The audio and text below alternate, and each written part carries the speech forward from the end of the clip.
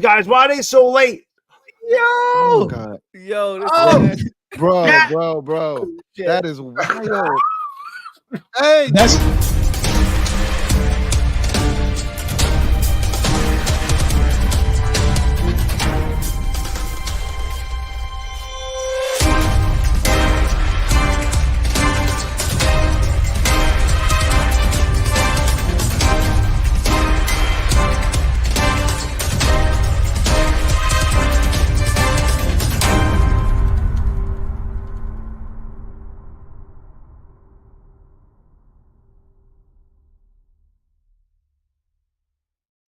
oh my God, I got to tell y'all the funniest story. Technical no.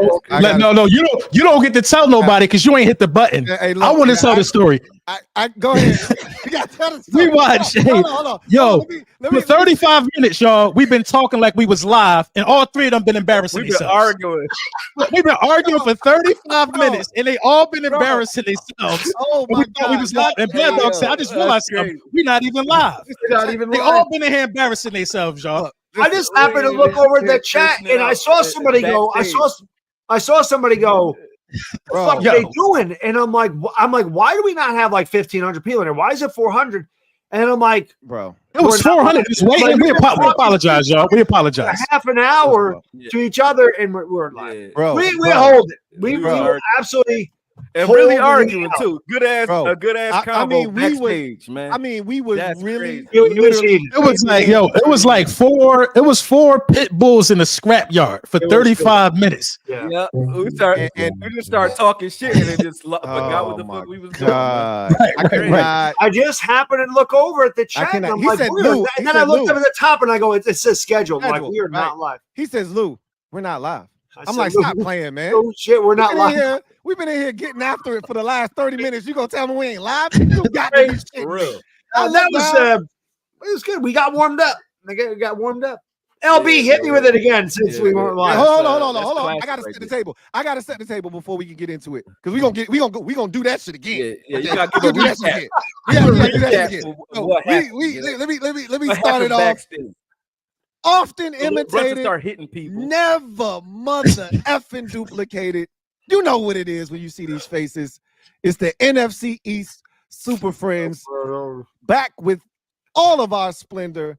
And we got a guest here with us holding down the Dallas Cowboys. LB, go ahead and introduce him. That was a beautiful intro the first time. It was crazy. Nobody didn't even see the intro. Listen, Akoye Media, make sure you sign up. I'm gonna give y'all a little small synopsis. That's who I've reached out to learn how to watch film, and he told me, look at the jersey numbers, don't look at the player. And it helped me diagnose my film breakdowns a little better than what I was before. You know what I'm saying? One of the best in the business, one of the most straightforward. He was lying when we wasn't live. I'm surprised at him though. But you know what I mean? One of the most straightforward guys, you know what I mean, ever. Genuine guy. I'm happy to have Akoye in the building, man. Thank you for coming, bro. Yeah, absolutely. Thank you, man. Appreciate that intro, man. Like I said before, man, feel good coming from you, man. You know what I mean? I appreciate that. So we were just having a very spirited conversation about the Eagles and their 2-1 start. And this is how I started the show off. I said I was talking cold hard cash around the NFC East video last week. Hey man, all of these teams in here look like amateurs. Hey, where's the manager? Right? We in charge now. Watch out, Eagles. We got this one. And at the time, the Cowboys were there. But as you saw, the Cowboys, sometimes the Cowboys want to party, and you got to tell them no, right? I watched the Giants win. I watched the Eagles win. And the Cowboys is like, hey, man, we finna go back to the crib with Jerry, right? We got baby oil. We got all of that good stuff, man. You trying to roll through? I was like, baby oil.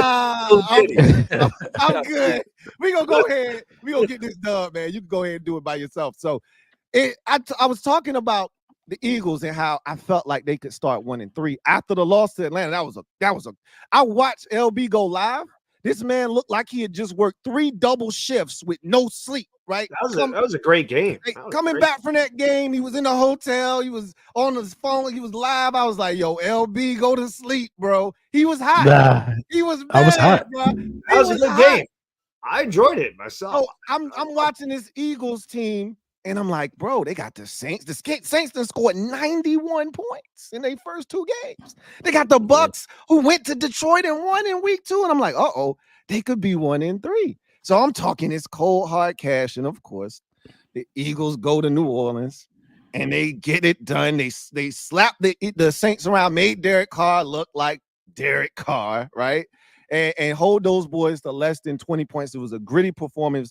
I said this because I'm not going to say a lot of nice things tonight. So I said the Eagles have the 2 best wins in the division to this point, right?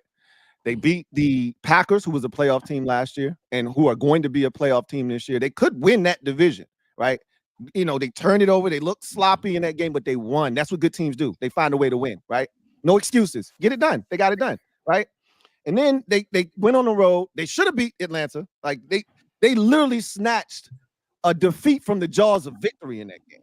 And I listen to Eagles fans blame Nick Sirianni. I don't blame Nick Sirianni for that loss. Saquon was brought there to catch the damn ball. You can't run up and hand it to him any better than that shit. Catch the ball and the game's over. Like that was a good play call, right? Because they were expecting you to run, and if they stop you and you got to settle for a field goal, you see how they boat raced your offense. All they needed was 40 seconds. You would have gave it back to him with a minute. They were going down there to score anyway, so you needed to end the game, and he knew that. He threw the ball to him and he didn't catch it.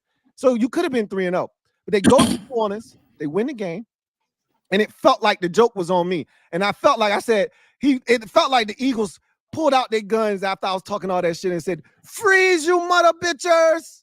And then I said, Commanders fans were mad at me because they're like, "You gonna jinx us?" See, they still got PTSD. They still tripping off of that last year shit, that Dan Snyder shit. I told them it's different. It feels different because it is different. Listen to me. Follow me. So they fussing at me. You see that in the mirror every morning and shit. Listen to me. Every morning. Listen to me. Affirmation. Listen to me. And then we go to Monday night. I know y'all. I'm gonna ask y'all this question in a second. What do this got to do with the Eagles? You can just start it off and give praise to your team. I'm about to. Yeah, of course I got to. And then we go to Monday night, and I thought we was about to lose our piece of first place. And as we bickering with each other, we turned the guns to the Eagles and we said, "You freeze, bitch. Give me my slice of first place." And a pack of Skittles. We back in this bitch. We back in first place. Did you? Let me ask y'all this question. I need to hear from y'all. Did you see the show last night? Did you see the show? Which one? He looked good, but the Bengals 0-3 for a reason. No. He didn't look good. Oh, I thought you were talking about your show. He looked fucking amazing. Has your quarterback ever had a 91.3% completion percentage? You know who we knocked off the top of that list? Dak Prescott. You know how good it felt to take Dak's name off the top of a list? It's get your ass out the goddamn way with your 88% completion percentage having ass. 91.3% completion percentage.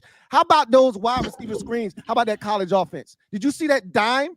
Those 2 dimes to Terry McLaurin with a blitzer staring him in the face. A dime. You don't see veterans throwing passes like that. With the game on the line, on the road, he had to outduel Joe Burrow.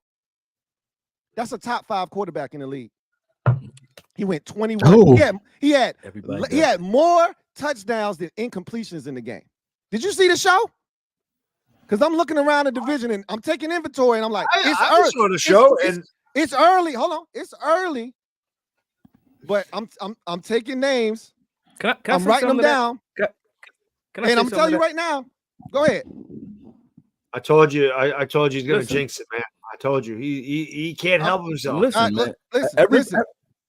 Everybody do this with young quarterbacks, man. Like with a young quarterback, there ain't no tape on him. He gonna look good this season, man. Here's the difference. But it's sooner or later, it all comes crashing down, bro. It's going to come crashing down for him too. But it's no film for him right now, so they don't know how he's going to be deployed or how y'all going to use him. He's going to look good right now.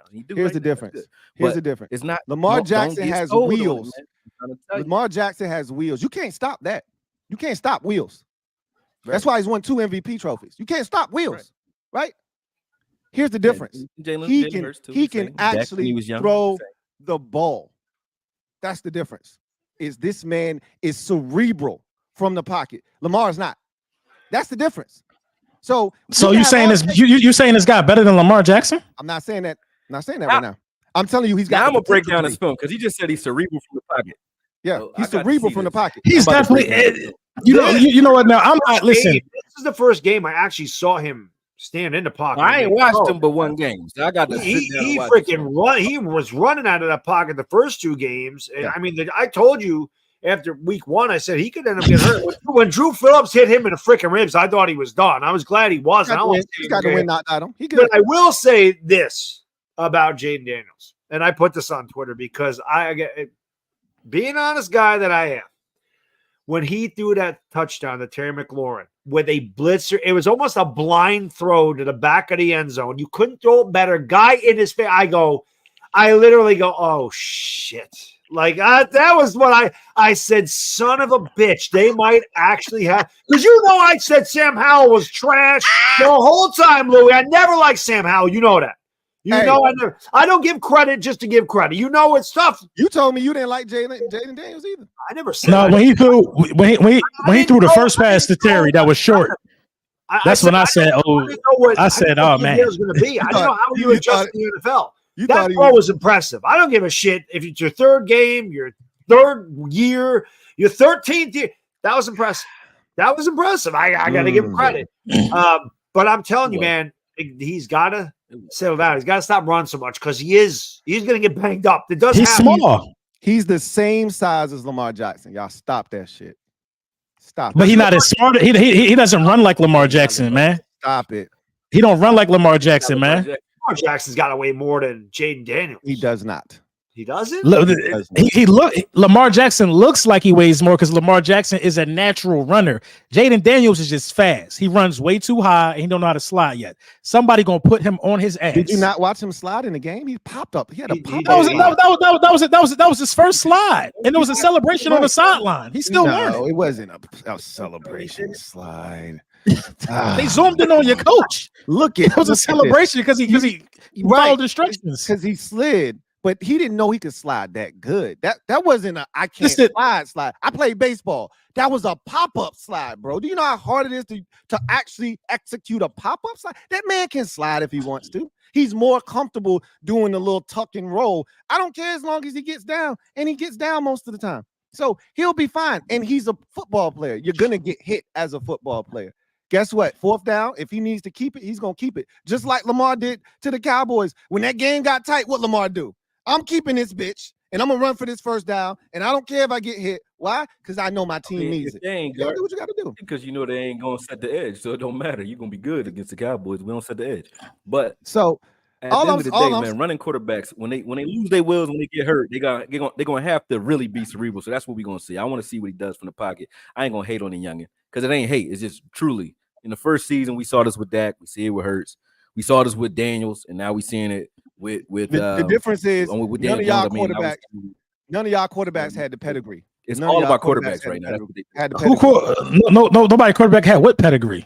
When was your quarterback drafted? 2020, I believe. No. Second round, right? And he's the best quarterback in his draft class. He's the best quarterback in his draft class. Yeah. Jalen Hurts is the best quarterback in that draft class. He's not better than he got the highest win percentage. Who? Only person you can compare is Burrow. They both been to a Super Bowl. Who else better? He's not better than exactly. You just said it. He's not better than Jalen Hurts is better than Burrow. What's wrong with you? He the best. Jalen Hurts is the best quarterback out of that draft class. He the best quarterback out of that draft class. He's better than Joe Burrow. Hey, Burrow ain't been the same Burrow the last year and a half. Burrow ain't been the same Burrow the last year and a half. Burrow line is trash. Burrow offensive line is trash, but you crazy as hell if you think Hurts is better than Burrow, bro. Tell him again. He's not a better thrower. He's not a better thrower than Burrow, but everything else I think is better than Burrow. He's a better running back. What else are you supposed to do as a quarterback? Running back. He's a better. What are you talking about? What are you saying? Win games. Win games. No. Defense. See, there you go. Win games. Right there, bro. What do you mean? Does Jalen Hurts play defense? What kind of question is that? There is two sides of football. And we had the worst defense, and we had the worst defense in the league last year. And what was your record last year? No. Yeah, we finished bad, but Jalen. Go ahead. One at a time before I make my point to the record. Let me go. quarterback. So you telling me that quarterback skill set and winning are in the same category? That's what you trying. Quarterback skill set and winning on it. No, it's not. But there are other tangibles that Jalen Hurts bring to the table. There are other tangibles that Jalen Hurts bring to the table. Get him. Like what? What skills? That won a lot. Where? In the regular season against the Giants when they ain't had no quarter, but when they was going through their shit, Dak wins a lot against bad teams. That's historically documented. So do you guys. You play the same team. What are you talking about? Last year. No, I'm saying to you, hold on. Dak had none of the skills that he has right now in his rookie year, and he won a lot, is what I said, right? Jalen winning means nothing to me. If I didn't know anything about Jalen Hurts, didn't hate the Eagles, right? And I just turn on the film and watch it with no noise. What skills does he present on the field other than running that you're saying is better than Joe Burrow? I need to hear it. I need to hear it. So don't say winning. I need to hear it. I want to hear this. I want to hear it because I'm gonna put Justin Herbert above him too. It's Justin Herbert. Justin Herbert. Justin Herbert. You gonna put Justin Herbert above Jalen Hurts? Come on, man. You got it's the intangibles. It's the intangibles. These guys have stronger arms. These guys have stronger arms than Jalen Hurts. These guys throw better balls than Jalen Hurts. Those are all facts. But when it's time to go down there and win the game, the film don't show you how it gets done. It just gets done. And yeah, we do play the same teams. Y'all played the Chiefs last year, right? Y'all played the Bills last year, right? Y'all played the Dolphins last year, right? Who else beat all three of those teams in the division last year? Didn't you guys lose to the Jets? Okay. Lose to the Cardinals. I mean, you lose to the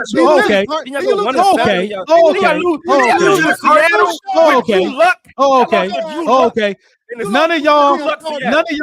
But see, those games. None of y'all have that quarterback that's gonna go out there and win those type of games. I do. Now I don't know about Jayden Daniels yet. I don't know about Jayden Daniels yet. I don't know about Jayden Daniels yet. At the end of the year, why he ain't? I don't know about Jayden Daniels yet. But why he ain't beat Drew Luck? You know what I mean? What about the what you mean? Like sometimes things happen. Sometimes things happen. When the lights are bright, these quarterbacks happen. We're comparing Hurts to Burrow. This is what we were doing. How do we get to the NFC East quarterbacks? Y'all 3-7. Y'all 3-7 in your last 10 games, man. How do that happen? We 2-1. We 2-1 in 2024, man. We 2-1 in 2024, man. What we talking about? What we talking about? Y'all limping to those 2 wins. Did y'all dominate? How we limping to those 2 wins? In the beginning of the show, Louis said we got the most impressive wins. The most impressive. The Saints gave us the game. How did the Saints give us that game? How did the Saints give us that game? We did not turn the ball over. We did not turn the ball over the whole game. We threw 1 interception in the red zone, and Jalen Hurts fumbled. That was all in the first half of the game. That was all in the first half of the game. Did they capitalize on it? They could not capitalize on it because my defense came out there to make a point. My defense came out there to make a point. 5-man front, and they were dumb enough to keep running at a 5-man front instead of throwing the fucking football. Didn't I just say, does Jalen Hurts play defense? Now you're saying the defense won the game for you. See what I'm talking about? The defense won a game for us. Hurts sucked, but your defense. So winning record. You mean it? So you mean so tomorrow to be Saquon, who had a $140 and 2 touchdowns. Jalen Hurts threw for 300 passing yards in that game with a 76% completion percentage. You don't win that game without a total team effort. But y'all don't want y'all don't want to give it up. A total team effort. You don't win that game without a total team effort. That's my point. You can't say a quarterback has this record and then go, it's a total team effort. You can't. You don't win that. You don't win that ball. You don't win that ball with any other quarterback on our roster. You don't win that game. You don't win that game. On 3rd and 16, he throws a 7-yard pass to Goddard, and no Saint is 40 yards. Every other quarterback. Smith, this was You know what happens if he decides to throw somewhere else? The conversation is he missed a wide open Goddard who has space. Every other quarterback in the National Football League get credit. Every other quarterback in the National Football League get credit for making the right read. Why don't he get credit for making the right read? Why don't he get credit for making the right read? Why don't he get credit for making the right decision? The right read. The Saints got to be to that side of the field to tackle the guy before he gets to the 4. But why don't he get credit for making the right pass, for making the right play? What are we talking about? We're not taking. Why we make so many excuses for Jalen Hurts' success? Y'all scared. Y'all scared, right? Y'all scared. You win. I'm never scared of Jalen Hurts. I'm never scared of Jalen Hurts. Y'all scared. You win how you win. You win how you win. But at the end of the day, bro, like I'm saying this to you out of love, man. Sometimes when you love LB. Let's don't get it twisted. When you win playing sloppy football, this is what got y'all here in the first place, right? Because when you win playing sloppy football and winning is all that counts, you ignore how you get in there, and y'all don't look good right now. So I'm glad y'all told. No, that's it. I think that's bias. I think that's bias. I think that's bias. A road win in one of the most hostile environments in the National Football League, where your defense had a 95% tackle rate. Y'all don't know that about that. Y'all know that about that. And when your defense won the game. Yeah. The defense, and then your quarterback. Okay, so again, how can you talk about Hurts? Your running back ran for 100 yards. Y'all don't see. Y'all don't respect them type of gritty wins, because I was taught that good teams find ways to win. They do. I wasn't brought up on making excuses for success. I wasn't brought up on that. How many points y'all score? We scored 15. 15 points. We scored 15. We left 6 on the board because Nick Sirianni gambles. Yeah. You know what I mean? We left 6 on the board. Hey. We left 6 on the board. Guess how many points we scored last night? Y'all scored 38. Y'all did your thing. Y'all did your thing. Y'all did your thing last night. Y'all did your thing last night. You know how many possessions? Y'all did your thing last night. But the Bengals are 0-3 though, bro. Was that an impressive win to you? It was. Or are you just happy that you got a competent quarterback? It's very impressive, because you got the Bengals in 3 weeks on the road. You're right. You're right. It was impressive to you because you didn't even think y'all would win. I didn't wake up feeling like that about my team. Listen. How many times have your quarterback had a game? I didn't wake up feeling like that. Listen, hey, hold on. The arrogance about limping is crazy. I got breaking news. I got breaking news. No. If we limping, another interception in the red zone. Is we? He got the. If we Akoye, we limping like y'all limping. If we limping, y'all are in a casket with the casket that got urinated on, lit on fire. Y'all damn near dead. If y'all lose to the Giants, oh my God, we about to talk about it. I gotta be mad at shit. Yeah, so stop talking about the team with the 2 most impressive wins so far. We don't look. Talk about the team that's really looking sad out here. Hold on. It's a difference when you know you don't look good and you know you got shit to fix versus thinking you look good when your shit stink, bro. So that's a difference. No, we know that's the thing. No. This the difference. The difference. We're not celebrating. The difference is winning when you know you still got stuff to clean up. That's what good teams do. Win despite knowing they got errors to fix. But y'all ain't doing that. Y'all ain't doing that. You never fixed it. Y'all ain't doing that. You were 10-1. What did you? Bad dog.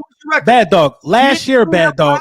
Last year we had the worst defense in the league, bad dog. This year, do we have the worst defense in the league, bad dog? Now I got time out. You can't just say that Jalen know how to win games, and then when y'all talk about losses, you start blaming the defense. Why Jalen don't get the credit for the losses too? I'm not blaming the defense. I'm not blaming the defense. I'm not blaming the defense. This the point behind it. The point is Jalen Hurts tied the NFL record last year for 10-point wins, but for wins trailing by 10 points last year. This year, he might not have to do that because the defense is competent. Competent against Kirk Cousins. That's not a stat. So I made that up. We was down 10. And he still was able to win games because hence the winner part. He was still able to come back and win those games. It's only been done like by 4 other people. This is a fact. It's only been done by like 4 other people. But what was your record the last 6 games of the year last year? How come he couldn't do it? Everybody know we fell off the last 6 years of the game. Everybody know that though. I want no more of this team. I'm going to talk about records. We talking about records like y'all not going to finish 4th. He didn't. We're talking about records like y'all not going to finish 4th. He wanted nothing to do with that defense. Wink Martindale pounded that guy into a fine powder, and he called him crying. Wink, what happened? It's not the same. It's not the same defense. It's not the same It defense. looks the same defense. It's not the same defense. It's not the same defense, man. How many times did Jordan Love miss a wide open guy? How many turnovers did Green Bay had? They put up 28 against you. What are you talking? I don't make excuses for success, man. I don't make them type of excuses. I don't care. I don't care who missed the wide open guy. All I care about is the dub. That's all I care about. That's not a good look for your defense. How is it not a good? My defense in the Green Bay game. Listen, my defense. Didn't we do this last year? If you want to talk about, the Brazil game, Marquez Valdez Scantling drops a pass. You would have lost those 2 games. What are you talking about? The game was they beat themselves on those plays. You talking about last year? You talking about last year? Again with the why? Why we keep talking about that team? Why? Because you're the same. We're not the same. We're not the same team, bad dog. When Jalen Hurts throws that first pick backwards. When Jalen Hurts throws those interceptions, y'all work in Brazil. When we botched the snaps in Brazil, all of those possessions for Green Bay was in the red zone. My defense held them out of the give them credit for that. They played good defense. I give them credit for that. They did. They stepped up there. Jordan Love missed a wide open receiver in the back of the end zone too. Don't come on now. Don't do that. Come on, bro. He missed a wide open wide receiver in the back of the end zone. Y'all making shit up because y'all scared. Stop it. Y'all making shit up because y'all scared. Scared of what? Y'all not gonna beat us. The Commanders not gonna beat us. You guys, the Commanders or the Giants not gonna beat us. That's all I know. Are the Cowboys gonna beat y'all though? Are the Cowboys gonna beat us? No. We bad right now, Brunson. We bad right now, Brunson. Are the Cowboys? Y'all not gonna beat us. Y'all definitely not gonna beat us. Y'all can't even stop the run. Y'all can't even stop the run. And then it's like the audacity. It's the audacity of you even be up here. Y'all can't stop the run, bro. Hold on for a minute. We can't stop the run. Did we? What y'all do versus Kamara versus what we did versus Alvin Kamara? What did y'all do versus what we did? Did we shut Alvin Kamara down? 6 men on the line. I have 5. Well, you should have. You should have. Well, you probably should have. Let me probably. Anybody gonna stop the run if somebody crazy enough to piss 6 linemen on let's the line? Let's properly introduce our guest for a second. The Dallas Cowboys' beautiful content creator, Akoye Media, who is a fan of the team, who done been dog walked at home the last 2 times in a row. And how dare you had the audacity to be? Y'all are an embarrassment to the NFC East right now. Y'all are an embarrassment to your fan base. Y'all are an embarrassment. Did y'all dog? Did y'all? Y'all are an embarrassment. Who? No. What we did was put on a defensive clinic against the team that dog walked y'all. We split every year. We split every year. Will you see a bad? We split every year. When you see a bad bitch and your man be like, my man hit. That's like talking on other people's shit. Did y'all do it though? You don't talk on what the 2 teams. We don't gotta do it. We don't gotta do it. We don't gotta do it, man. We'll never get made a mockery like that in Philadelphia. Y'all lost to the Saints. Right now. Y'all know what the Saints fans did? They threw a Mardi Gras parade outside the stadium. That'll never be. We'll never get disrespected like that, man. They do that every day. That's only because we in Philly. Everybody here told y'all need to tighten up. Y'all need to tighten up. Y'all fans is unruly. That's why, man. No. It's a cold. Dallas is all. You ever been to Dallas? Dallas all nice. Fort Worth is real smooth and serene and shit. Ain't nobody starting there, man. The thing about it is The thing about it is y'all are a cultureless fan base. Everybody's from Nebraska, Wisconsin, so y'all have no culture. So everybody's flying in. Nobody don't know what to do. They don't know what to do in them situations. That's the thing. Y'all are a cultureless fan base. Bottom line, we got a cultureless fan base. The man said from Wisconsin.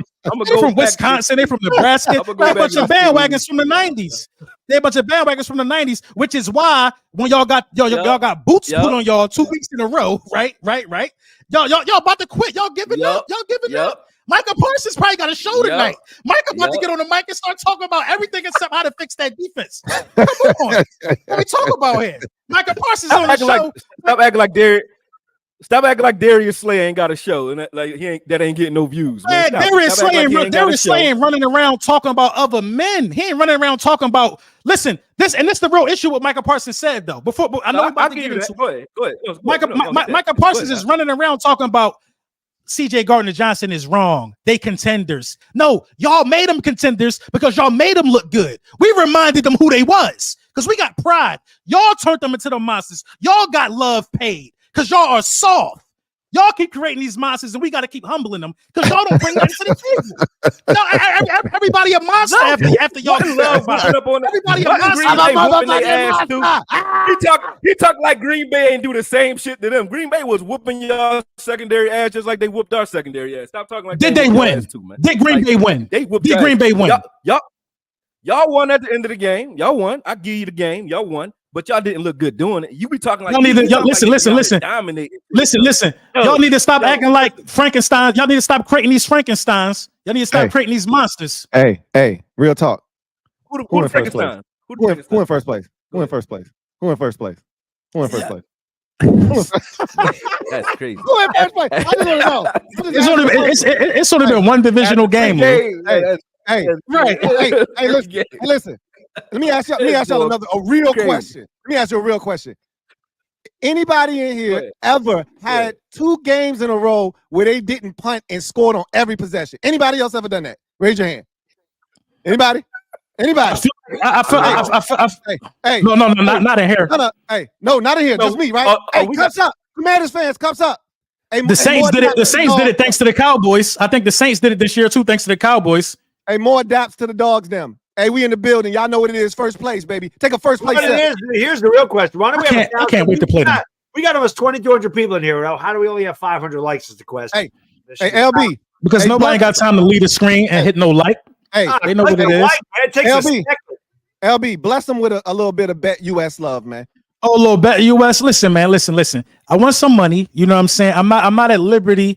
Listen, my old lady might be listening. I'm not at liberty to say how much I won, but if you want to win some money, you better get on Bet US, man. Bet US is giving out. First of all, you got to use the code. The code is YouTube 150. You know what I'm saying? YouTube 150 makes you eligible to, get $2,000 on your first deposit. Then after your second and your third deposit, you're going to go back down to 125, but that's not the real kicker here. Got the best betting variety in the business. When you set up your account, BetUS is definitely going to give you a call, personal account manager. He's going to let you know, listen, you're doing it right, you're doing it wrong, walk you through any process you got to do step by step. You know what I mean? Quick and eat the best withdrawal deposit in the business. You know what I'm saying? The game was Sunday. I got my money already. Tap in with BetUS. NFC Super Friends approved. You got to check it out, man. I think Akoye, you BetUS too, right? Yep, indeed. Yeah, my Heisman. My Heisman bet. It was good to me for 8 months, and I wasn't even around. The future's better. right.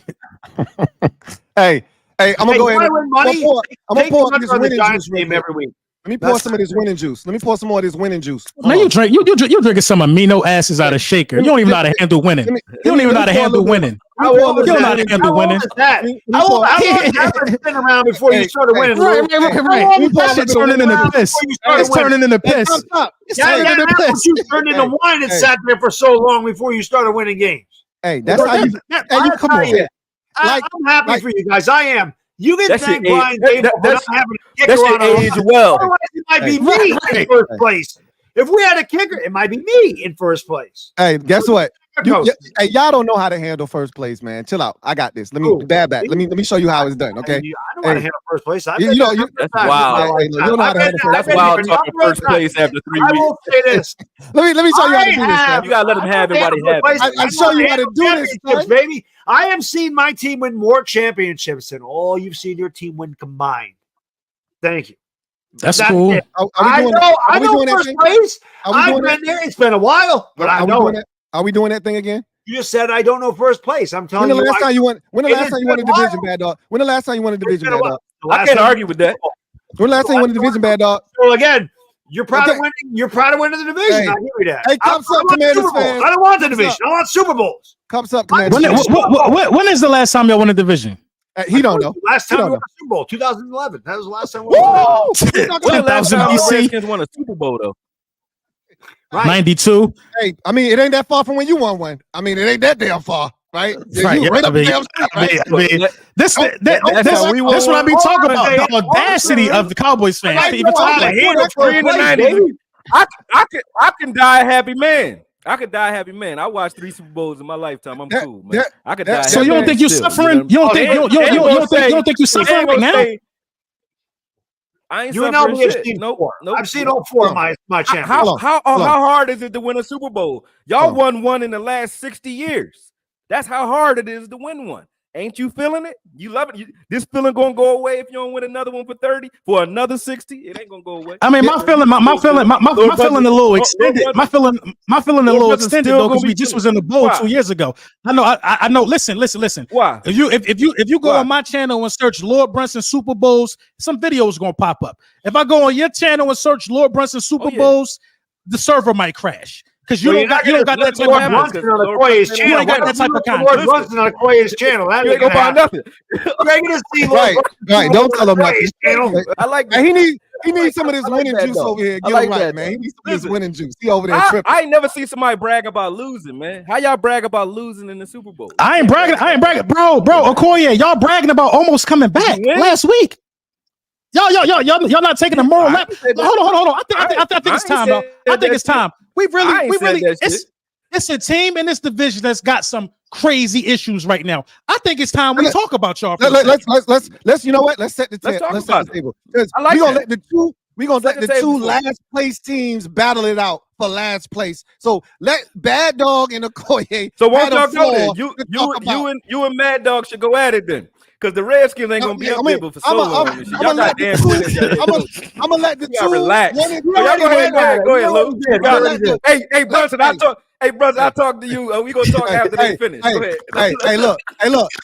I let the losers worry about losing. So Bad Dog and Akoye, y'all talk about y'all Thursday night football matchup. Man, go ahead. I got the floor. Say this. This is I want to hear about this matchup. This is short and sweet. Dallas. We always battle Philadelphia. Usually lose, but we're pretty competitive with them. Normally, we beat the hell out of these guys. Lou to tell you, I had a bad feeling we were going to lose. 19-16 was my prediction, correct? We were going to lose 19-16. Correct. So it was close. I had a bad feeling. Washington was due. Dallas kicks our ass all the time. We're not close. They outscored us 89-17 last year. They beat us on the offensive line, defensive line. They beat us at the line of scrimmage on both sides of the ball. They kill us. This Dallas team right now is at their lowest point. They can't stop the run to save their life. Our offensive line is the best it's been since Daniel Jones has been here. If we can't beat them this Thursday night, I don't know that we can ever beat them. It's a fact. This is our best chance. And I don't like our chances. We don't match up well with this team. If the Giants are forced into passing situations, 3rd and 8, 3rd and 9, their defense, they're going to eat on defense. There's no doubt about it. They can't stop the run. I know, that's what I'm saying. If we can get to 3rd and 2, 3rd and 3, 3rd and 1, and everything's there, we're going to have a chance. We got to keep that offense off the field. We have to sustain drives. We got to convert on 3rd downs, and we have to finish with 7 points, which is something the Giants have actually done pretty well the last 2 weeks when they've gotten down there is get 7 points. And they can't cover Malik Neighbors. Dude, you know what I would do? If I was the Giants, I would just feed Saquon. Oh, burn. Who gonna run the ball? Who gonna run the ball? Who gonna run the ball for y'all? Who was Saquon's? I'll tell you what. There wasn't last week. The week before, Singletary had just as many yards rushing as Saquon Barkley did. They both had 95 rushing yards. Barkley had 4 more carries. Singletary's averaging over like 5 yards a carry. I know Barkley had one big run that skewed his stats. The Cowboys might be in trouble. Because, I have no reason to watch the Giants until we play them because I'm not really expecting much out of them. Well, kick your ass like we did last year. We'll kick your ass. Yeah. The Cowboys might be in trouble. If Singletary in a groove that this early? I still worry about CD. I love CeeDee Lamb. You guys know. I love CeeDee Lamb. That's my guy. But Dak Prescott, LB can hate on him. Dak can throw the ball. I mean, the Giants secondary is questionable. If we don't get there with the rush and Dak has time to survey, we're in trouble. I like this guy. Shane Bowen has done a great job the last 2 weeks of sending a blitz. And both the Commanders, I don't know why we stopped in a second. We were kicking the shit out of Jayden Daniels to stop. We had 8 sacks last week. Now, I know Deshaun Watson's not what he used to be, but 8 sacks is 8 sacks. Figure out a way to get to Dak Prescott because we never get there against them. And we can put them behind. Both of them beat the Browns. We don't match up well with that. Hey, both of them beat the Browns.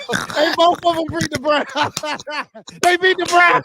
The funny thing is, they might both lose to the Browns, and then we'll have something to say. That smile gonna turn upside down. Hey Lou. They beat Deshaun Watson and them. They beat Deshaun Watson and them. Hey, the I like all this though, man, because it'd be a long. I'm patient. You guys are playing. It's a long season, man. It's a long. Bro, look. Listen, go ahead.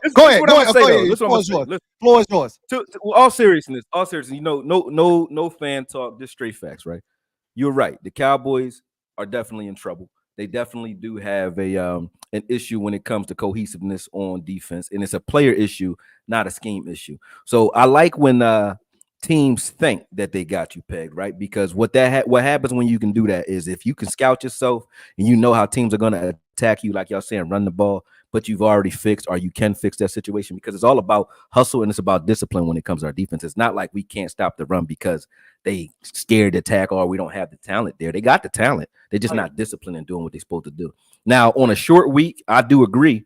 If y'all going to beat us, it's going to be on a week like this when we don't have time to install anything new or to really make many changes. Any changes we make to the run defense are going to be ad hoc because it's a short week. So if there was a time for the Giants to play well and beat us, it would be now. But the one thing I'm going to say that changes the tide is this offense, the Dallas Cowboys offense, has started off slow last year and they started off slow this year so far. When you look at us in the red zone, a lot of people talk about Dak. They talk about the way Dak hasn't, won the games for us, all that.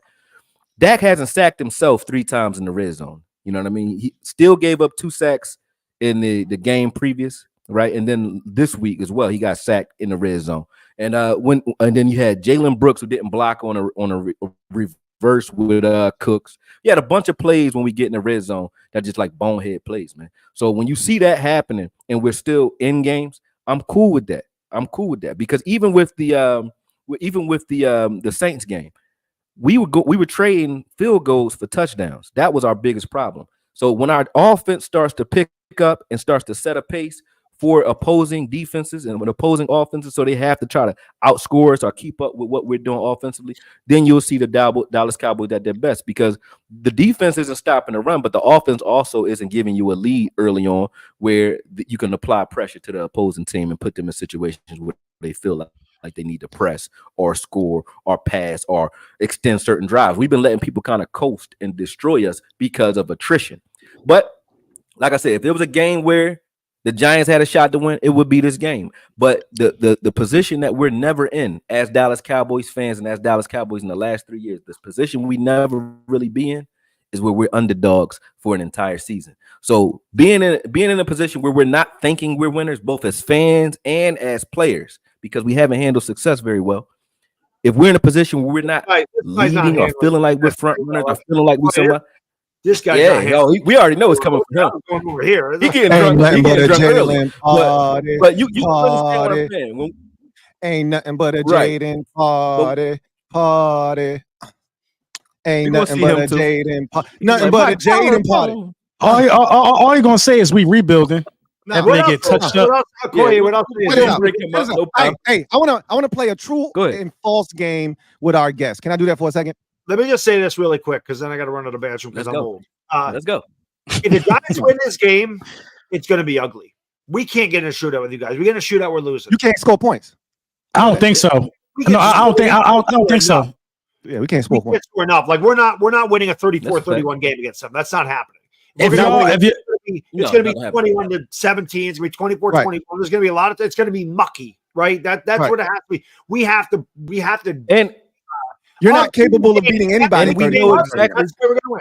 But we know how y'all going to attack us because y'all better not throw. No team better throw the ball. But we know how y'all going to attack us because we put on the film that we can't run the ball for the last season to now. We can't stop the run and we can't run the ball. Period. Go ahead. All right. You said I got 30 seconds. You said? No. Let me get a 30-second timeout. You said they better not throw the ball. They better not throw the ball. That's what you said. That's facts. Have you seen our quarterback? If the Giants are y'all, any of y'all 3 teams going to drop back and throw the ball against us 45 times, I say we win. Like you can't. No, we're not going to do that. No one's going to do that when you can. Yeah, I don't think anybody's going to do that. Everybody know you're sweet. Right. Yeah. Right. Where's Micah Parsons been at? That's your ass. I just said you better not throw the ball because have they even? Nobody's going to do that. How many drop backs? I ain't talking about play action. How many dropbacks have a team taken against us in the last 2 games? Like actual. I mean, once they see how wide open y'all are, it's a copycat league. Once you know you can't stop the run, but how many? But the point was, you better not throw the ball. That's what I said. So no. Don't get. That better not be your game plan. Because here's the thing. Don't confuse not throwing the football for not being able to throw the football. Teams aren't throwing the football because you can't stop the run. So why would I throw the football? That's the real thing. Don't confuse. Yeah, you gotta make teams throw the football. We can definitely still pass rush. Oh, that's a fact. But we still can definitely pass rush. So, like I said, if you want to drop back and pass, I'm not talking about play action passes. I'm talking about straight up throwing the ball. If you want to throw the ball, we're gonna fuck you up. So that's your best bet is to come in and run the football. They're gonna not doing that. That's dumb as hell. So they're gonna max protect and try to get the ball to That's what we've done a lot this year. We played a lot of tight end sets. We played a lot of tight end sets. So why Jalen High can't get on the field, but you got to realize that the Saints power run game under Kubiak and the Ravens are two very good running teams, right? Under Kubiak, the Saints running game is crazy, right? If you come out and you got four down linemen, they're going to dominate you. The Eagles just gave a game plan or a blueprint for beating them, which is 5 down linemen and force them to throw the ball. They don't want to throw the ball. They don't want to put the ball in Carr's hands so bad that they will still run at 5 down linemen, 6 down linemen instead of throwing the fucking football like you should, right? So they rely only on play action to get him to get the ball. We got to stop. We got to stop that narrative though, because they started the game going heavy. The Saints started the game going heavy, and it played into our heavy front. No, I'm not saying that it's not a narrative. It's not a narrative. This is what the personnel package is to beat them. That's what y'all put out there. Y'all ran really a 5-2 or 5-1 all game, the whole game. But what I'm saying, right? But what I'm saying is we played that kind of front because they were playing heavy on offense. We just matched what they were doing. You know what I mean? If they would have spread, they're not going to do that against everybody. If they would spread them out, y'all did that against them. Yeah. If we stop the power run game is what I'm saying. That's the way to stop it. Y'all stopped it. Y'all the first ones to y'all cracked the code. I give you credit. But the Saints came out there. The Saints not played the same fronts that we played. You would have got ran through too, just like the Packers. The Saints not. The Saints not. But y'all got ran through, and they threw the ball on y'all too. They did what they wanted to y'all. They play action pass. That was play action. We're not gonna act like the Saints just some power running team. The Saints was putting up 45 points a game. It was 3 plays. Listen, both deep throws were play action passes. And then they threw a screen they had 3 screen, the Kamara, yard plus. They were just big plays. Yeah, so it's not like he was lighting it up in the air. Those yards most of those yards came off of 3 plays, bro. They wasn't lighting us up. He had 16 dropbacks and 11 completions the entire game. So they wasn't. Are you confident? I believe if the Giants go up 14, this might be it. The Giants ain't going up 14 in the game, though. That's not happening. You never know. You never know what can happen, bro. You got CeeDee Lamb go up 14. That's the biggest thing. CeeDee Lamb is not. They don't got the chemistry right now. But if the Giants go up 14, that's to me. That puts us in a position where we abandon the run and we start throwing the ball. And the Giants' weakness is their secondary. So them going up 14 points don't really help them very much. It make us throw the ball more. Y'all can't run the ball anyway. Yeah, y'all Zeke out here. Y'all might as well don't run the ball. It ain't got shit to do with Zeke. If you look at what our offensive line is doing up front, the offensive line is falling before they get to the gap. That ain't his fault. That ain't Zeke. Hey, yo, so let's just cut the malarkey. Y'all trash. Hey, malarkey. Let's play true. Oh, we trash. Before we get to so what are y'all in the last 10 games? If we trash, what are y'all? He gonna bring up this year. He ain't gonna let you go back to last year. You don't. We 2-1. Yeah, he ain't gonna let you go to last. We can go to 2-1. I'm telling you how it's gonna go. He ain't going. This whole division right now trying to get it together on some real shit. But at the end of the day, y'all 2-1, y'all 2-1. Y'all leading the division. First place. But first place. We the only team in the division right now, other than maybe the Giants, that understand that we got problems that we need to fix, and we playing with a chip on our shoulder. We understand that too. Our back was just against the wall. We just keep winning. Hey, all right, true or false? We gonna play talking like y'all don't keep winning. That's my point. Y'all been losing. We gonna play true or false. Your last 10 games, y'all won 3. That's not winning.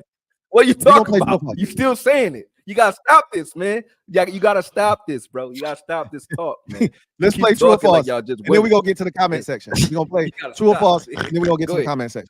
All right, you ready? We're gonna play with everybody now. So everybody's in. Everybody, we're gonna get to participate in this game. If y'all want to ask me a true or false question, you feel free. Okay. Let's start with LB. True or false? You have no pass rush outside of your defensive tackles.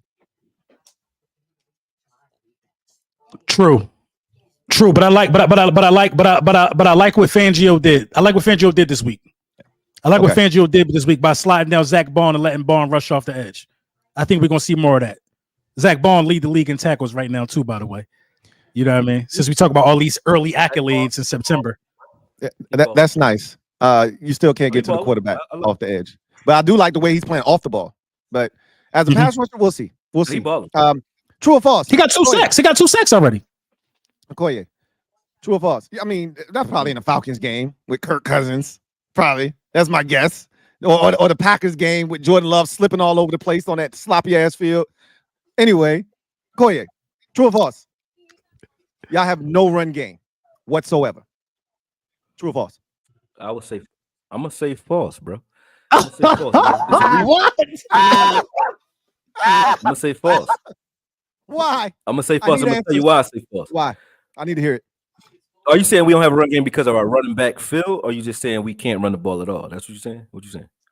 Do y'all have a run game? We've been losing. You have a run game. You could tell me why you have a run game. You don't have a run game. We ran okay in the Browns game, but we were winning that game. Hey, it's the Browns. The 2 games that you're losing, you don't run the ball when you're behind. We weren't. No, that's a good point. Lack of attempts don't mean can't. We're not going to run the ball in the second half when we lose in the last 2 weeks. But our offensive line, I will say, are not blocking very well for our running backs. But we got a hell of a backfield, especially when Cooks get back.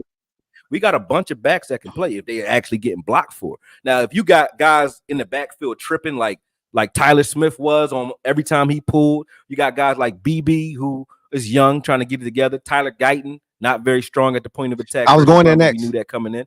You know, he's not playing good right now. Still's not playing like himself. And Zach Martin looking old, man. So I'm not trying to make it seem like these backs are the greatest in the league, but I don't think the line is gelling right now. Once they do, then I can truly assess our run game. And when we're not playing from behind. But when we're playing from behind and we're not running the ball, I'm not going to say we can't. We're just not doing it. I was going there next. True or false? Your offensive line is worse than it was a year ago. I'm going to say false to that too. Tell you what. Last season, you want to hear it? Hear it? Yeah, I do. I do want to hear it. I just already know what you're going to say. I want to hear it. I definitely want to hear it. No. I just know you're going to say false. I don't know your reasoning. I just know you're going to say. I knew you were going to say false to both of those. Oh, okay. Oh, yeah. Definitely going to say false. But the reason I'm going to say that is we have a certain style with Scolari and Shoddy that they want to run. When you look at their last season in Seattle, they like to run power, and they use running backs by committee. We weren't set up that way last year. We had a finesse back in TP last season. We weren't set up to pound the rock at all. We got rid of Zeke, who was our third down guy and our short yardage guy, right? We got rid of that, right? And then you had Tyron Smith, who you can't really ask to anchor down and bulldoze because he get hurt every time you touch him. You had Tyler Smith, who was really the only guy really, laying the anvil last year. Our center, Biadasz, we saw what Fred Warner did to him. He was too little. You know what I mean? Zach Martin was hurt. Boy, he's blocking his ass off in Washington. Thank you. I appreciate it. Still was coming off of an ACL. Good. Still, I hope you like him until midseason. But still was blocking his ass off still was trying to block his ass off on a bum knee. Now, still is a year removed from his bum knee. He's healthy. He just got to get it together. Zach Martin is healthy. I think BB is definitely going to be better than Biadasz. I like Tyler Smith still, and I think Guyton. It's Badass, not Biadasz. He's not Biadasz, but he ain't a badass until he can start taking on linebackers and knocking the shit out of him. He ain't do that when he was here. But listen, he had good effort though. He gave effort. I ain't different energy. It's winning. It's winning energy over here. Go ahead. Tyler Guyton. Tyler, how you talk? Come on, man. Take some more drinks, man. Tyler Guyton is the weak link on this line right now. I think overall, health wise and our ability, we're better. We're better right now, health wise and ability wise, than we were last year. We couldn't we couldn't put our hats down and drive the ball anywhere last year because everybody was banged up. Everybody was beat the fuck up. So no, we definitely are healthier this year, and we have better talent across the board. Minus, I say Tyler Guyton. I wouldn't say Tyler Guyton is better than Tyron Smith at all. But bad dog, he's healthier. Bad dog. True or false? Giants fans are confused as to what the hell they want to do. When y'all win, y'all want to win. When y'all lose, we want a quarterback. True or false? I think that's false. I think that the fans that want to win want to win. The fans that want to lose want to lose. I don't think there's any in between. I don't think there's any in between. Fans are already saying we just blew our quarterback because we won on Sunday. I think you either want to win because you want to win, you want the team to do well, and the ones that want Daniel Jones the hell out of here want to lose. And I don't think there's any in between. I don't think they're confused. I think one section wants it all, and the other section wants to lose. Giants want the number one pick. They don't care how they get it. They just want the number one pick. True or false? Y'all miss Saquon Barkley desperately. Honestly, I don't think we do. Cap. It's false. And the reason not because Saquon's not good. I've had to explain this. It's not because Saquon's not good or not great. It's Saquon was our best player. We couldn't win with him here. He did not make a difference in us winning. When you're not winning, the definition of insanity is continue to do the same thing and expect different results. You had to go somewhere else. Our line gave up 85 sacks last year. 85 sacks. And we were literally 2 plays from winning 8 games with our third string quarterback and our backup quarterback. That's insane. You take the money, you don't give it to the guy behind the quarterback, you give it to the guy in front of the quarterback. If it's not Daniel Jones and it's Cameron Ward, please, Cameron Ward. If it's somebody like that, they're coming into a better situation than Jones stepped into because you want to protect whoever your quarterback is. Our offensive line, believe it or not, has actually looked adequate the first 3 weeks. They actually protect. It's unbelievable. I don't even believe what I'm seeing, even though my hot take was this line's going to be average this year. Our line is so much better. So Singletary, he's not putting up Saquon numbers, but they're pretty – outside of the fumbles. You got to stop fumbling the ball. But Singletary's averaging 5 yards a carry. That's pretty damn good. And you got a guy like Malik Neighbors, right? So I don't think there's some Giants fans that definitely miss him. Don't get me wrong. There's just Saquon stands. There's just people that are just fans of players. They just are what they are. But I think the fan base in general doesn't miss him because, again, we might win 4 games this year, but if Saquon was here, what were we going to win? 5? 6? Does he make that much of a difference? We're not winning a Super Bowl because Saquon's a running back. So I think it was a good departure for both sides. I do. You know what I mean? It was a good departure for both sides. I think it was. I do. Yeah, you need to focus on that offensive line. That was one-sided trade. Y'all won that trade. No, but it's. I wouldn't have sent Saquon. I would have made sure he went to a barren wasteland. I wouldn't have sent him to Well, we didn't send him there. Right, he chose to go there. Right, that wasn't a trade. It was free agency. You know, he could pick where he wanted to go. Hey, Commanders fans, we scored on 14 straight possessions. LB, I got a true or false for you though. Before you try to get to me, I got one for you. Do you think overreacting a little too soon on your quarterback? Because you know it's going to be up and down. You don't. No, No. Here's my true or false question. Okay, yeah, let me have it. True. True or false? Do you think that Jayden Daniels can sustain this level of play? Of course, I do. Now, do I think we're gonna continue to not punt in games? Hell no. Do I think teams are gonna adjust to what we're doing and he's gonna have some bumps in the road? Of course, he hasn't thrown an interception yet.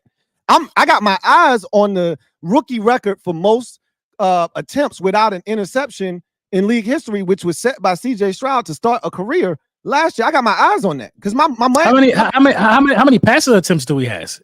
I don't know how many. He had 24 in the first game. He had against the Giants, I want to say he had 29 against the Giants. He was 23 of 29, and then he had 23 against the Bengals. Oh, so he's throwing the ball. So the Bengals are the first game he really threw the ball down the field. I think a lot of it was kind of getting his rhythm going. The Bengals are the worst defense he played. It's not. Stop it. Stop it. They just made Patrick Mahomes look pedestrian, picked him off. Bro, twice. they always get up for that game. That's their Super Bowl, man. They always get up for that game. We're not gonna do that though. That's Patrick Mahomes. I don't care how many times they play him. That's Patrick Mahomes. We're not gonna do that to their defense. Like what we gonna do is we gonna respect the dead because we killed them, right? They dead now. They 0-3. We gonna respect the dead, okay? And you gonna let them live, right? Look, you over here trying to send shots. They dead, man. Respect the dead, okay? We put them to sleep. All right, them boys came out and put up 33 points and tried to save their life, and we put up 38. Respect the dead, okay? So what I'm telling you is there will be adjustments made. There will be adjustments made, and he's going to struggle at times. I told the fan base before the season started there will be ups and downs. There will be peaks and valleys. That was a peak. There will be valleys, right? But this guy is special. He's special, man. I'm gonna tell you. I'm gonna tell you why I love this division so much. I woke up being so neutral, feeling so neutral about y'all, Lou. But I knew you was gonna be on this bullshit. No, you didn't know it. You didn't know. I knew it. I knew it. I knew it. As soon as they won, I said, "Oh shit, we in trouble tomorrow." No, Bad Dog, I loved your tweet. I loved your tweet where you said, "Hey, how we gonna deal with this man tonight?" Because you knew I was gonna be on. I said, "The Giants fans, I need you." I said, "Louis is gonna be in something." You already knew what I was gonna do tonight. You knew what I was gonna do. And you know what? I wouldn't. I love it. I love it. I freaking love this round table. I love talking shit with you guys. Look, it's great, man. It's a lot of fun. At the end of the day, he's winning Offensive Rookie of the Year, and it won't be close. Okay, and this is the biggest neighbors right now, bro. You better knock on wood or something, bro. You jinxing the shit out that man. I don't got to. Every year, Akoye. I don't mind. We do it every year. Akoye, listen to me. Do it every year.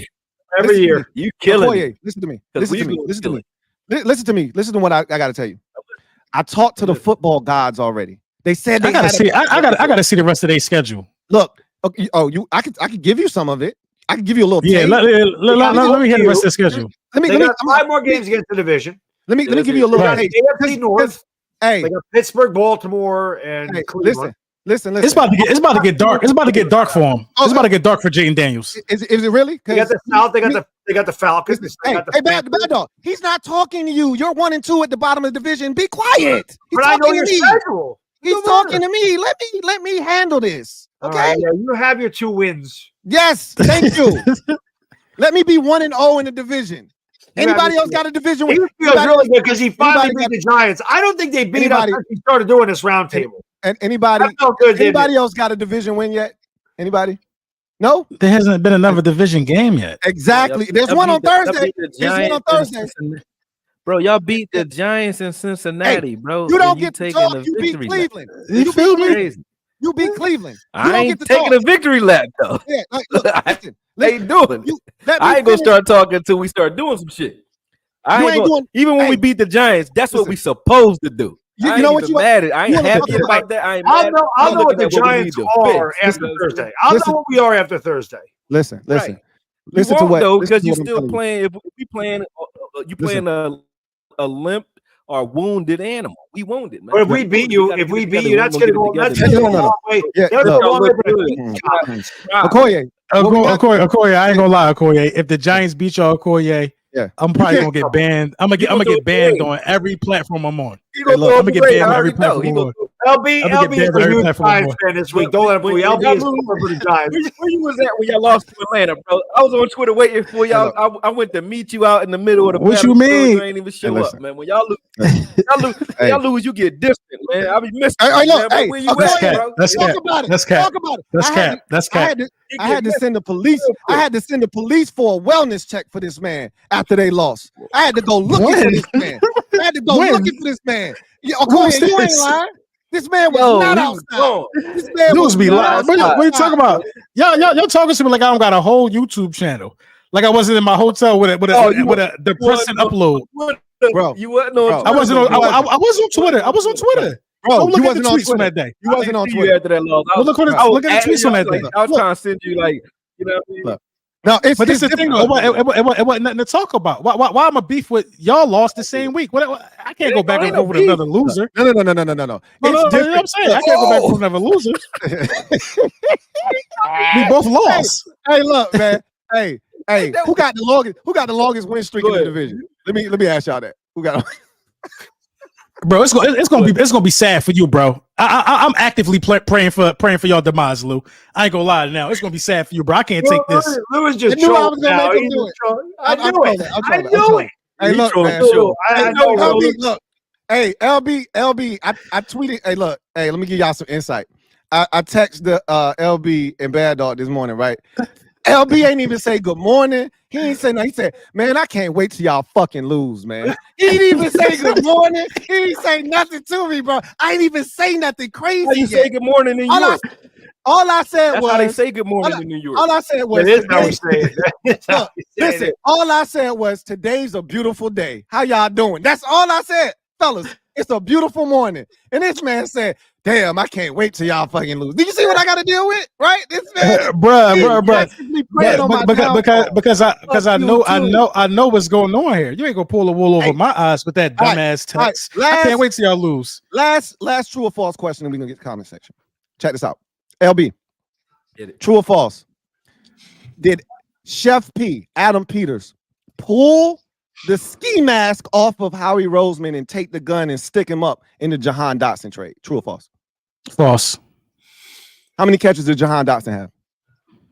I mean, he got here like a couple days before week 1. What are we talking about? How many? Let the man get acclimated. No. Wait. Listen. I watched your videos because see, I gotta watch you now because you just be saying shit and don't nobody get acclimated. Right. No. Because when AJ Brown went down, who did you say needed to step up? I said Jahan Dotson needed to step up. All right. So how many catches he got? I don't know how many catches he got, but right now he ain't the guy. He ain't the guy. You don't know how many. He ain't the guy right now. Going against Tampa Bay, he gonna be the number 1 wide receiver. So we're gonna see. It's a stick up. It's a stick up, Commanders. We're gonna see. Hey, we're gonna see. We got the juice now. We're gonna see. It's a stick up. We're gonna see. Hey, he might be the number 1. And now he don't know. Find a way to win because our quarterback. Now he don't know. Because I mean, Smitty might be out, right? That's what I'm saying. So Jahan gonna be number 1. We just elevated Paris Campbell. You know what's gonna happen? No, we elevated Ross, John Ross. This how bad it is. You got 2 ex-Giant receivers on your team. Good luck. Hey, look, this how bad it's gonna be if Jahan is elevated. If he's the number 1? What's the white dude name that was the return man for y'all? That's the receiver. What's his name? He hurt. Covey hurt. He just broke a bone in the last game. He hurt. Oh shit! He hurt. Man. He hurt. If Smitty don't play against Tampa Bay, y'all definitely taking the L. AJ gonna play. AJ gonna play probably. I think he got 1 more week, man. Is he? AJ gonna play. We gonna see if he practice tomorrow. Because AJ gonna play. I'm out for a few weeks. That's what he said at week 2. I'm out for a few weeks. Yeah. He had a hamstring issue. His vagina. He got 1 more week, I think. 1 more week. You don't think it's can linger. Hey, listen. Let me drop this schedule on y'all. Like, these some of the teams. Soft tissue injury. I just told you. we got the Panthers. We got the Bears. We got the Titans. We got the Browns. Like, these the teams we got on the schedule, baby. Y'all don't got them, right? Y'all ain't got all of them, right? Because I know you got the Texans coming. Your shit get real. Okoye, you're not winning no more than 9 games this year. So you can't talk to me. You ain't winning no more. I don't think Steve. Relax. Still the Commanders. Y'all gonna win like 7 games, bro.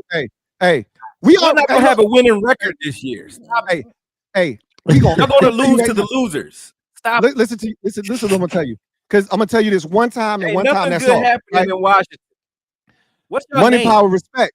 Money, power, respect. Money, power, respect. It's what you need in life. I'm gonna tell you one time, and that's all. Right? One time, that's all. I'm gonna tell you one time. We gonna bust y'all shit this year once, not twice, just one time. One time we gonna bust your shit. We gonna bust your shit because we got Dan Quinn, and he know y'all. Y'all beating us at home. Y'all beating us at home. You said we got who? Dan Quinn. We got Dan Quinn, and he know y'all weaknesses. You said Quinn know our weakness? Yeah, he know y'all. He was there for 3 years. He is our weakness. He what? Oh, I can't tell. I can't tell. I'm looking at this. I'm looking at this defense. Y'all look worse. Y'all look worse without Dan Quinn on defense right now. So far, y'all ain't even creating turnovers no more. At least you used to get the turnovers with DQ. Y'all ain't even getting those no more. Because we won't count the Cleveland game. It's a new defense. We won't count the Cleveland game. It's a new defense. And everybody's on 1 year deals. This when you really defense, right? It's really dark for y'all. It's gonna get really dark for y'all. No. You see your schedule? You see your defense schedule after the Giants game? After the Giants game, have you seen your schedule? It's gonna get dark for y'all. I don't need to. Listen. Okay.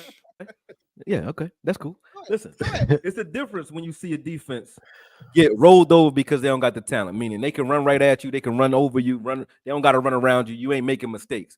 When I see a defense making a bunch of mental mistakes, which I got on our defense and our team asked for, mental mistakes that's giving up big plays, mental mistakes that's giving up long runs, not physical, mental mistakes. When you get your discipline down and you get it together and they learn what they're supposed to be doing in this defense, the defense is going to be fine because it's not a talent issue. It's mental and discipline. That's it. They're not communicating and they're not doing what they're supposed to do. They're not doing what Zimmer asking them to do. If this were Zimmer's scheme is just ass and it got exposed, I would be scared right now. That's not what's happening here.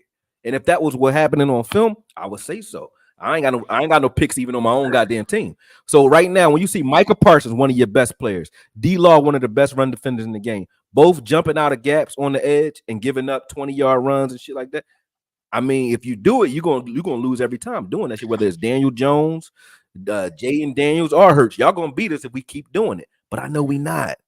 I know we're not going to keep doing that. I want to not like you. I want to not like you so bad, but you're a very likable guy. You know that? I want to not like you so bad, man. But you're a likable guy. You're a very likable guy, man. I want to talk some more shit, but hang around a while. You start hating me. Yeah. Do you think? Let me ask you a question, Akoye. Do you think it's an issue with Micah Parsons? You think he's playing up to his standard? Micah, how Micah looking to you? Y'all want to hear this? You might want to listen to this one. He will never play up to his standard as long as we think he's a defensive end. Because he's not a defensive end. He's a hell of a linebacker that's so good at. He's so fucking good at linebacker. You want me to tell you how good he is at linebacker? Pause. You want me to tell you how good he is though? The motherfucker set out for the COVID year and still went top 10. Not because he was a pass rusher. They didn't know that. It's because that's how good he is at linebacker, at his true position. But he's now 4 years removed from being in a linebacker room, learning and doing linebacker things. So he's retarding himself by being a defensive end, only relying on his athleticism. He's not a defensive end. He's a fucking linebacker. Now, if he's a defensive end, you can run at him. You can chip him. He's not a run defender at defensive end. And if you have your best player that touts being able to run with Jamar Chase and run a 4-3, fucking setting edges instead of chasing plays sideline to sideline, that is asshole retarded, bro. So no, he's not playing up to the standard, but it's not because he can't. It's because he's playing out of position and he won't just admit that he's playing out of position. Want me to tell you why? Fucking defensive end check. He want to check. That's why you beat me to it. I was about to say he's looking to the future because he knows the Jones don't pay people. He's gonna have to go to the franchise tag, and I want that franchise tag. Right, exactly. So I'm gonna say you beat me to it because you know what this is about.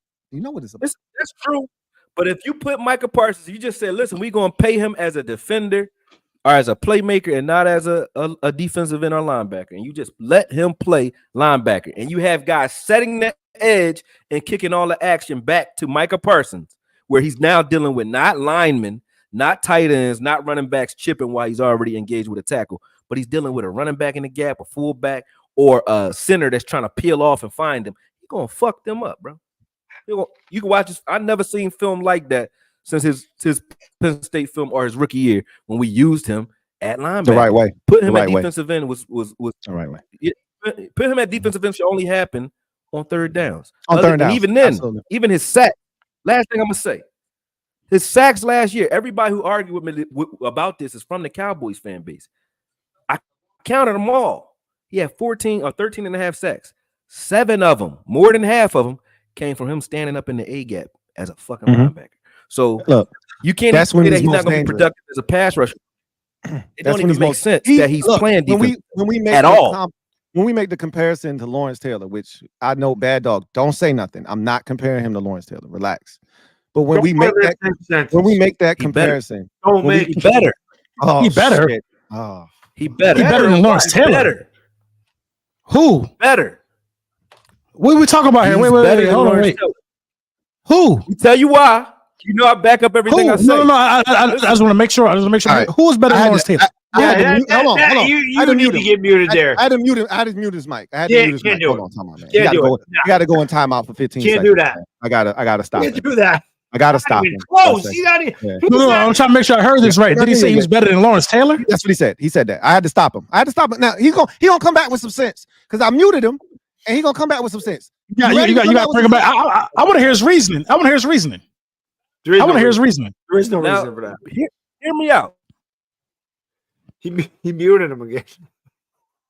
I think he did that by accident. Unmute him, Lou. Unmute him. He did that by accident. I'm back, man. I'm back. Yeah, you back. Back. Listen, man, you're not a better pass rusher than Lawrence Taylor at all.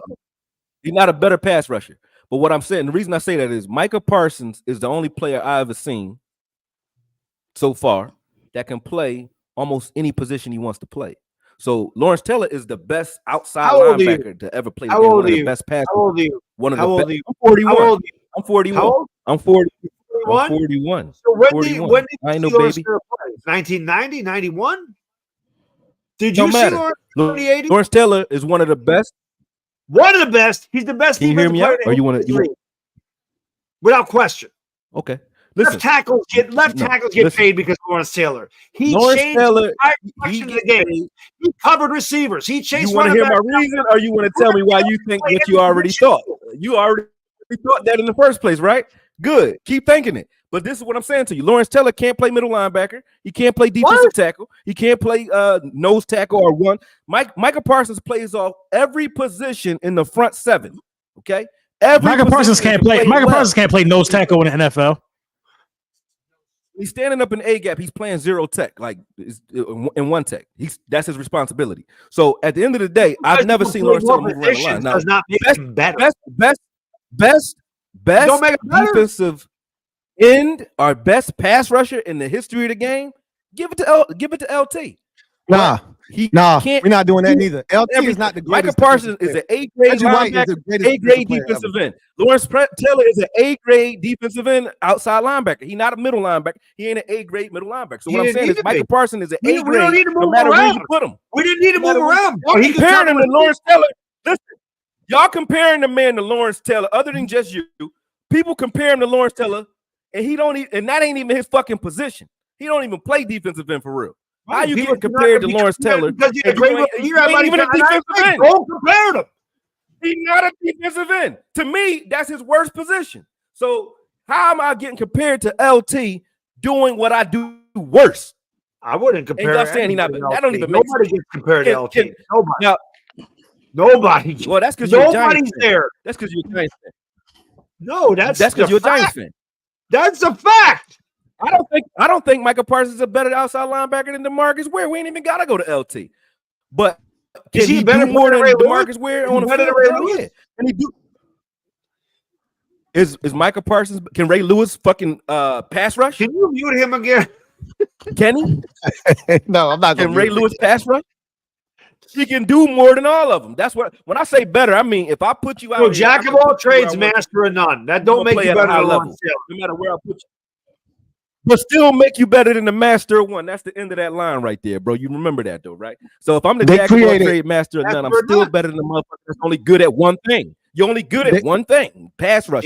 He was better than one thing. Great. You didn't watch him play, man. I don't know what to tell you. When Micah Parsons wins 3 defensive players did LT play? Where else did LT play?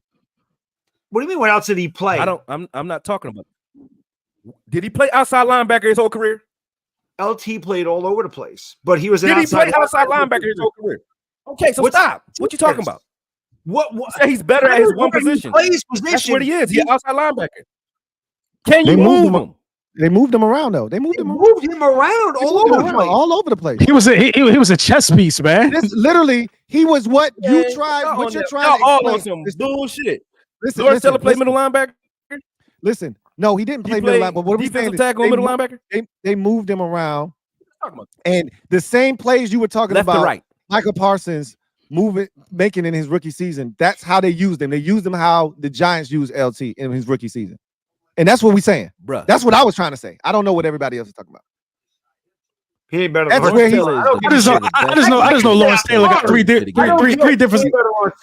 players of the year award. He one of the best. Yeah, that's crazy. He's one of the best outside linebackers that ever played a game, but that's where he plays. Now he's just one of the. Ray Lewis is the best middle linebacker.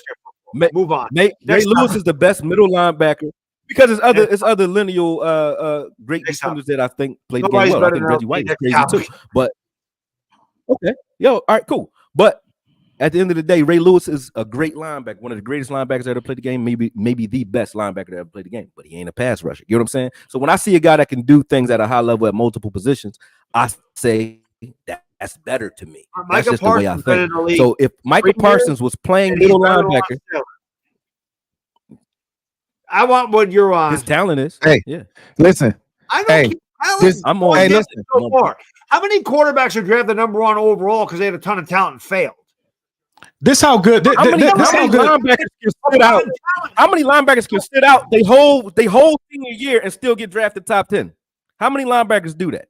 And now not even playing fucking linebacker. He didn't get drafted top 10. He got drafted 12th.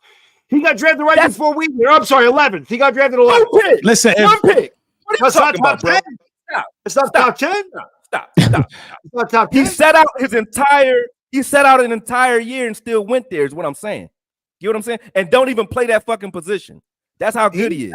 Stop. I mean, I don't deny his talent. He's not Lawrence Taylor, bro. He's not Lawrence Taylor. If Lawrence Taylor is playing for the Cowboys the last 2 weeks, Kamara and King Henry don't do that back-to-back weeks. That don't happen. That don't happen. I didn't mute you.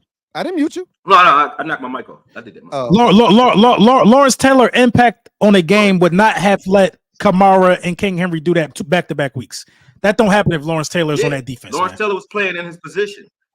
It wouldn't happen to Micah Parsons to be playing middle linebacker either. It wouldn't happen to him. He's playing. Lawrence Taylor's playing his position. Mm-hmm. That's the position he's supposed to be playing. Micah Parsons ain't supposed to be playing where Lawrence Taylor is playing. He's playing out of position. I said that when we so your theory. No. I'm listening to the hyper. Listen, I ain't watched Lawrence Taylor play. I ain't watched Lawrence Taylor play. I just know the body of work. Now, what I will say is this: if Micah Parsons is playing out of position due to the fact that he's chasing a check, is that a guy that you really want on your team? If it's his decision to play edge rusher because of the bag, you know what I'm saying? Like, what's more important, the bag or winning? That's a different argument altogether. That's a different argument altogether because just being a Cowboy fan, the way I am, the way I think, I'm a Cowboy fan with a Philly mentality, bro. So you already know how I think. Well, you ain't doing much thinking on this topic. I got to be honest. There ain't much thinking going on up there. You can't stay around the while. You can't even compare the let alone stay better. Stick around the while. Listen to what I'm saying. There is no way on God's green earth you're going to tell me because Micah Parsons is out of position. He's better than Lawrence Taylor. Order in this court. If you're comparing Micah Parsons to Lawrence Taylor while playing out of position, I ain't comparing anyone to Lawrence Taylor. I don't do that, especially guys that have been in the league 3 years. I think Micah been in the league like 5 years now, right? No, 3 or 4. Hey. But if y'all calling the man the next Lawrence Taylor and he playing the wrong position, I ain't never say that. I never said that. We didn't say that. I said people have compared him to. I said we're not doing that though. I watched Lawrence Taylor play, man. I'm old enough to have seen that guy in his prime. I know what he did. I'm glad you saw that. Hey, losing is a powerful drug, boy. I tell you, that shit it affects the brain. That shit is, every hallway got some crack in it. Don't get trapped in it. Hey, it's a powerful drug now. Losing is a powerful drug, boy. Yeah. Antoine Hoskins, thank you for the super chat. Hey, real quick, before we get into the super chat. Oh, shit. Here we go. No. I want to plug the show tomorrow. Can I plug the show tomorrow? Yeah. Go because I just wanted the Super Friends to know this because, the Giants and Cowboys play, and, we always have a mashup or whatever, a little collab like me and Louie did it when we play each other. So I just want to let y'all know 4:30 tomorrow. Live. Me, Law Nation. Let's go. Me and Law Nation. 4:30 tomorrow. I just want to let you guys. Me and Law Nation going to chop it up. We're going to talk about the 2 teams at the bottom of the division. Want you guys to come by and see. All right, I just want to put that out there. Ain't nothing like a whole last place division conversation. That's right. It's a one of us ain't gonna be in last place conversation. after Thursday. Yeah. Let's be high. Hey, somebody gonna get their second win, and it ain't gonna be against the Browns. It ain't gonna be against the Browns. We got mad super chats. Louis, you don't know how bad I want you guys to lose to the Browns. Hey, look, anything's possible, but we done scored on 14 straight possessions, man. So they're gonna have to come with more than how many score against y'all? How many score? 15? 15 was it against y'all? I guarantee. I'm guaranteeing the Browns dub. Oh, you guaranteeing the Browns dub? Bad dog laughing. I'm guaranteeing a Bucks. They gotta win. How about that? I'm guaranteeing a. Hey, so let me make this declaration, because I don't know if we're gonna beat the Cardinals or not. They're a good team. I like the Cardinals. I think they're gonna be good this year, and so I don't know if we're gonna beat them or not on the road. That's a tough game. But if we do beat them, I guarantee you we'll be in first place by ourselves. I do know that. So Antoine Hopkins. Thank you for the super chat. No, let me rephrase that. If Smitty doesn't play, if Jahan Dotson has to be your number one wide receiver, you can put it on the board. Yeah, you can want to put that L on the board if he got to be your number one receiver. Antoine Hoskins, thank you for the super chat. Greatly appreciate you. That's right. There you go. Give it to me, bad dog. That's what I'm talking about. Yes, give it to me. That's what I'm talking about. Antoine Hoskins. I promise y'all thought that's what happened. I'm telling you, I thought I hit the button to go live, bro. I played the intro and everything. We were live for 30. We were talking for 35 minutes. We were talking for 30 minutes with no live feed, bro. I played the 30-second lead up and everything. The 30-second joint that ticked down, and I played the intro after that. And we jumped into it. We was going, bro. We're going. I swear to you. I swear to you. It was crazy. I noticed we weren't live. I'm telling you. Yeah, I tell you. We might have been for an hour. We might have been live. It's true. EIT, thank you for the super chat. He said Hurts can game manage with Saquon to a chip this year. That's all we need, bro. We don't got to. It ain't got to look sexy. You know what I'm saying? We just got to win. So LT, let me talk to LT because that's my boy. LT, come on now. Look at me. Come here. Zoom in. Come here. You really think with your stinking ass defense that you can game manage and run the football and win? Come on, man. I called your defense Denny's. Yes, we know the way things are supposed. It's not a defense in this division that had a performance like we had against the Saints so far this year. You're the best of the worst. Every defense in this division is trash, and you're I don't think so. The worst. I don't think so. Of the worst. I don't think our defense trash. Your defense. Your defense is garbage. Your defense is garbage. Your defense is trash. It ain't good. I think we got to. I think before it's all said and done, the Eagles will have a top 10 to 12 defense in the league before it's all said and done. You even laugh while you were saying this shit because you don't even believe that bullshit you talking. Hey, let me ask you this: 10. True or false? True or false? You miss Hassan Reddick? Do I really miss Hassan Reddick? No, it's true. It's true. Oh, I'm about to say, true. I was gonna mute you if you tried to lie on that shit. It's true. Bullshit ass pass rush y'all putting out there. But I like what Vic Fangio is doing to mitigate not having a pass rusher. He doing his job. He being a coach. He's scheming shit up. We'll see about that. We'll see about it. Key. Oh, this your boy. Go ahead, talk about it. My guy Key, thank you for the super chat. He said LP cooked them, but let Louis have his joy right now. Hey, look, man. You can't steal my joy. You can't steal my joy. Ain't nobody else scoring on 14 straight possessions. Ain't nobody else scored 38 points this season. Nobody did that. So you can't. I got a rookie that look like the truth. I have a feeling the next time we do this, I'm gonna be singing a different tune. I think it's George. I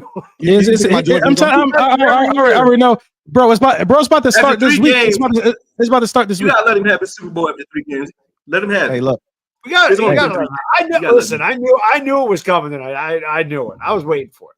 Look, man, after y'all watched that show last night, did you not think I was gonna come up here and just be modest? Yeah, what? If my quarterback is doing that, I'd be happy. Okay, well then let's do it then. All right, thank you, Keith. Hey, Keith. You saw my tweet. I don't play around. Hey, take Keith. He played these niggas up, man. I appreciate you, Keith. I appreciate you, Keith. Thank you. Kyle Dub. They 0-3 for a reason. They lost by 1 point to the Chiefs. They 0-3, and that's a good ball club. I'm gonna just tell you like this. That's a good team we beat. Like the Ravens were 0-2. Do you really look at the Ravens and say, "Oh man, the Ravens is trash because they 0-2," or do you say, "Hey, the Ravens is 0-2, but you better not. You better watch out for the Ravens because the Ravens is about that life." Who did they lose to week 1? Refresh my memory. Who? They lost to the Jags. The Bengals are trash, bro. No, they lost to the Jags. I think Cincinnati. They lost to the Patriots. Cincinnati lost to the Patriots. Yeah. There you go. They lost to the Patriots. Listen, this is what they do every year. The Bengals have started. They've started 0-2 5 of the last 6 years, including their Super Bowl year. This is what they do. They start slow and then they turn this shit up. They normally turn it up in week 3. I'm not. All I'm doing is I'm gonna give you. They lost by 1 point to the Chiefs. I said, who did they lose to week 1? They lost to New England. They lost to New England. I'm gonna just tell you though. New England. Listen. You don't need to give me an explanation. You're not. You're not on the stand here. I'm just telling you what they do. I know what you're telling me. I know why you're telling me. I just answered your question. That's a quality. That's a quality win because I'm gonna tell you what would have happened if any of y'all asses, the other 3 of y'all, went to Cincinnati in week 3. None of y'all would have scored 34 points because that's what it was going to take to win. I guarantee. All of our defense. What? Okay. All right. Okay. So your corners. You think Joe Burrow going to win? Cincinnati ass last year? Huh? Yeah, you beat them last year. We whooped their ass last year. You beat them by a field goal. Stop it. You act like Cincinnati like it was good last year though. You beat them by 5. You beat them by a field goal. You just said week 3. Good. You just said week 3 is when they turn up. They ain't turn up this year in week 3. They're not the same Bengals. You know why they didn't turn up? Because we scored 38. That's why. They scored 33 points, bro. My defense is trash. I'm not going to sit here and tell you it ain't. But they scored. Their defense is trash. Their defense ain't. It's trash. Defense we made it look bad. That's what we did. We made it look bad. Look, the Eagles scored how much on Green Bay? How much they score on the Green Bay Packers? 28. How much? 28, I think, right? How much you scored? No, we scored 30 something, like 34. 34? 31. I think it was 31-28. What? I don't remember. I just know they scored in the 30s, right? Yeah, something like that. 34, 32, whatever it was. No, it was 31. Ain't nobody else scored 20 points on the Packers in the next 2 weeks, right? The Eagles made their defense not look good, is what I'm trying to tell you. The Eagles, I'm gonna tell you right now, the Eagles have the best offense when fully healthy in the division. They're not healthy right now. This is the only reason I think the Eagles are going to win the division is because their offense is going to have to outscore teams because their defense is trash. Just like the rest of the division. Everybody's defense in this division is garbage. Last year, it's the same thing. I don't think the defense trash. I think you hoping the defense trash. My defense ain't put up no performance like that last year at all against nobody. I watched Kirk Cousins walk your ass down the field. Bro, Kirk Cousins and the Falcons are a good team. They're gonna win some games. Kirk Cousins and them gonna win some games this year. They're 1-2. They're gonna win some games this year, though, bro. Okay. I don't disagree with that, but that doesn't give you an excuse to let them walk down the field in less than 40 seconds and score. Bro, you beat You beat the Giants by kicking 7 field goals, and you beat the 0-3 Bengals. Like, guess what? Have you scored 7? Have you scored 7 times in one game? If you haven't, then shut up.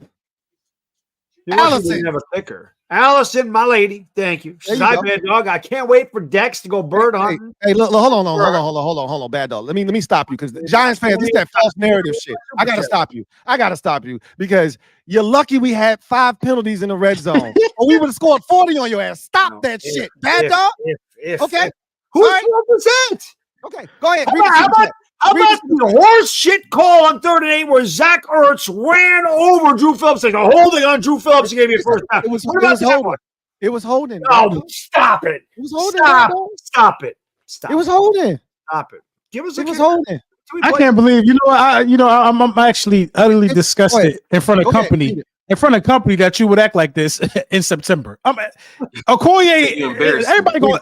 Embarrassing me. Everybody's going to laugh at you really, really soon. I'm telling you right now, when they don't, that was a terrible. When we come back the next time and we are 5-2 or something like that, I'm pretty sure the Patriots call was bullshit. That ain't gonna happen. Okay, we're gonna see. All right, we'll see. You know what? We need to we need to invite Akoye back so he can take this L too. Because they're gonna be like 2 and 4 when we come back next time. They're gonna be like 2 and 4, 2 and 5. For sure, and I think we got about 2,000 people in the building. Make sure y'all follow Akoye for sure, man. Give my guy a sub. That's right. Give everybody a sub on the panel if you haven't done it. I know I did. Allison, go ahead and bless Allison. Thank you. She says, I can't wait for Dex to go bird hunting and for Hurts and Snakewan. She hates it, as she should. Commies should be 1 and 2. But we're not.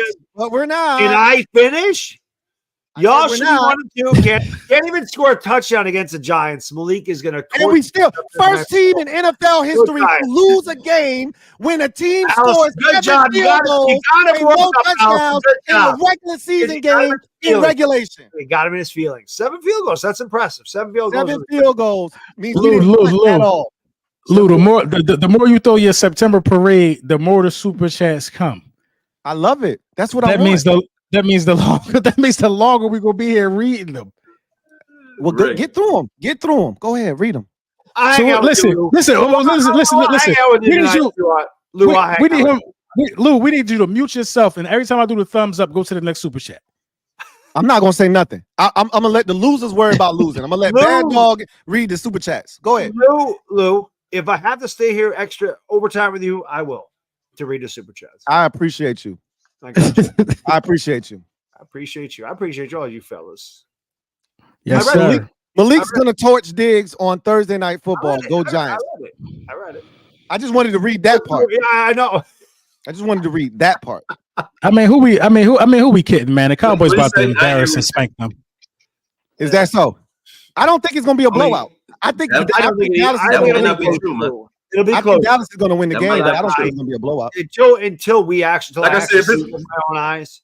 If I see it with my own eyes, the week that they can win, it will be this week. I'm not surprised. I'm not picking us to win, but if we're ever going to do it, now's the time.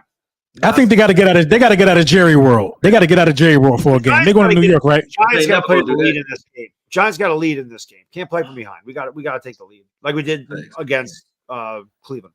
Got to do the same thing. DJ Casper Marine, thank you for the super chat. Greatly appreciate you. Writes JD was throwing dots all night in the pocket. Hey, talk to him, man. Fuck they talking about, man. What they talking about, man? Talk to him. Y'all sound crazy, man. Say that he didn't play well. I missed that. If somebody said he didn't play well, yeah, we all said he played good. Y'all, you ready to say MVP?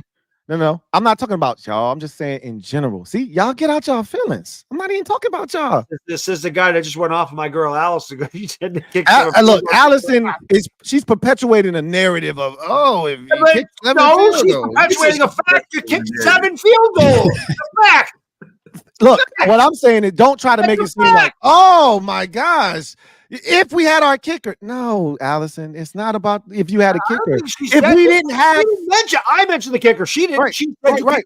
Field goals. You kicked 7 field goals and we beat you. The first team in NFL history to lose a game in regulation in which you scored 3 touchdowns and touchdowns. So I don't want to hear it, Allison. I don't want to hear the shit, Allison. So the Giants scored 3 touchdowns in that game and lost to a team that kicked all field goals. Yes, that's why they won. That tape needs to get sent to Nick Sirianni because Nick Sirianni don't believe in field goals. He's going to be your downfall, by the way. I agree. You guys win in spite of him. I've said this. Yeah, he's going to be your downfall. Yeah. I just hope you know that. But he already is. I wanted him going last year. Whose man is this? Yeah. I don't even like his name. Sandeep. That sounds like some real Diddy shit. Sandeep. That's got to be LB's guy. Go ahead and read that shit, LB. That's got to be your guy. Sandeep side. We beat the Saints and y'all got Diddy oil wiped against them. But gotta be an Eagles fan talking like that, right? Gotta be. Hey. You already know. I mean, they eat horse shit after they win Super Bowls. I mean, you can't put anything past that. It's a fact. It's a fact. All right. He said he's an Eagles fan, so you got to talk to him. Dante, thank you for the super chat. He said, I'm a new fan of the stream. I'm an Eagles fan, so I follow LB, my guy. I F with you, Louie. I think you're a cool cat. My God, Dante. I rocks with you, too. I appreciate you. Agreed. Vonnie is outside. Vonnie outside. Talk to him, LB. Jalen run on the road with a team depleted. Come on now, facts. I gotta give him facts. I mean, what did I come on and say? People and it's the thing that we didn't get to. In the Brazil game, I give him the Brazil game too. Yeah, that's a tough place. Yeah, y'all only talk about the wide receivers being out, but Lane Johnson went out in that game as well in like the first half, and so did Mekhi Becton. So we had a whole revamped right side of the O-line and still was able to get it done. But we got Jeff Stoutland, so you can plug anybody in, honestly. I told you, or try that shit on the train then. Try that shit on the train. But I told you it was a gritty win. I already gave you your props for that. Did I not? I gave him props against this ain't against you. I just want you to have that same energy soon. Oh, I'm gonna have it. Oh, look, the energy ain't changing because I got a quarterback. When do you guys play against? Look, this is the beauty of the schedule. I think it's in Philly, like around Thanksgiving. Listen. Late? Yeah, listen. I talked to the football guys, and the football guys said, "I'm gonna let you get your shit together first. I'm gonna give you the Giants because you can beat them. So I'm gonna give you them early. I'm gonna say the Cowboys and Eagles for later when you get your shit together." You needed Jesus to beat the Giants. Saving us. Oh, he said, save y'all for later. I told you we gonna bust y'all ass one time. One time for the one time. We gonna fuck y'all. I don't know. Just do me this favor. Listen, make sure y'all do a show and invite me after we play Washington, please. Yeah. Now, if we lose, the way I am, you already know I can take the heat. We lose, I can take it. Invite me no matter what. I don't run, I don't hide. And they know this. I don't run, I don't hide. I take my ass whooping like a man. Right? So I'm gonna be here. You know where to find me. I'm not running. I ain't hiding. Yeah, but I'm telling you right now. Me and Lou ain't going anywhere. Our teams have been straight ass for so many years. We're still here. We're still talking about shit. I'm gonna congratulate the shit out of you. If y'all keep winning and you was this happy this early, I'm gonna give you your props. Like I gave Brunson his props the year they went to the Super Bowl and he was on it from the beginning. I'm gonna give you your props when you were on it when nobody else believes, nobody else think nothing. That's right. But if y'all fall and hit every branch on the way down, I'm gonna laugh at you just hard. Yeah. Don't give Brunson. I'm just letting you know. I stop playing both ways. And you know what? If we fall and hit every branch on the way down, I'm gonna be laughing too, bro. I'm gonna be laughing too. Yeah, you don't think why Bad Dog knew what I was about to do? Because I've done this before. You don't think I'm a veteran, bro? You don't think I've done this before? This guy, I've been here before, bro. We started this after COVID, the COVID year. This guy coming in 7-9, winning that division. The champ is here. The champ is 7-9, bro. He was loving life. 7-9. He was so happy. Listen to me. Champ is here. I was not on 10 before the season started because I didn't know what I had at quarterback. I didn't know. I needed to see. So I was like, I'm gonna be reserved. I'm gonna keep, and you know, Bad Dog. You're not gonna do it for 6 years. I knew it. Bad Dog and LB both said, "Hey, he gonna turn up when we start making wins, picking wins and losses." And I didn't. I shocked him. I was like, I don't know. A couple weeks. Now I done seen what my quarterback is about. He about that life. He's one of them ones. Like in 3 years, he'll be the best. Maybe 2 years, he might be the best quarterback in this division. Real talk, real spit. That's so crazy. I got one of them ones. I got one of them Y'all ones. Be disrespecting the shit out of that, bro. Let's be fair. He said the same thing about Sam Howell too. I mean, let's be fair. I didn't say the same thing about Sam. Yes, you did. You was running here with a Howell season hat. You saw, see what you thought. A new Howell order hat. He thought the power was in the cap. You know how they ain't where power at. No, you gotta have a good quarterback. We had the worst coaching staff in the league last year. We ain't going down that road again. This a Cowboys fans. I'm gonna read this one. Zombie BBL Drizzy Cowboy Love. That's a hell of a name right there, bro. Yeah, boy. Both of y'all fan bases got some shit going on, boy. Y'all gonna give up on more by the bet of the year. BBL Drizzy. I started that. Okay, that's one of your people right there. That. Y'all got I did a highlight video with Cooper. Didn't Louis come out here and tell us that Sam Howell was a lot like Pat Mahomes? Did I mishear that? He's saying y'all gonna give up on Kellen Moore as offensive coordinator by the end of the year. Kellen Moore looking pretty. Kellen Moore looking good to me so far out of 3 games. Why? The problem with Kellen Moore. That's the problem with him. Y'all gonna have a great offense, but you're gonna keep making bonehead mistakes. Jayden Daniels is Jayden Daniels. He ain't nobody else. You said Mahomes. I'm already sitting down, dumbass. Flipping the bird 85. Thank you for the 199. He said Akoye. Oh, okay, that's what he said. We're not promoting that foolishness. I'm already sitting down. I said I'm already sitting down, dumbass. What you talking about? Hey, that's my guy. This King. Go ahead. Yeah. Double up. King, thank you for the $4.99. He said it's funny when Dallas D play bad, Dak loses the game. When the Eagles got the worst D in the league and Hurts still get it done. Hurts the best in the division. Yeah, he the best quarterback in the division, Jalen Hurts. Yeah, right now He really he is. ain't, I when don't. you say that, man. I ain't tripping. No, he's not. Yeah, right now he is. This is the problem because I know you trying to defend Dak, but this is the problem when Dak gets to the postseason. That ain't a defense. We ain't talking about postseason wins. I'm just talking about quarterback position, playing quarterback, just playing quarterback. I hate that. I hate that argument because some guys look pretty. Why? Justin Herbert looked pretty when he played. He looked pretty. He looks like a. He looks like a. He looked pretty. You only saying that because he looks prettier playing the position, but the results ain't prettier. Bro. Would you say that your squad around so to you? What you talk about, Justin Herbert? No. That's not that's a completely different argument. That's a completely different argument. Yes, Nick Foles was a good quarterback. Nick Foles was a good quarterback. He was better than Hurts. Was he better than Jalen Hurts? No, but Nick got a Super Bowl. Nick Foles had moments. Nick Foles had moments though. I don't care. You by your standard, that would make Nick Foles a better quarterback. That would make Rex Grossman a better. That's not. I didn't say anything. Went to a Super Bowl. That's not the argument. That's not the argument. That's not the argument. That's not the argument. In pressure situations, Jalen Hurts is better than Justin Herbert. In pressure situations, he is better than Dak Prescott. When you need to have it, Jalen Hurts is better than both of those quarterbacks. No. How? No. How?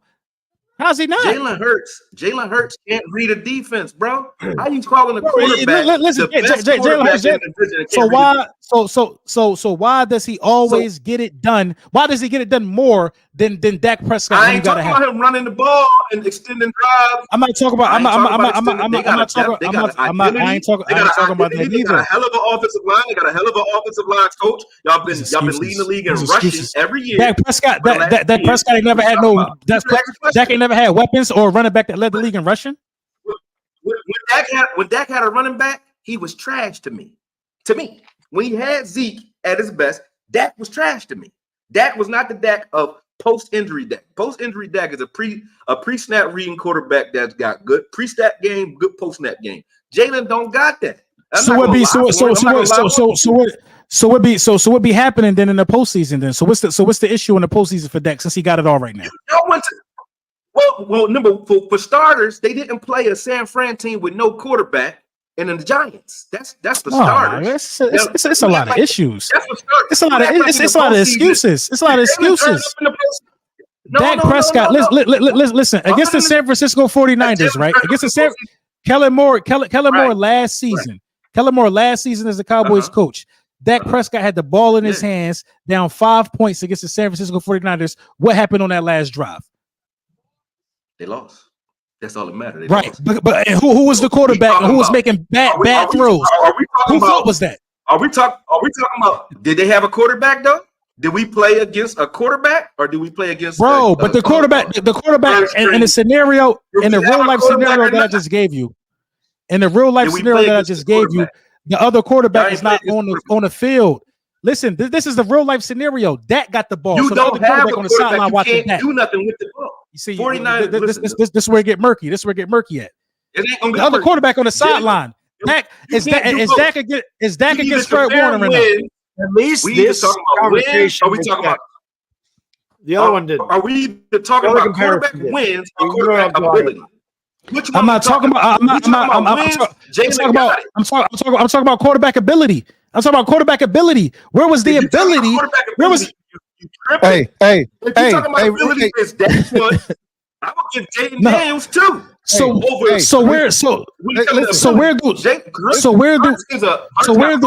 Hurts is strong. So where does the ability go in the divisional round? Where does the ability go? Because he threw 2 picks against the Packers last year. Where does the ability go in the second round?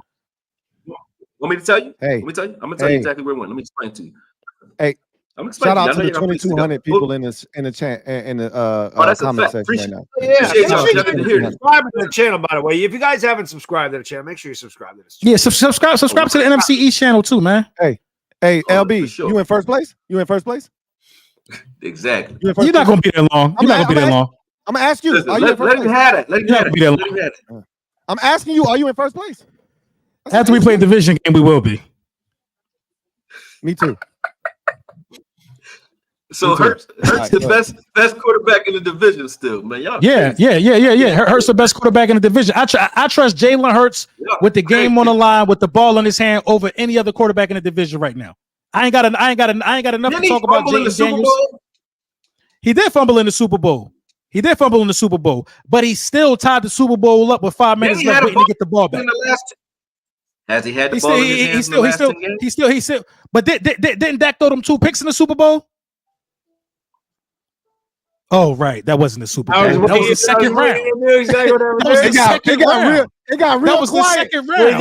Real quiet. I gotta give that one. And this thing,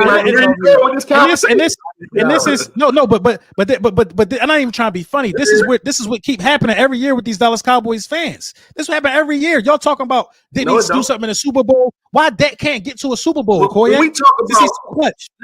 When you talk about wins versus skill set. I'm not talking about wins. I'm not talking about wins no more.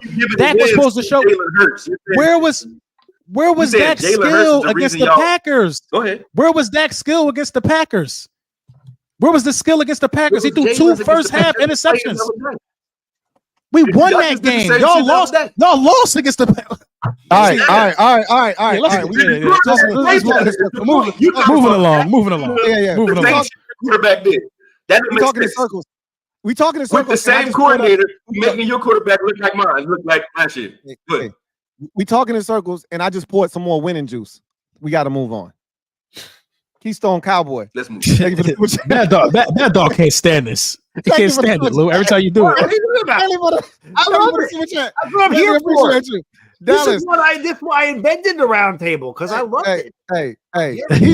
He helped create this monster by dropping a pass at the end of the game and allowing me to get a win. All right, he helped create this monster. Now y'all got to deal with this shit. Keystone Cowboy, thank you for the super chat. Greatly appreciate you, Rights. Dallas better wake up.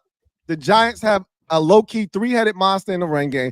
Wait a minute. Are we going to do that? Are we really going to do the 3-headed monster thing? Come on, Keystone Cowboy. He a Cowboy fan. He concerned.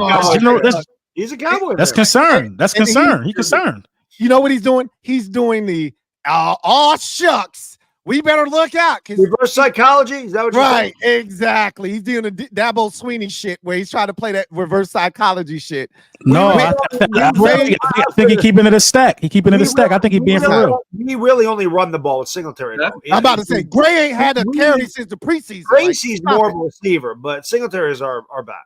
Gray, Singletary, and Jones ran the ball heavy last week, and we need to hold our balls for real. Look, I'll just say this: the Cowboys can't stop a nosebleed on the ground. So that's the way we're going to win. If we're winning, we're winning on the ground. I agree. There you go. That's real talk. That's real spit right there. If you're gonna win, you're gonna have to do it on the ground. Fact. Shit, neighbor's about to go buck wild. That's you, LB. Against the Cowboys, flipping the birds. He said, "Bad dog is a bum." Double up. How the hell? You're going to donate $2 and call somebody a bum. Like, that's all you can afford? Like, if you're going to call somebody a bum, you should be throwing out $200 or $300. Because $2, I got more change under my couch cushions than $2. So come on, man. $2. That's a bad. Like, how you going to call? I got $2 to donate here. I can afford. Hey, look, man. I think you let anybody a bum. We're gonna get further down, and I'm gonna be a bum because he called Akoye a bum. He called you a bum. I'm gonna be a bum he's soon, up to $6. A half his paycheck. Yeah. He's going down the line, bro. He's going down the line. Infamous 2K. Thank you for the super chat. Greatly appreciate you. Hurts got more interceptions than touchdowns. That's not winning football, LB. Hey, just in, Hurts just threw another red zone pick. He just threw another one. Also, how you gonna say Bengals 0-3 for a reason? Acting like the Saints ain't played the Panthers and a struggling Cowboys team. Be consistent. Hey, he ain't wrong. Who picked us? Nobody picked us. Listen. I go back to my point. Y'all said the Saints was monsters. I never believed it. I ain't never believe it. You're right. Because you said y'all anointed the Saints after they beat them 2 teams. I got to give you credit because you said going into the game, I don't fear them. I don't fear them. Yeah, I knew we was gonna show up. You was right. I ain't scared of no damn Derek Carr. Then you got Micah Parsons going on this platform. Derek Carr was the highest paid in the league. Derek Carr's the come on, man. Shut up. Shut up. This one you, LB. This one on you. Leo, gotta chill the fuck out. Yeah, what are you talking about? Leo, CJ texted me. He FaceTimed me earlier. No, CJ got CJ and his manager, man. What you mean? But he be back. But he can talk though. I think he can talk right now. Leo Bega, thank you for the super chat. If the birds are limping, the boys are shot dead. Facts. Bop. Mambo number 5. Fat American. Let's come back when we beat you. That's all. Thank you for the super chat. Greatly appreciate you. Laughing my ass off. Louis and Bad Dog just chilling. Yeah, because I would normally say I'm gonna let the losers worry about losing, but LB in first place. I can't talk to him like that. I gotta talk nice to him. But he was arguing with Akoye. You know, I let Bad Dog and Akoye let the losers argue. I ain't even gonna get it. Sometimes we just like to sit back and listen. Hey. Cameron Erlin, thank you for the super chat. Greatly appreciate you. Right, Giants about to be the new monsters this Thursday. Shaking my head. Right. So you know what he's saying. You know what he's saying. They're gonna beat Dallas, and then the Giants gonna get anointed. Daniel Jones will get a new contract. Hey, that's what I want. Dallas just be making monsters. That's what I want. I want Daniel Jones to. He won't get a new contract. He's here long time. He is a new contract. Daniel Jones is year to year. When that contract's up, he gone. Fat American, thank you for the super chat. Greatly appreciate you. Double up. Fat My guy roasting anybody in last place. You know what? There's nothing more sinister on this stream than an LB laugh at somebody's pain. Like, I got a best friend that when he laughs, it cancels out anything that you talk. An LB laugh is the same laugh. When LB just laugh at you, it's a wrap, bro. It's done. Listen. I'm telling you, this is all I'm gonna say, bro. Don't let the Giants win this game, bro. That's it, bro. That's it. I already got a whole clip. I got a drum, 50-round drum to capacity. Y'all better not lose this game, bro. When they lose, though, that's the difference. We're gonna do a lot of that, though. We're gonna do a lot of that, though. So you hear me talking. You hear me talking more than that. If that's your theory. 3-7, bro. Hey man, I'm telling you, Micah Parsons, Terrence Parsons, it's gonna be a hit on me if y'all lose, bro. It's gonna be. I'm gonna have to walk around rocking Kevlar if y'all lose, bro. I just hope y'all win. That's all I'm gonna say. No, you don't walk around with Kevlar anyway. The Giants win. Hey, go ahead. No, yeah, I'm hoping the Giants win. I ain't gonna lie. That's a fact. I know you are. I told everybody in my stream last night, I said, listen, Giants fans, I said, we got 30 other fan bases pulling for us. The only one that's not is Dallas. Everybody else grew for that game. Hey, the Giants, LB, man. Hey, look, I ain't never seen Bad Dog win a game more than this one. Bad Dog said, I want this game so bad. We have not beat Dallas in forever. But he sees that they're wounded, though. He sees that they're vulnerable. I know this is our best chance. No, his rookie year he might have lost to y'all. I think that's about it. Dak lost twice to us rookie year, but Daniel Jones has never beaten Dak Prescott. The only time he beat them was when Andy Dalton was the quarterback the last game in 2020, and that was it. So Jones has those are the stats. I don't like when you hear those kind of stats. I don't like hearing that shit because it's like gotta happen sometimes. That's kind of why earlier this year I said I felt like Washington had to beat, like Washington never beats us, regardless, and it's just like it had to happen. That was the Dan Quinn effect. Let me. All of averages says one of these days the Cowboys got to slip up and we got to get one from you, and this is the best chance. Don't mean we're going to. Let me do. Lou. Let me do. Yeah, go ahead. Let me do the Bet US in 2 minutes, and I got an early one, man. I got an early one in the morning.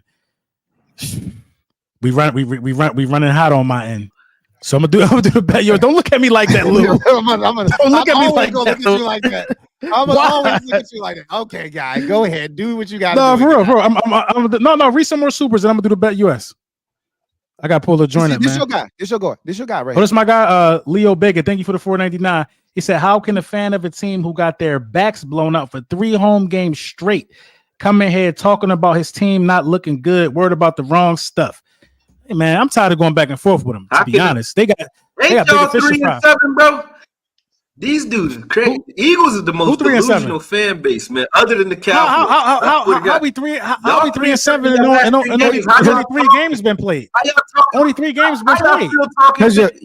Because your man's went back. Your man's went back to. He said you just said our backs got blown out in the playoffs, right? Yeah, that man going back to the last season. Like no, but that's relevant though. That's relevant though. No, I'm gonna tell you, when the last time y'all won a home? When the last time y'all won a home game? Who body of work looked worse in the last 10 games? I'll say y'all. I don't think so. I think it's y'all. No, I think it's y'all. I think it's y'all. This the thing, LB. Our body of work looked worse than y'all body of work in the last 10 games.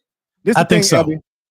Y'all been blown out like 3 times. Oh man, I'm ashamed of you, man. You better than this, LB. Y'all been blown out like 3 times at home. You gotta be honest, man.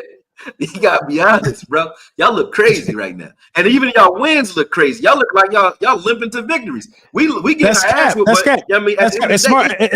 As smart as you are, as smart as you are,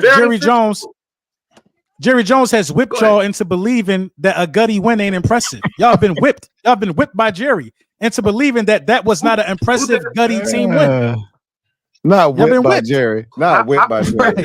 When Romo had the most fourth quarter comebacks out of anybody in our quarterback history, right? So it was celebrated. It was celebrated. We've been here for some gutsy wins. We ain't got no problem with gutsy wins, but we're not gonna act like we dominating off of gutsy wins. We know we not dominating. We just out here stacking wins, trying to get better. 1% every day. That's good for you, but y'all did this last year to 10-1, and y'all said the same shit, and then y'all slid when the shit got hot. Y'all slid. That's the same thing. We ain't 10-1. 2-1. Y'all gonna believe y'all record. Y'all gonna believe you damn sure ain't gonna get there either. You damn Can Dak Prescott win a game without CeeDee Lamb? True or false? Yeah, I think I'll see y'all keep setting me up to say crazy shit. Ooh, I'm just asking you because I just seen Jalen throw for 300, hit 9 different receivers without AJ Brown and win the game. When Dak stopped throwing the ball at CeeDee Lamb, we start coming back, didn't we? You know why?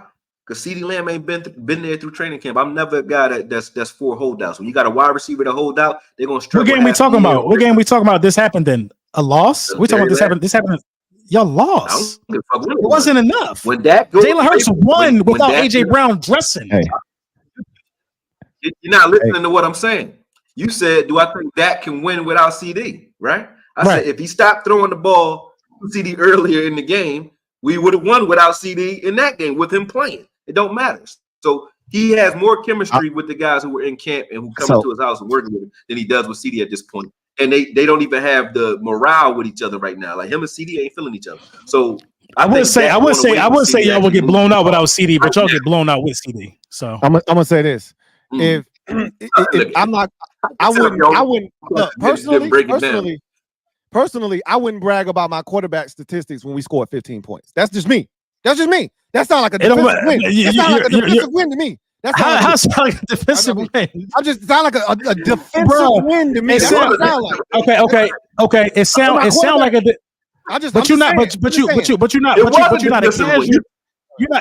You're not a casual though. Because you know what happened, right? You saw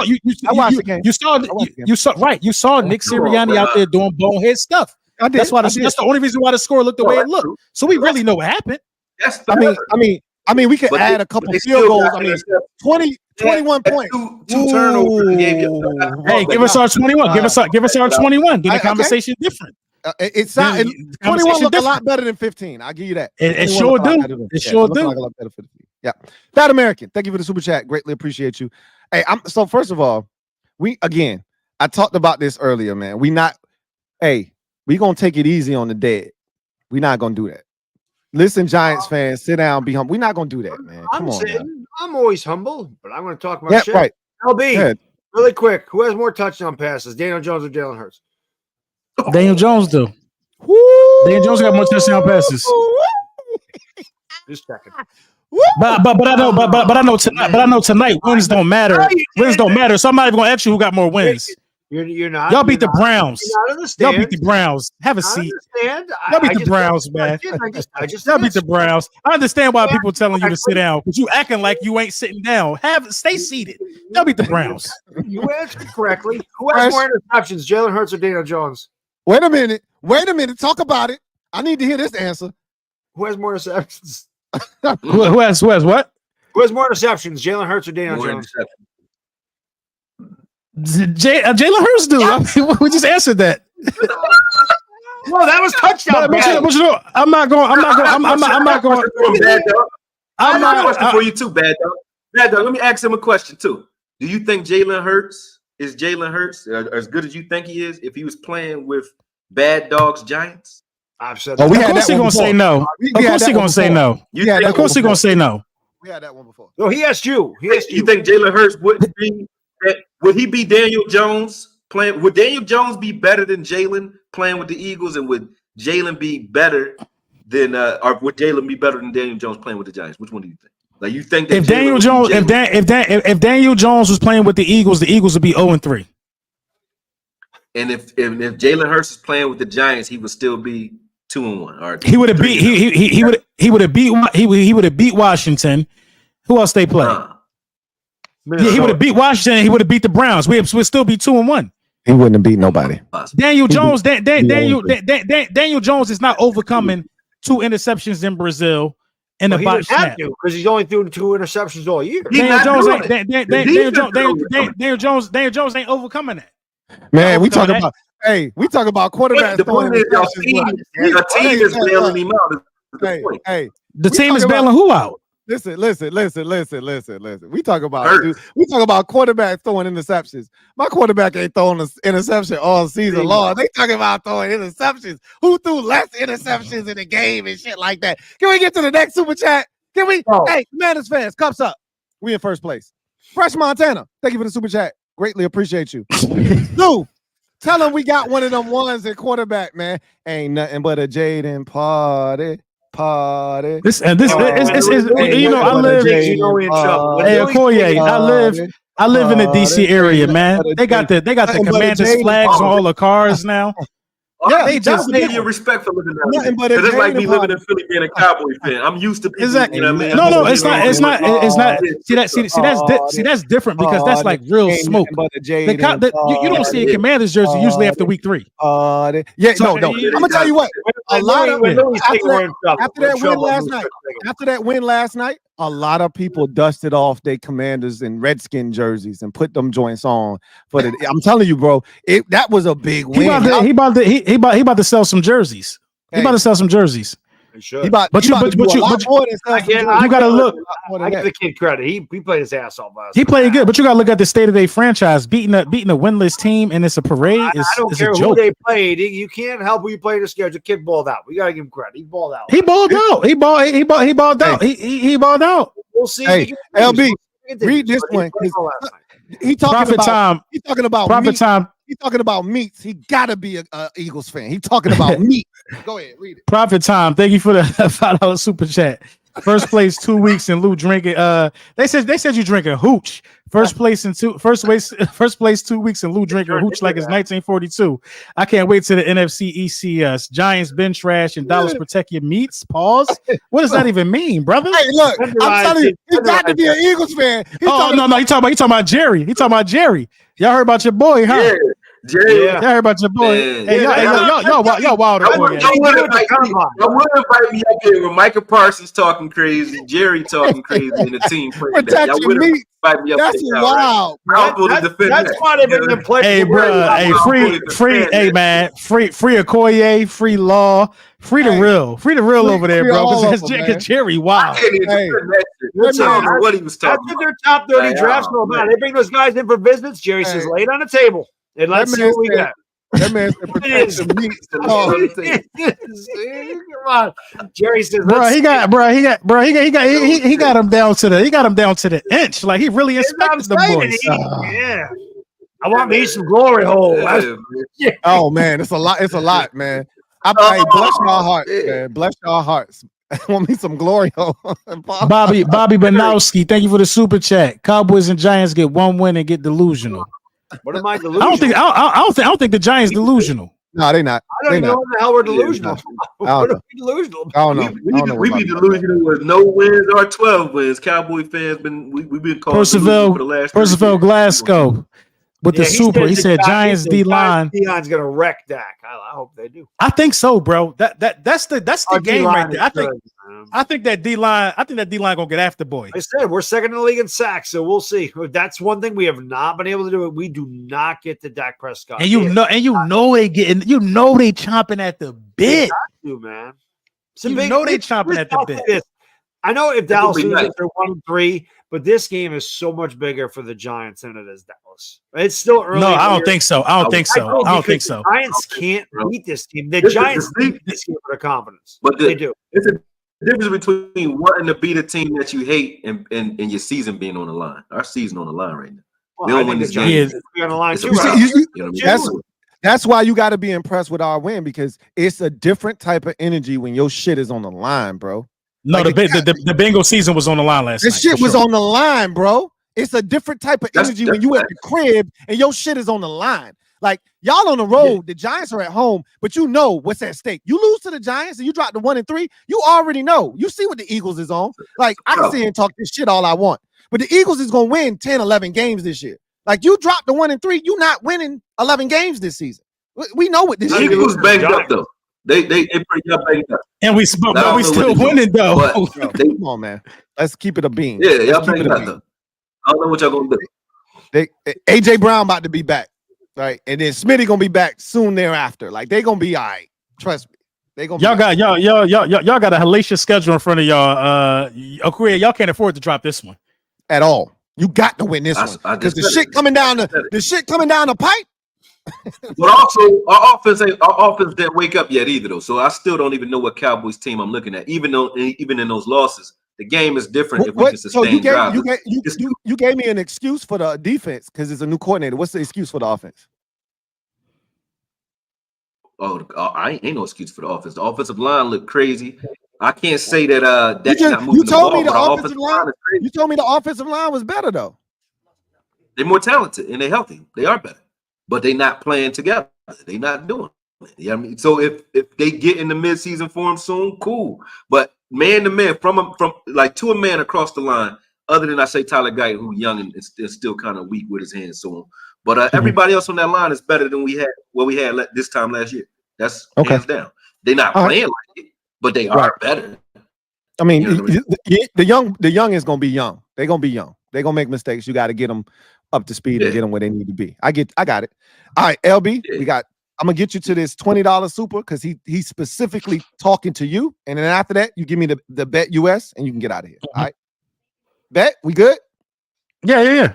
Bobby Babinski, Dallas wins one playoff game every 5 years since 1995. That sounds about right. No, I think it's like 3. I think they won 3 playoff wins since 95. That's what he said. He's saying once every 5 years. That's the average. Okay. I see what he did there. Yeah, and that's probably not accurate. It's probably more like 9 every one every 9 years or some shit like that. But yeah, no, I get where he's going with that.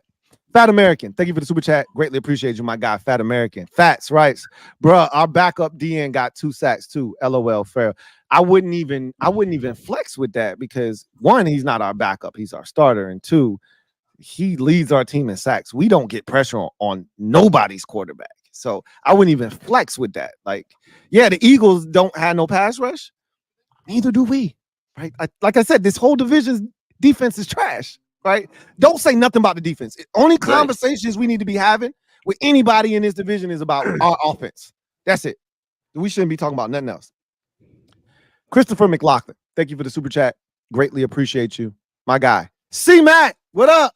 What up, Doe? You know what it is, baby. Hey, first place. Cheers. C-Mac's a legend, baby. He's a legend. Hey, Lou. Hey, Bad Dog. Hey, LB. Hey, Akoye. What up? Hope everyone is doing well. What's up? For LB, what concerns you the most about your team? Why are you asking this? He gonna say nothing. You know what he gonna say. No, that's not true. Sirianni's play calling or Hurts issues in the red zone. For everyone, what are your top 3 teams in the AFC right now? He always asks good questions too. He always do. That Chris is gonna think about his shit because when he spend money, it's gonna be well spent, right? He's not gonna ask no bullshit. He ain't gonna pay $20 to ask some bullshit. It's definitely gets his money. It's definitely Nick. Right. You're right. It's definitely Nick Sirianni. Nick Sirianni concerned me the most on the team right now. Hell yeah. You know what I mean? Jalen Hurts is Jalen Hurts taking chances. He ain't afraid to throw the ball. You know what I'm saying? But he is making some crazy decisions at times. So, but I think Jalen Hurts will tighten up ultimately as the season goes on. We still winning despite some of his turnovers, so it's not really concerning me. But but we would be undefeated if our coach would have used his brain. So I would definitely have to say the coach. My top 3 teams in the AFC right now, definitely gonna go with the Chiefs. Yep. The Bills. Yep. And let me see if you're gonna get this started. I gotta go to Pittsburgh, man. They 3-0. I wouldn't. I know it ain't gonna last, but I like how Pittsburgh playing. They playing as a unit. I know they lost, but I'd take the Texans. Texans. Yeah, that's my 3 right there. There you go. Right I forgot about the Texans. I forgot about the Texans. You can't I'm not going to change my answer though because I like what Justin Fields is doing, man. I'm happy for Justin Fields. A lot of people wrote him off. Dude, Mike Tomlin is like one of the best coaches ever. And Steelers fans can't stand them because they don't like them going 9-8 and making the playoffs barely and then losing in the first round. But he just wins. He knows how to win, bro. Super Bowls doing that shit. He know how to win. All right, I lied, Bad Dog. I lied, LB. One more because he asked. Okay, let's go. Chris, double up. Double up. Of course, he's a Commanders fan. You know what it is. This is another first place comment right here, man. You know how we do it. Hey, Lou and Super Friends. Question for Akoye. Do you think the defensive issues for the Cowboys are Zimmer scheme or personnel related, and why? And for everyone, how do you rank the receivers as of now? CeeDee Lamb, AJ Brown, Devontae Smith, Terry McLaurin. And I actually would add in the Giants, Malik Neighbors, because he's damn good. I think he's already shown that he belongs in this conversation. Go ahead, Akoye. He asked you first. What are the defensive issues of the Cowboys? He asked some good-ass questions, man. I told you this is what he do. This is my guy. He does. Yeah, he does. Good. Commanders fans, we're going to hold it down. We're going to hold it down. He comes to answer your questions too. That's what that's a great question. Yeah. It's a 2-part because I think personnel wise, there's still things that are happening. Like I just told y'all, Micah Parsons, in my opinion, is playing out of position. That's a personnel issue. I think that Donald Wilson is hurting the team because of the way we play safety with this scheme. So schematically, having Donald Wilson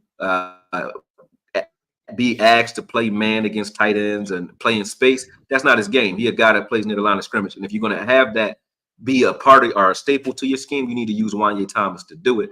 And he's not doing that. So personnel-wise, that's a problem. Schematically, I don't think that the run game or the run issues, though, are scheme issues. And I just broke this down in the video I just did, shameless plug. But when you have guys that are set to contain or to set an edge and they don't do it, and you give up plays on the edge when they don't do it, I don't think that the defensive coordinator is calling that.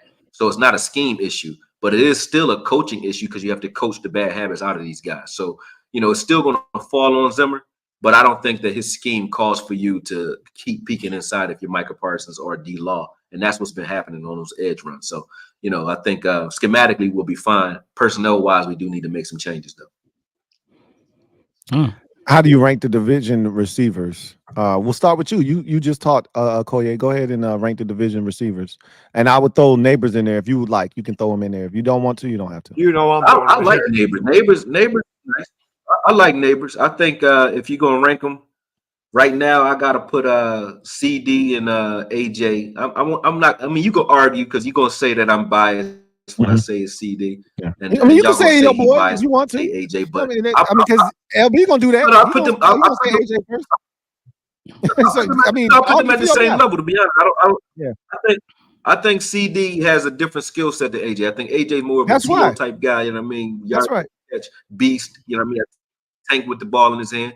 And CD is a dynamic playmaker, but doesn't. I think his route combinations and route running could be better. But whoever you picked, I wouldn't fight you for it. I'm gonna say CD because I'm a Cowboy fan. I like that's CD. Right. But I wouldn't argue with a guy that said AJ. Yeah, that's right. I mean, I think when you look at the top.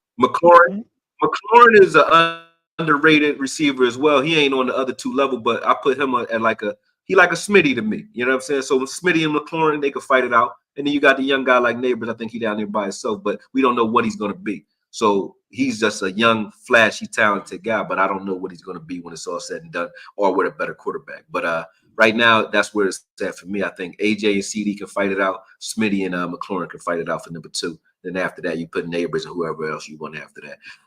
Dotson, you know what I mean? That Dotson trade, y'all was right. I didn't get to comment on that earlier, but you was right about that. I think Dotson is he not it. He ain't really it.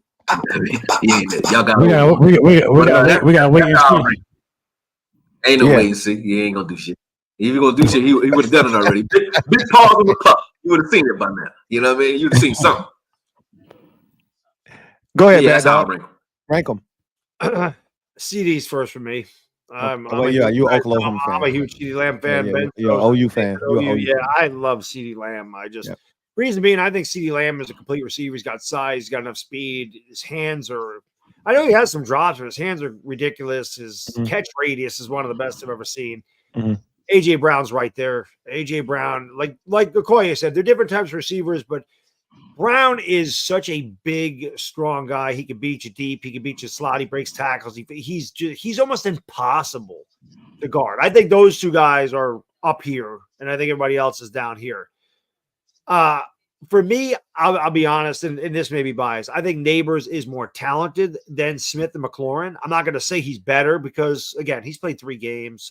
I can't say he's better than Smith has had a good career. McLaurin's had a good career. They're good. They're very good receivers. I think we got the best receivers in football in this division. Some of them. I think our division overall, now that we actually have a receiver, I think you can say we got some of the best receivers in the game. But I would put McLaurin above Smith. And like I said, I think Neighbors are more talented than those guys, but I can't say Neighbors is better yet. He hasn't played enough, but that's the way I would rank him. LB. I'm gonna go AJ only because I'm an Eagles fan, to be honest. CD Lamb, you know, we all saying the same thing. You know, both of those guys are bona fide top 7+ guys in the league. Top at the position. Top 5 guys. Yeah, both of them are guys. Yeah, they're up there. So, I don't think McLaurin is better than Smith. I don't think Smitty is better than McLaurin by that much. But they both are like route running technicians. You know what I mean? I think McLaurin might have just a hint more breakaway speed than Devontae Smith. They're pretty really close though, man. You know, I think they actually could fight it out, man. McLaurin and Smitty. The skill sets they're like the same guy for real. You know what I mean? It's really hard for me to decide that one. I'm not going to say no goddamn Malik Neighbors is more talented than both of them right now. I'm not going to say that. Malik Neighbors is a rookie. He's showing a good little sample size, but you know, I ain't seen nobody else make Daniel Jones look this competent though. So I will say that. But yeah, I can't put Malik Neighbors over neither one of those guys right now. All right, so AJ is one for me because he doesn't run a great route tree, but I know on 3rd and 6, I know on 3rd and 4, I know on 3rd and 8, I can go to him and it doesn't matter. They're gonna run a slant. Like this is shit I've been saying for 3 years. The Eagles on 3rd and short are gonna run a slant to AJ Brown. He boxes out, Louis. It's like a rebound. He boxes out. Stop this shit, and nobody can stop it, bro. He's either gonna run a little short in or he's gonna run a slant. One of the two. Stop it, and nobody can. And then when when you try to come up and stop that, he runs by you, right? Deceptively fast. So he's a big body guy. Like you said, box out, bad dog. Jalen Hurts' deep ball is trash. But AJ Brown makes him right so often, man. Like he just throws. I don't know if Jalen Hurts' deep ball is trash. Like, come on, man, stop it. Stop it. It's trash, bro. Like stop it. I think that's one of his best passes is his deep ball, man. That tells you how bad of a quarterback he is. It be falling. It be falling right. It be falling right in the bucket. I'm gonna tell you what. It's a good deep ball when he anticipates and the shit don't got to go more than 30, 35 yards. You know he don't got no arm. So when that shit got to travel 40, he throw it as hard as he can. That shit go anywhere, and AJ go get it, right? Because he don't have no arm. That's cap. That's cap, man. That's cap. That's cap. You know that. That's cap. You don't have a receiver to get you 1,400 yards back-to-back seasons without you not being able to throw more than 40 yards. Bro, I'm trying to tell you. Stop it. We could put a cut up. We could pull a cut up of this man's deep balls, and we gonna look at it, and we gonna see them shits is spraying everywhere, and AJ just go get them shits. He just be throwing them. No, they not, man. No, they not, man. It's deep ball. It's deep balls to where AJ Brown don't even got to move. Okay. It is right there. Okay. I just said it is 30 to 35 yards. He'll elect to throw the ball. The deep ball is his handicap. Like that's the worst. It's not his worst throw, but it's his worst tendency. He will throw the ball deep to AJ in double, triple cover. Don't care. Exactly. AJ he did this shit in the Super Bowl. He been bailing him out. And AJ went and got that bitch. Just bails him out. Like, come on, man. You ain't gonna sit here and act like you don't be just throwing that bitch out. Now, against the Chiefs, last year, he did the same Goddard thing. and Smitty open across the middle. Yeah. You gotta stop that doing shit. That's what's hurting his game. Trying to hit AJ deep. It hurt his game. That shit prompted you to do the buddy ball thing, and AJ came at your ass, and people thought y'all ain't like each other. So don't even play that shit, LB, because you did the buddy ball shit. The deep ball, we're not gonna act like. The point is, we're not gonna act like he don't throw a good deep ball. We're not gonna do that. I'm not telling you he don't. We're not gonna do that. I'm telling you when it goes past it too much. When it goes past where his two different conversations can actually control where the shit go. Because it's a difference between I'm on time and I can throw this shit in rhythm, and I got to throw this bitch as far as I can. And I don't know where this shit gonna go, but I'll throw this bitch as far as I can. He ain't lying with that. He don't have an arm strength. Now he don't throw it. He move around and throw it, but he get it out there. I ain't gonna say he ain't accurate when he do it, but anyway, he don't throw that like it ain't a 1, 2, 3. My back foot hit, and it's out. Let that bitch go. Because he got the most time of any quarterback in the league because of that offensive line. They showed the stat where he get to just stand back there and do whatever he want to do with the football. So, but AJ Brown is the best receiver in the division to me. CeeDee Lamb is a very, very, very close second. Only because AJ, I don't know when CeeDee's going to decide to drop the ball on 3rd and 8. I just don't know when he's going to decide I don't want to catch this bitch. So, other than that, CeeDee is a beast. We know he's a volume guy. You can throw it to him 120 times, and he's going to catch 112 of them bitches and go for 1,600 yards. We know what he is. But I just like the reliable guy, which is McLaurin is 3rd. Smitty is not a number 1. McLaurin is a number 1. Smitty ain't putting up the kind of numbers that McLaurin is putting up with these bum-ass quarterbacks we done had over the last. McLaurin has caught touchdowns and passes from 11 different quarterbacks. Smitty ain't having 1,000 yards receiving every year with 11 different quarterbacks at quarterback. It's just that shit ain't happening. He never had to. His rookie year, AJ Brown wasn't there, and he broke the rookie single season record. He had 900 yards. I'm about to say, what a Jalen Hurts that couldn't even really throw or really read a defense then. Jalen Hurts' first year as a starter, all he had was Smitty. Smitty had 900 something yards. And I'm telling you that Terry's had to deal with that shit every single year, and he still goes over 1,000 yards. That's what I'm telling you, right? Like this shit is not a game over here. Like you talking about not having a to say Smitty ain't a number 1 is laughable. Smitty could have took more money and been a number 1 anywhere else in the league when his number was called. Smitty is a number 1 wide receiver. He's a number 1 wide receiver. He's really good in the role. I don't know if he's number 1. I would have to see it. He got AJ on the team with it. I would really have to see it to believe. But I'm giving you a productive season without AJ Brown as well. His rookie year, he was extremely productive without AJ Brown. No shade. This is real shit though. The type of coverages though. I had to learn this about CD. Same thing. CD just proved it to me last year. He didn't prove it. He didn't prove when Amari Cooper was here because Amari Cooper was getting bracket coverage, 4 guys on him, or at least they was tilting the defense to try to take him away. And yeah, the guy on the other side, it can be Alvin Harper and Cook when you only one-on-one. But when you become that number one guy, you get that Amari Cooper type of attention. And if you could still produce getting AJ Brown and CD Lamb now type of attention, I can call you number one. Smitty hasn't seen that yet, so I can't say it because I can't even see him really being a guy that can consistently beat press without you having to hide him in trips and all that to get him off the line of scrimmage. I don't think he can beat the Jair Alexanders the way AJ will. AJ will whoop their ass if you come down and try to press him. Smitty is a good receiver. He's a great number two, but he Alvin Harper to me. I don't think he ever is going to get to the upper echelon number one receiver type guy. He's never going to see that type of coverage. He's not that type of guy. So Devontae is 4 for me. I agree with you. He's number 4. And I'm going to tell you right now, in 2 years, Malik Neighbors will be the second or third best receiver in this division. In 2 years, if not number 1. Like, he's that dude. He looked like he got the talent to do it. If you can make Daniel Jones look good, you good. He good.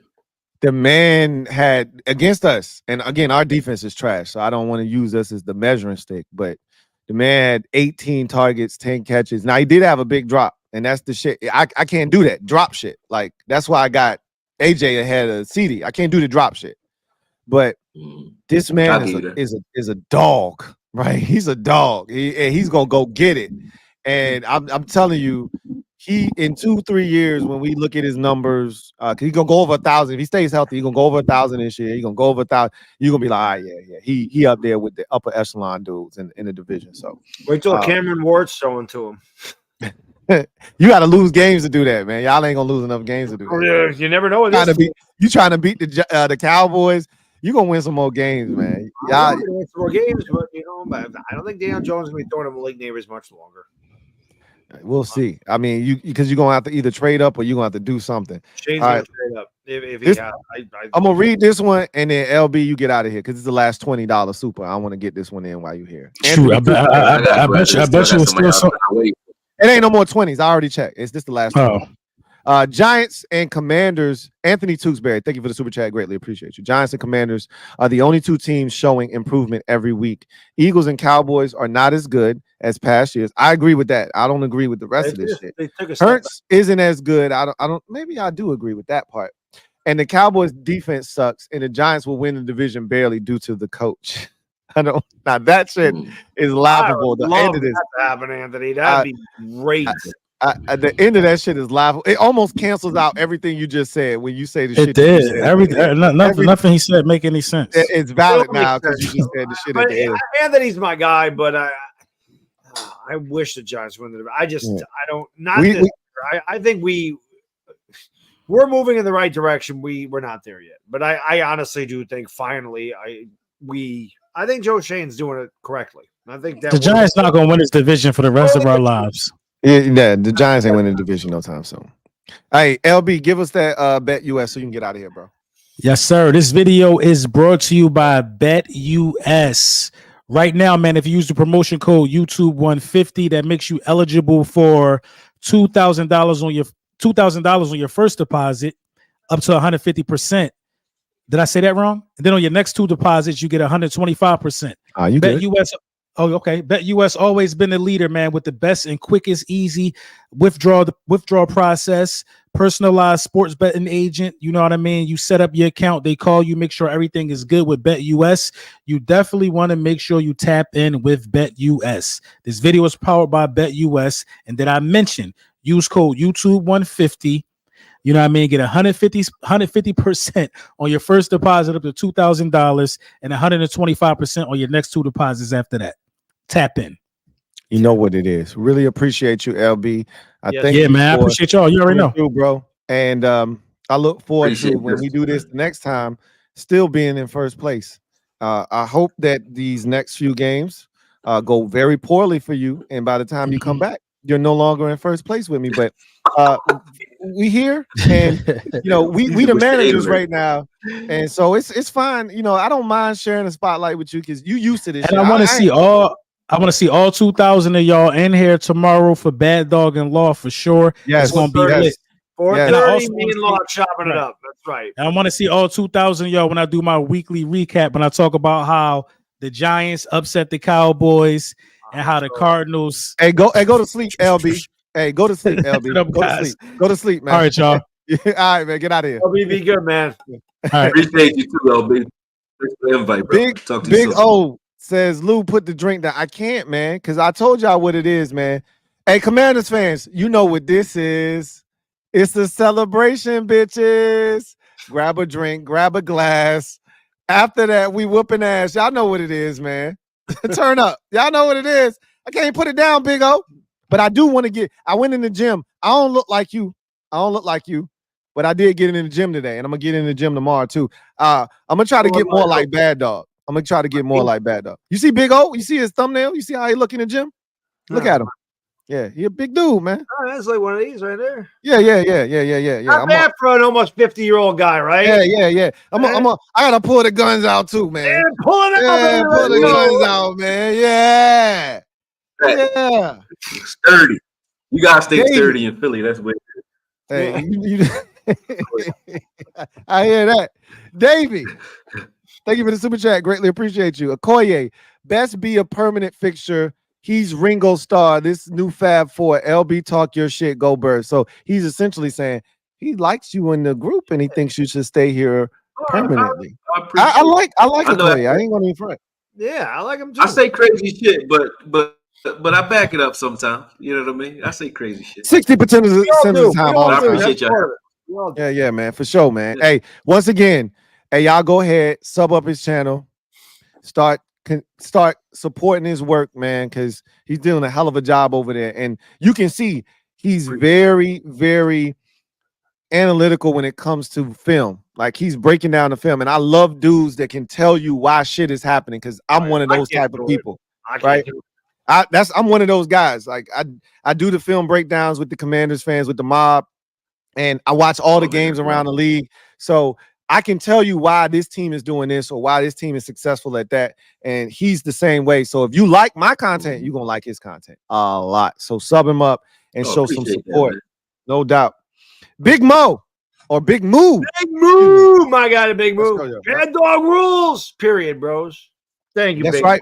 Hey, it. Look, who doesn't like, I always tell this to Bad Dog. I said, Bad Dog, who doesn't like Bad Dog? I'll tell you who don't like me. A lot of the Giants fans don't like me.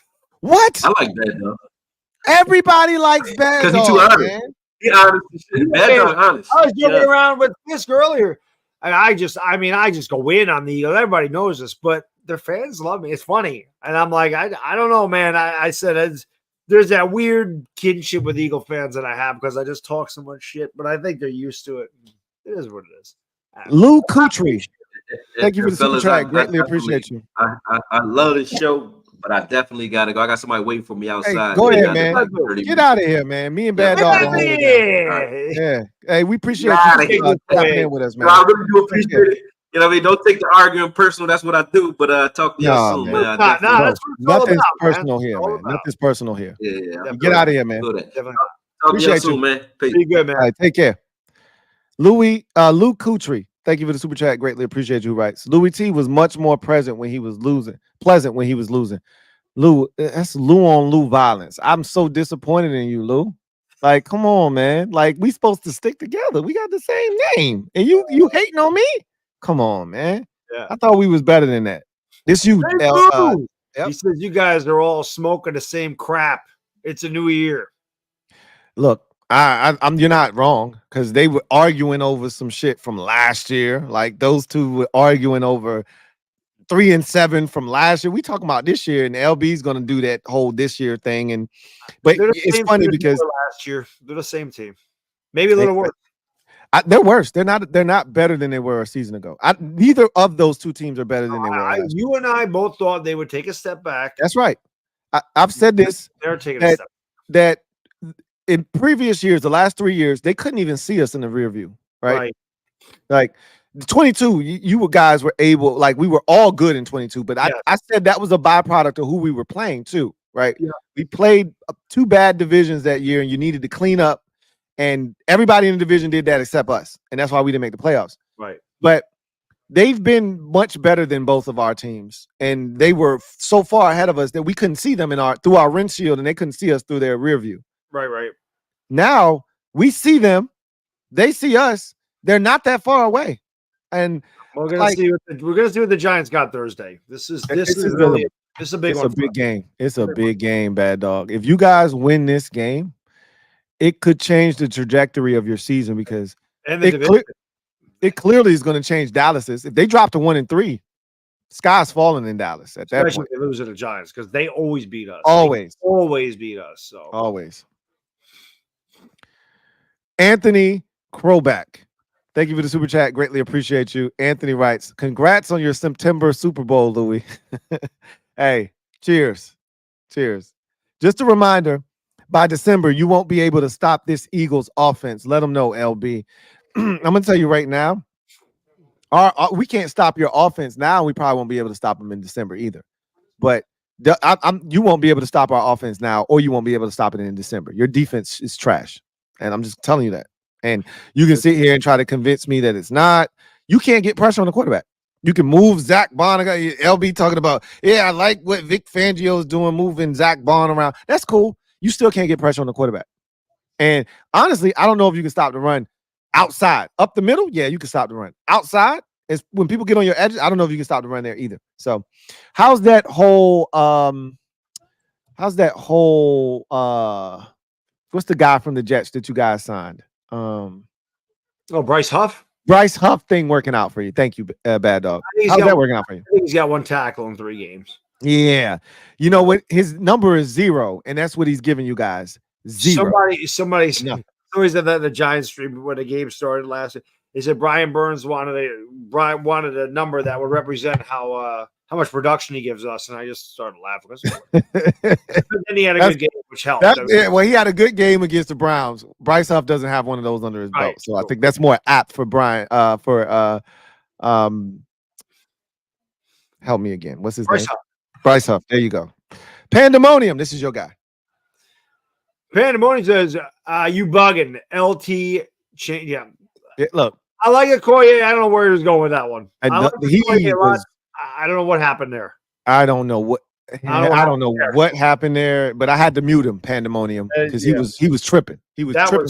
I don't know how that happens. Yeah. Micah Parsons been in the league 4 years. No. I was this close to muting him again because he was relentless, and I'm like, bro, you're not gonna win this one. You're not gonna win this one.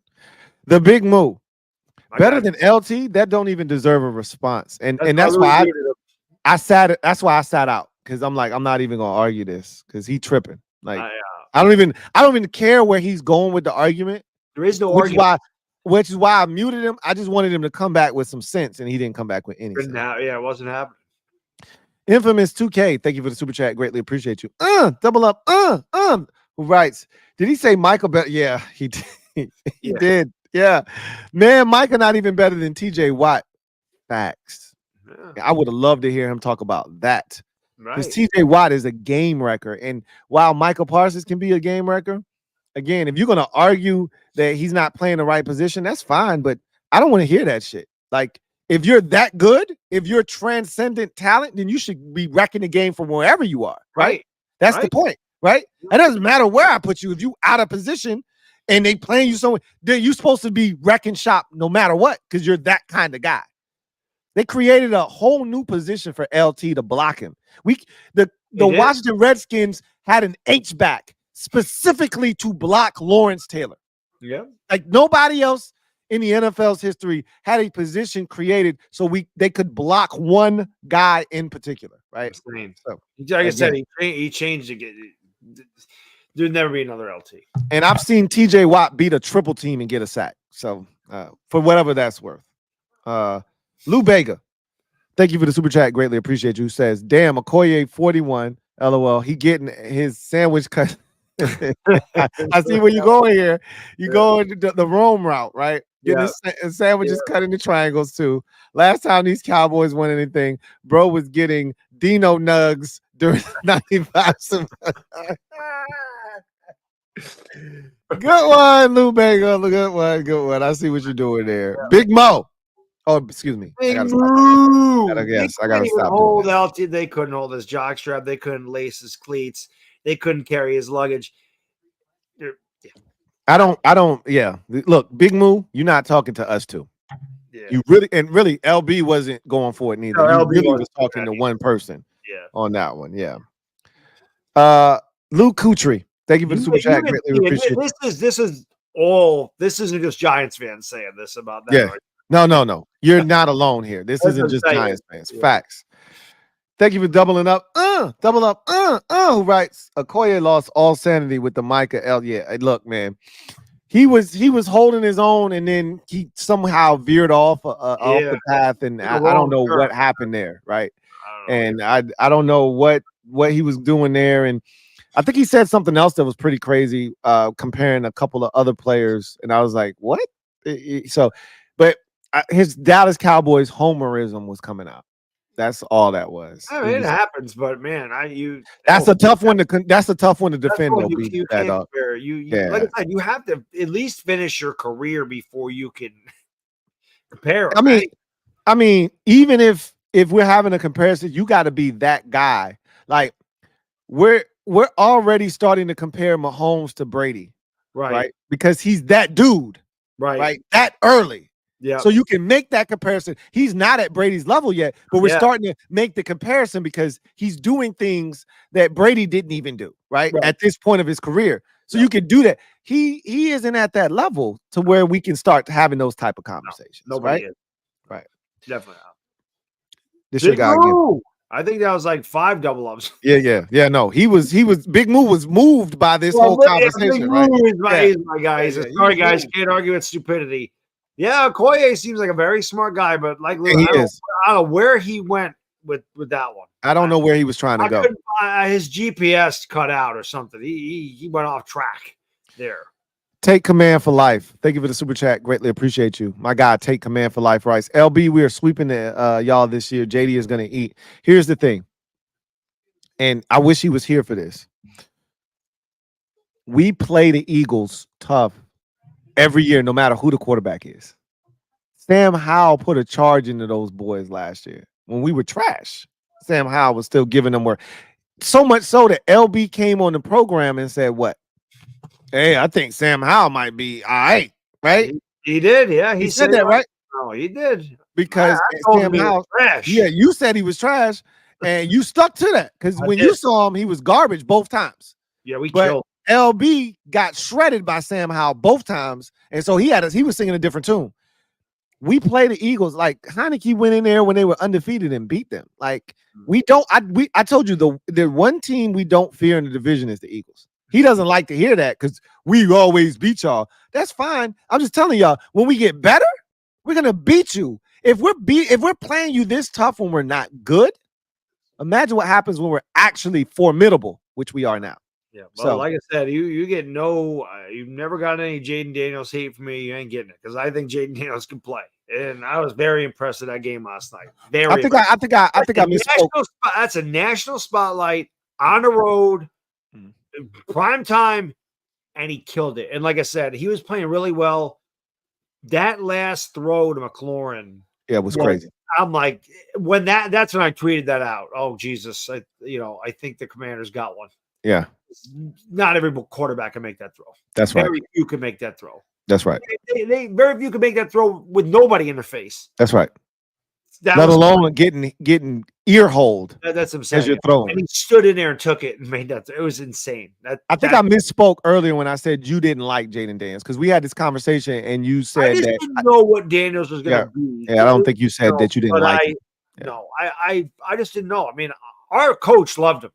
Loved him. He wanted him. So I just didn't know. Like I said, it's always an adjustment period for those guys, and I don't. But if you look at the other rookie quarterbacks, they're going through that adjustment period. Our guy, I feel like we've handled him well. I don't like we've handled him differently. But Caleb is definitely going through that. Yeah. What I've seen from Jayden Daniels is in just 3 weeks, he's gotten so much better than his first week. Like his first week, I was like, he's leaving the pocket too early. He's scared to stay. That's right. And I agree with that. The film said that. He's gotten better and better. And Monday night played really well. Now, like you said, he's going to have bad games. That's right. It's a part of being a rookie. You're not going to do this every week. He proved he could play. Yeah. Facts. In a big stage. And the game was on the line on that drive. With the way our defense was playing, he knew we had to score a touchdown. A field goal wasn't going to do. We had to score a touchdown. And for him to do what he did on that drive, including a 4th down that he converted, he was fantastic in that game. And I don't think we're going to sweep them. I've already said this, but I expect to get one from them and one from the Cowboys as well. I've said this a million times, and I'll continue to say it. If the Giants can't win this division, I'll be pulling for the Commanders. No doubt about it. No question. We got a shot, but we're going to have to play some good football. Whenever you play those other 2 teams, I'm pulling for you guys. Yes. Fact. Same here. I will put up with your shit all year if you kick the shit out of those guys. Same here. Anytime you're playing the Giant, anytime you're playing the Cowboys or the Eagles, I'm rooting for you like hell. Like this Thursday, I want you to put the Cowboys in the grave and start throwing dirt on their casket, bro. Slam it shut and start. I'll help you shovel dirt on their casket. Please. All right, let's do it. Let's do it, man. Sympathy. Thank you for the super chat. Greatly appreciate you. Edge, middle linebacker, safety, cornerback, D-line, Micah and cow turds still losing. I don't think they're a better team than they were a season ago. I'm just be honest with you. And and it's funny because we had 2 different Cowboy content creators up here, and both of them tried to convince themselves that they're somehow better than they were a year ago, and that's false. And they know it, but they don't want to admit it because admitting it would mean we're gonna have a worse season than we had. Mike Zimmer's not the answer. Defensive coordinator. Man, come on, man. Again, come on. That's why the defense looks the way it does. It's the same players. Yep. Big O. Thank you for the super chat. Greatly appreciate you. Big O says, my bad, Lou. All right, we here. We good. He says, Akoye, you put the drink down. That was the LT. After the LT, he had the little juice bottle. Yeah, he needs to put that down for sure. Chatting with Charlie. Thank you for the super chat. Greatly appreciate you. Go ahead and take this one, Chatting with Charlie says, comparing LT to Mike is like comparing Diddy to Jesus. Him and Alan Page are the only 2 players who win MVP at defense, and I'm a Birds fan. See, I told you, it wasn't just Giants fans. Guys that know their history, you know that. Come on, bro. It doesn't. You have to do a lot. It's almost like Charles Woodson winning the Heisman as a defensive. It just doesn't happen, right? You got to be special to do that, and they don't just give that to a defensive guy because the offensive players touch it so much. It's hard. It's almost an offensive award. So if you win it on the defensive side, you got to be special, right? Like you got to be different, man. That's the thing. You have to win the game defensively. Facts. You have to take it over, and it's hard for one player on defense to take over a game. But Lawrence Taylor did it a number of times. I just look at 82, the Thanksgiving Day game against the Lions. He missed the first half. He was hurt. Giants couldn't score. Giants were terrible in 1982, and what's he do? He comes in the second half, immediately gets a sack, forces fumble. Giants pick 6. Right.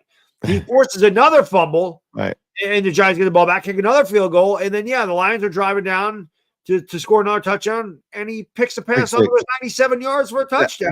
One of my favorite plays is when he grabs the quarterback by his collar.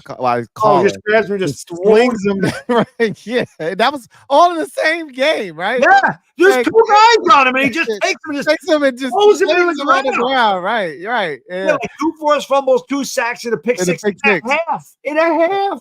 Right. There was the game where he tore his pec against New Orleans, and he had 3 sacks with a torn pec. And we later found out in that Lions game he was high out of his mind. Oh, that helped. That always helped. It probably helped. Listen, they all did it back in the 80s. You're not wrong. You're not wrong. In the 80s, Dexter Manley, Hollywood Henderson. You're not wrong. You're not wrong at all. Yep. Joe Rockhead, thank you for the super chat. Greatly appreciate you. My guy Joe writes, Lou, please don't piss off the football gods. I've talked to them. I've had conversations, and we're good. We're square. I've already talked to them, and they understand where I'm coming from. They know this is years of pent-up frustration coming out. And so they've already said, hey, you're good. Go ahead and do your thing. You got nothing to worry about. You've got immunity right now. So I'm good. So I can talk my shit. I don't got to knock on wood. You heard Akoye say, you better knock on wood. I don't have to do none of that shit. We went through a quarter century of hell. The football guy said, you're good. You get a pass. Don't worry about it. So we're good. Junio Rudy, thank you for the super chat. Greatly appreciate you. Who writes, Bad Dog, don't act befuddled. You said Tiki Barber was better than Emmitt Smith. He did say that. I had to mute him. That's as bad as Micah, greater than LT. It's not though, because it's just slightly under. Not, I can argue this. Tiki Barber played 7 years as a starter in the NFL at 10,000 yards. He had more receiving yards than Emmitt Smith. He's top 20 in yards from scrimmage. He averaged a half yard more per carry than Emmitt Smith. And Emmitt Smith played behind one of the greatest offensive lines in the history of football. And when he went to Arizona, he couldn't do shit. So I have an bad dog. He was 950 years old when he went to Arizona. Come on, doesn't matter that he should have retired. Don't do that, bad dog. Stop. He didn't have nearly the dude hung on to get the all-time rushing record, and he wouldn't have even been close to Barry Sanders. Stayed around for another 3 years. No, you're not wrong about that, but understand that Tiki had way less carries. So his average was going to be higher. He had way less carries, so his average is going to be higher. And Tiki didn't play as many games. He didn't play as many. He didn't have as many touches. So that's why his average is higher. So you can't play those games. The games. last 2 years of his career had 3,500 yards rushing. Emmitt Smith never eclipsed 1,860 yards. Tiki Barber because for one, they had more talent. Tiki was your offense. We had Plaxico Burress. You had Plaxico Burress. What do you mean? The Cowboys were loaded in those days. Loaded. That's my point. He played behind one of the best offensive lines. You're not wrong about that, but it's different because there was more distribution going on. And distribution. He carried the ball 400 times a year. It was different because he did touch it a lot. But that's why the average is bigger for Tiki, is what I'm telling you. But what I'm also telling you is the Cowboys defensively were dominant. They created a lot of shorter fields. So it's almost like a punter whose team advances the ball to the 47-yard line, then they got to punt. Your average isn't going to be as great because you're not punting from as far of a distance. So while you might be a better punter and you're pinning teams inside the 5, you're not going to have the great average because you're not punting from as far of a distance. I just watched them both run, man. Tiki was better. Sorry. Tiki was not better. You're right, Junio Rudy. It's a similar argument, and you're spot on. Tiki's better. I had to mute Bad Dog. Bad Dog too. How Tiki is not in the Hall of Fame is absurd. Because you don't get to retire when you want to retire. You don't get to tell us you're retiring in the season and hold that over. This isn't the NBA. You don't get to take a victory lap and people give you gifts and shit. You don't get to do that when you retire. It has to do with your production. And then realize that you retired 3 years too soon and then decide you want to try to come back when it's too late. You don't get to do that shit and still be in the Hall. Try to come back. I don't even remember him trying to come back. Remember, he was hurting. I want to say financially, he was in a tough spot. He'd gone through a divorce, and I honestly don't remember him wanting. He tried to turn to football. He wanted to come back. He was doing his whole thing, and then he realized some stupid shit. Yeah, but again, the Hall of Fame is what you do on the field, right? Lawrence Taylor is no saint off the field. I think we know that. Yeah, this isn't about off the field with Tiki. There's certain guys that I don't think should be in the Hall of Fame, and they got in anyway. He is top 20 in all time. In terms of like to me, Terrell Davis, I get it. You ran for 2,000 yards. You helped the Broncos win the Super Bowl, the 2 Super Bowls, all that good stuff. That's great. I don't think he played long enough to be in the Hall of Fame. That's just my opinion.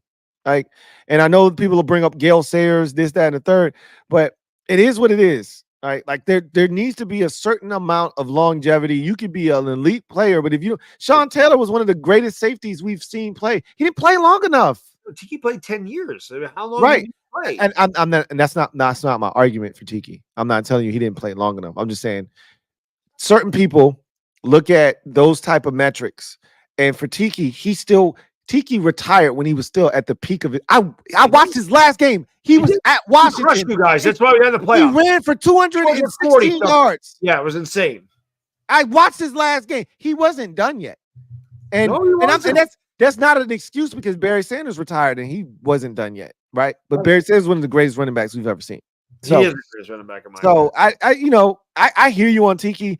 I think the fumbling issues hurt him too. And I think some of the politics hurt him because it's, the Hall of Fame is a popularity contest when it's all said and done.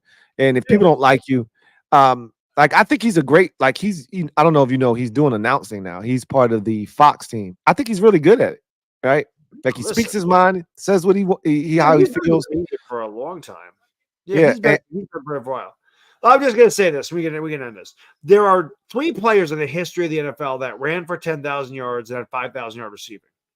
The other 2 guys are in the Hall of Fame, Marcus Allen and Marshall Faulk. They're both there. Yep. So I'll say this. He's Hall of Famer. You want to argue Emmitt Smith's better? That's fine. That's fine. I understand that one, but the man's a Hall of Famer. I'll just say this. Brian Mitchell is second in all-purpose yards only to Jerry Rice, and when he retired, he was first in all-purpose yards. And he's not in the Hall of Fame. Yeah, if he's not in the Hall of Fame, Tiki Barber's not getting in the Hall of Fame. I'm just sorry. If Brian Mitchell can't get one of the greatest return men in NFL history can't get in the Hall of Fame, then Tiki Barber can't get in. I think special teams are harder to get in. How many special teams? Like he's a career special teamer. Like how many special teams? He's a career special teamer, but he also played running back, and he had a lot of yards as a running back too. He was mostly as a pass catcher. That's why I said all-purpose yards, because a lot of it is special teams, but some of it is catching the ball out of the backfield. Some of it is running the ball, and then he actually go in as a special teamer, not as a running back.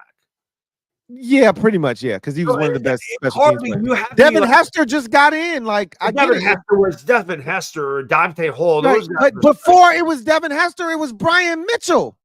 Is what I'm saying. Nobody was greater than Brian Mitchell. Before there was Devin Hester, there was Brian Mitchell. Other guys came along, Dante Hall, Josh Cribbs. They still weren't better than Brian Mitchell. Is what I'm saying. I think that he was better. Who? Than Brian Mitchell. What the hell's his name? Not Dante Hall. What was the other one you said? Josh Cribbs? Devin Hester. Well, Devin Hester was the greatest return man we have seen. Yeah. So I get that. But Devin Hester was incredible. So was Brian Mitchell, is what I'm saying. I don't remember Brian Mitchell being off the chart insane. Go look up his numbers. Go watch his highlights. And you'll feel different. I remember one of his highlights. He returned a big kickoff for Philly. One of those, and I just remember Joe Buck just going, Mitchell. It's one of the worst calls ever. That's what I remember about Brian Mitchell. Hey, he was that dude, man. Brian Mitchell was that guy. DQ, thank you for the super chat. Greatly appreciate you. I'm excited for this game, LB. # Go Bucks, baby. I'm excited for that game too because you guys need a bounce back. That was a really lethargic effort against Denver. I was happy to see Bo Nix play well, but that was a pretty piss poor performance by your Bucks. And if the Eagles are as banged up as they could potentially be, if AJ Brown plays, they're probably going to beat you. But if AJ Brown doesn't play and Devontae Smith doesn't play, you better win that game. I'm just going to say that. Blue Money 973. Thank you for the super chat. Greatly appreciate you. Division might be smoking that Cowboys pack in 2 days. We gonna see, man. The Giants might be smoking that Cowboys pack. You got a little cough there from smoking that Cowboys pack? I would love it. Daniel Frazier, thank you for the super chat. Greatly appreciate you. We really not talking about Jalen Carter. He was dominant in the Saints game. And like I said, the Saints had 2 interior offensive linemen get hurt in that game. And I thought that allowed him to really kind of turn into a beast in that game and get pressure on Derek Carr. But it was a faulty game plan, to be honest with you, from the jump. They thought they could run the ball better than they did. And when it didn't work, they didn't go away from the run. They stuck with it, and they continued to run into a brick wall. Yep. And I thought it really hindered their ability to be effective in that football game. So I really think that was a lot of play calling issues for the Saints, more so than and I got to give credit to the Eagles. They forced the issue, and the Saints just didn't adjust. Like at some point, you got to adjust to what's happening in the game. And the craziest thing about it is the Saints probably should have won that freaking game.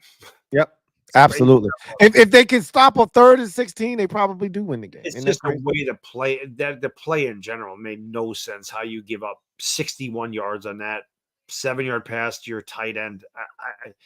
I don't know where his defense was. Right, because we had the same play against y'all twice on a 3rd and long. Malik Neighbors ran a mesh concept, and our guys ran into each other, and he got wide open, but he didn't run for 61 yards. Right. Somebody was there to push him out of bounds after a 25-yard gain or whatever. Right.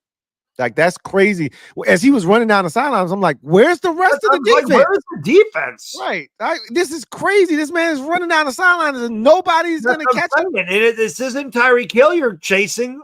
Like this was wild, man.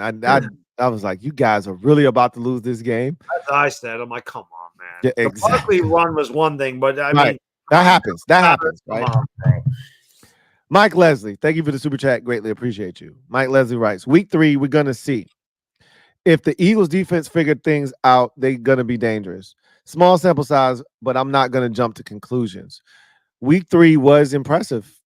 I think the Saints helped them out a lot, but 1 week doesn't make a defense good, right? The first 2 weeks, the defense wasn't good. And so I'm sticking with that until they prove to me otherwise that the defense has figured it out. Our run defense sucked the first 2 weeks. It was very good against Cleveland, so who knows who we are. You know. Right. The Cleveland Browns stink until I got to see it again. And Dallas can't run the ball. So if you shut them down, then I feel better about your run defense. I feel like that's the thing. If we can stop the run and run the ball, I think we got a good chance. You're going to have a shot because those are the 2 things that the Cowboys don't do well. Right. They don't run the ball well, and they don't stop the run well. Dallas, this is the time. Yep. David Montez, thank you for the super chat. Greatly appreciate you. Writes, LT is better than Micah, but if you give Micah Coke like 1985 and see what happens. He's still want to be LT. He still want to be LT. David Brown, thank you for the super chat. Greatly appreciate you. Writes, Jayden is the best QB in the division. Not so fast. I wouldn't do. David, come on now. I told y'all don't do that. Not yet. Come on now. Not 3 games. Can't do that. He would improve any team in the division right now. We can't go that far and say he'd improve us. He would improve the Giants for sure, without question. You can't say that about the Cowboys or the Eagles, David. But as much as I love Jayden, give him some time. Like, let's see this thing through. I can tell you, he's a legit NFL quarterback, and he's the right quarterback for us. I can tell you that right now. But I can't make the declaration that he's the best quarterback in the division. I won't do that. Can't do that. It's too early for that. Like we said, by the end of the year, yeah, he might be. By the end of the year, we'll know if we have a quarterback that we can start to build around. I think we know that now. I think but once you start to see the adjustments being made to him and how he adjusts to the adjustments, I just think his talents and what he's capable of doing and how he protects the football is going to allow him to just be the guy that we think he is, period. Yeah. Swaggy P, thank you for the super chat. Greatly appreciate you. Swaggy P writes, JD5 is him. And he put not just the NFC East on notice, but the league. Just wait and see. Facts. We did. Facts. You can't do it much better than that in a primetime setting. On the road against a desperate team. And Joe Burrow was dealing. He was dealing. And Jayden had to match him in order to win the game. Robert Dredden, thank you for the super chat. Greatly appreciate you. Robert writes, salute, chat. Bad dog, the gate of the universe is in your hands. Thursday. Beat Dallas. Our guy Robert's an Eagles fan, and I'm telling you, everybody is a Giants fan on Thursday except for Cowboys fans. Facts. Robert, we're going to do our damnedest. And like I said, if the Giants are ever going to be able to beat that team, Thursday is the day.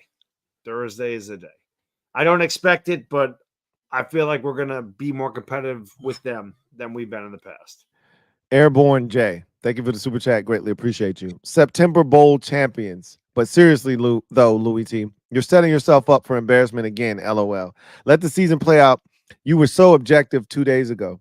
2 days ago, Jayden Daniels didn't go out and go 21 of 23 for 54 yards, 2 touchdowns through the air, 1 on the ground, and have one of the best throws I've ever seen a quarterback make in the face of pressure with a game-winning drive, with the game on the line, up 5, knowing that if you don't score a touchdown here, you're probably not going to win the game.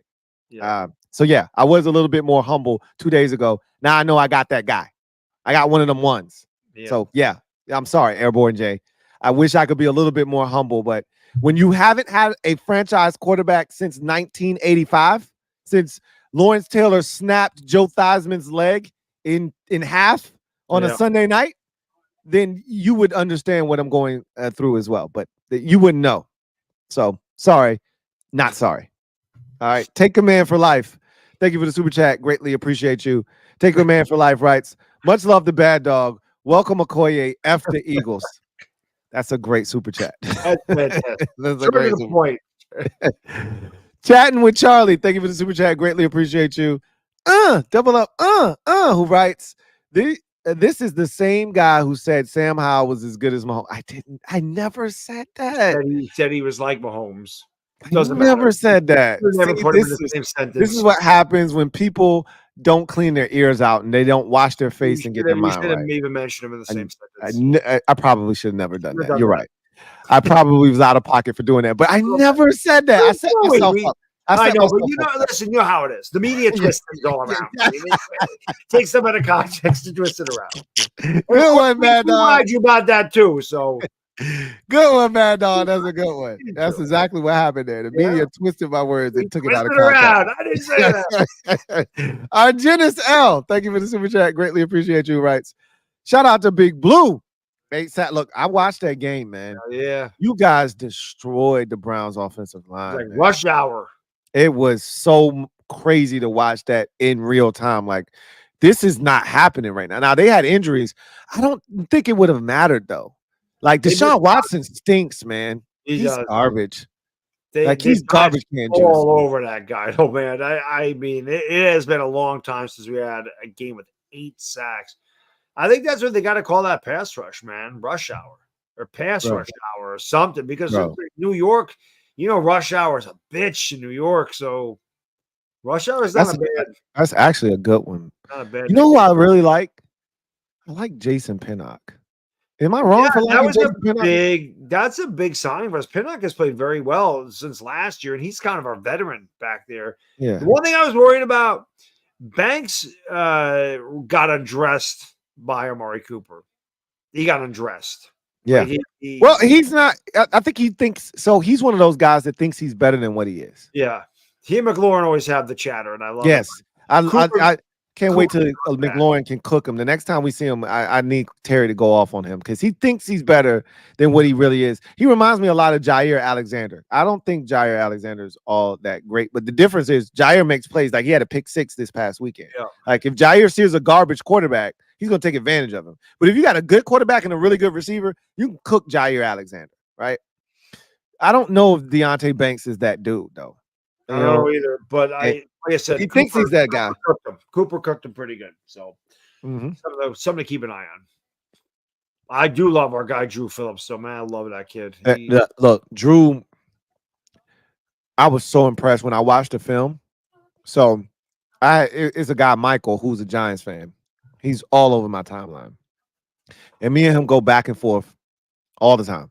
And he's a Giants fan, and he keeps talking about Drew Phillips. And I went and watched the film because, I wasn't watching the film to see Giants players. I was watching the film for us. Right. But this guy kept showing up. I was like, damn, that's a good play by Drew Phillips. That's a good play by. Now, most of them are tackles. It's not like him in coverage. I can't speak to his coverage ability right now. Right. But when he comes down to tackle, he does not miss. No, he don't. Okay. He does not miss. And I can say that with 100% certainty. When he comes down to tackle, his ass doesn't miss. And I'm like, God damn, we couldn't block this guy. You know what I mean? He blew up a bunch of plays because he just got in there and made the tackle. You know what I mean? Yeah. The Phillies Ace 34. Thank you for the super chat. Greatly appreciate you. Who writes, Louis, my guy, I am happy for you. I was tired of seeing you outside alone, freezing to death. Akoye is a delusional Cowboy fan. LT was the best, no question. That's my guy. Eagle fan. I mean, it's, I can't defend it. No, there's no defending that. Like I said, he went off the path there. I don't know what the hell he was on right there. Game Time, Brian. Thank you for the super chat. Greatly appreciate you. My guy, Game Time, what up? He says, we're all in trouble, boys. JD is the real deal. Hey, I can only tell him but so much. And Bad Dog has even said, hey, man, that was pretty impressive on Monday what he did. Impressive. LT, thank you for the super chat. Greatly appreciate you.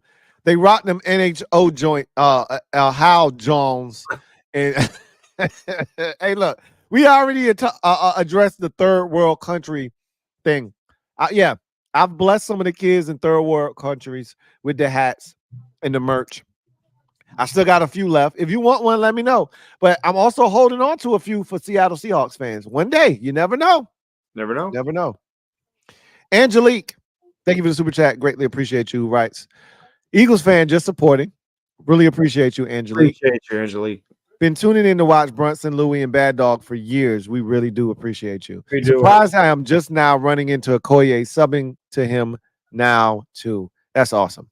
Yeah. Part of what bringing people onto the channel is to expose them to this, and these new audiences that they may not have been exposed to before. So I'm glad to hear that. Sean Paul H, thank you for the super chat. Greatly appreciate you. Eagles had the worst coaching staff last year. I don't know if you're wrong about that. No, listen, Sirianni was almost fired. You fired both your coordinators. Yeah. I don't know. I don't think you're wrong about that. It's hard to argue. I don't think you're wrong about that at all. All right. Samuel Valentine. Thank you for the Sammy. Go ahead and take that one. Yeah, Doug, I had to come here in real Louis T. I had a real Louis T in. Got no beef with you, Louis. And I respect the bravado and a great humbling coming. Let's go, Giants. Let's go, Samuel. Let's go, baby. Let's go. I appreciate you. Take a couple steps back. I appreciate you. Yeah, I appreciate you being modest and saying, "Hey, I got love for you, man, but you're gonna be humbled." Yeah, I think you're wrong this time. I'm telling you, it's different than it was last time. And I've been telling the fan base this, and they're starting to believe me now because I've been saying this for 6 months.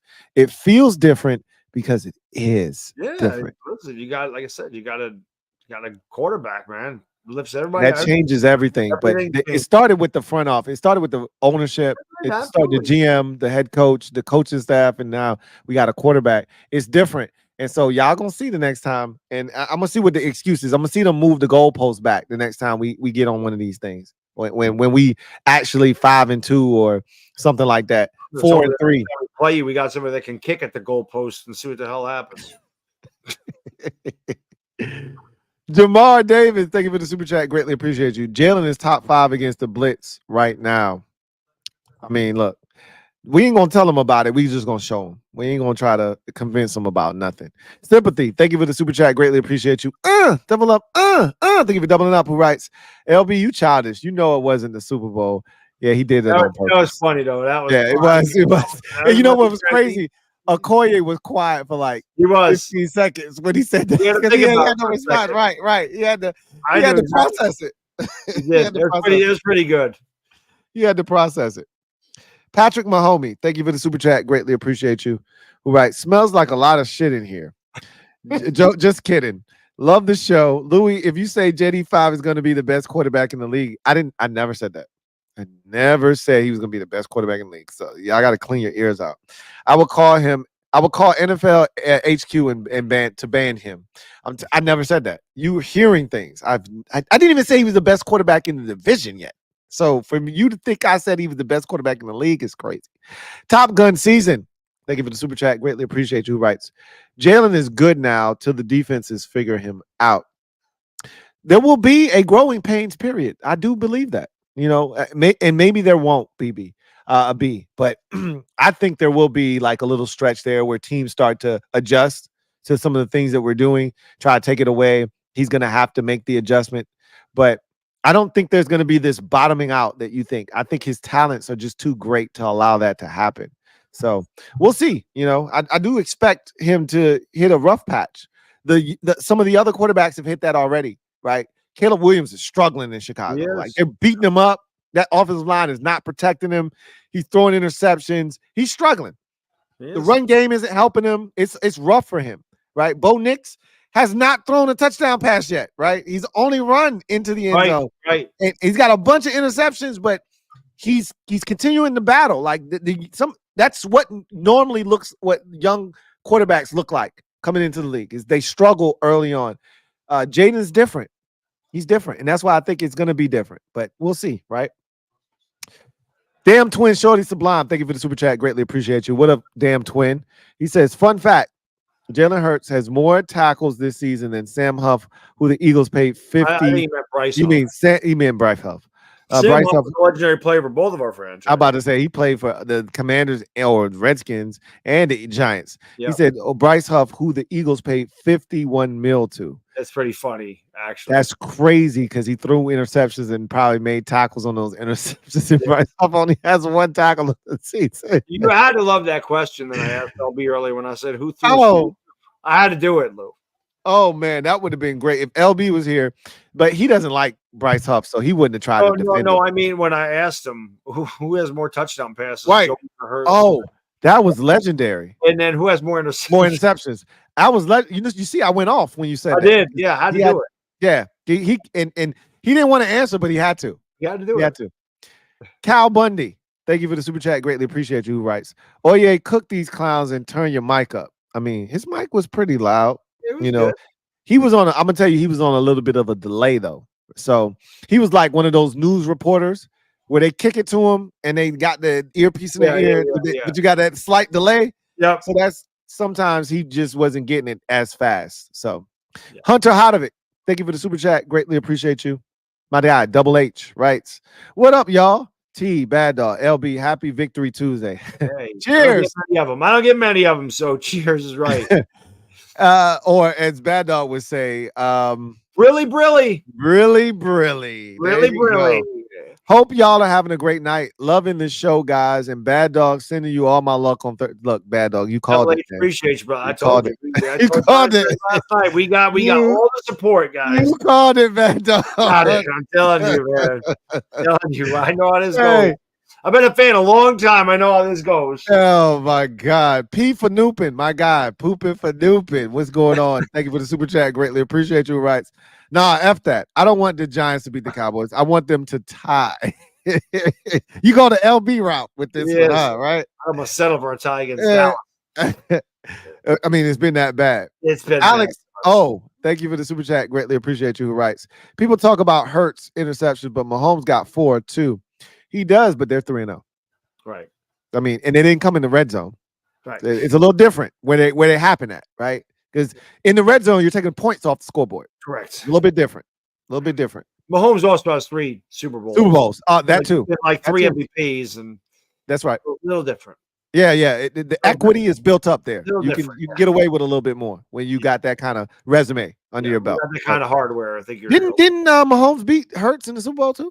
He did do that. He did? Okay. I wasn't sure. I had to make sure. I had to check with that. Game Time Brian, my guy. Game Time Brian. $100 I've ever in my life. I put $100 on the Eagles so that if they won, I'd win. But I'm like, I lose that $100, and best $100 I've ever spent. I remember you saying that. Like that's the ultimate happiness hedge, right? Yeah, that's exactly what it is. The ultimate happiness hedge. And then the ironic thing is, I won my halftime Super Bowl squares, so I won $200. Look, so you got your money back. You doubled it. Right? I doubled it, right? So that was the greatest Super Bowl ever. Outside of us winning them, obviously.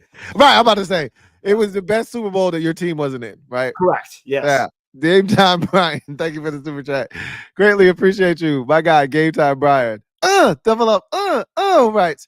Jerry Jones too busy talking about another man's meat. Shaking my head. Hey, look, man. Jerry is past his prime. Like, he's lost it. I'm telling you. Jerry is on another planet right now, and this is the man that's running your franchise. I think Akoye went to that planet when he started saying Parsons is better than LT. I think facts. Jerry, he's good at brainwashing Cowboys fans. There. I don't even think Jerry Jones would say that. John Freeman, thank you for the super chat. Greatly appreciate you. What up, Johnny? There you go. There you go. Sandeep Singh. Thank you for the super chat. Greatly appreciate you.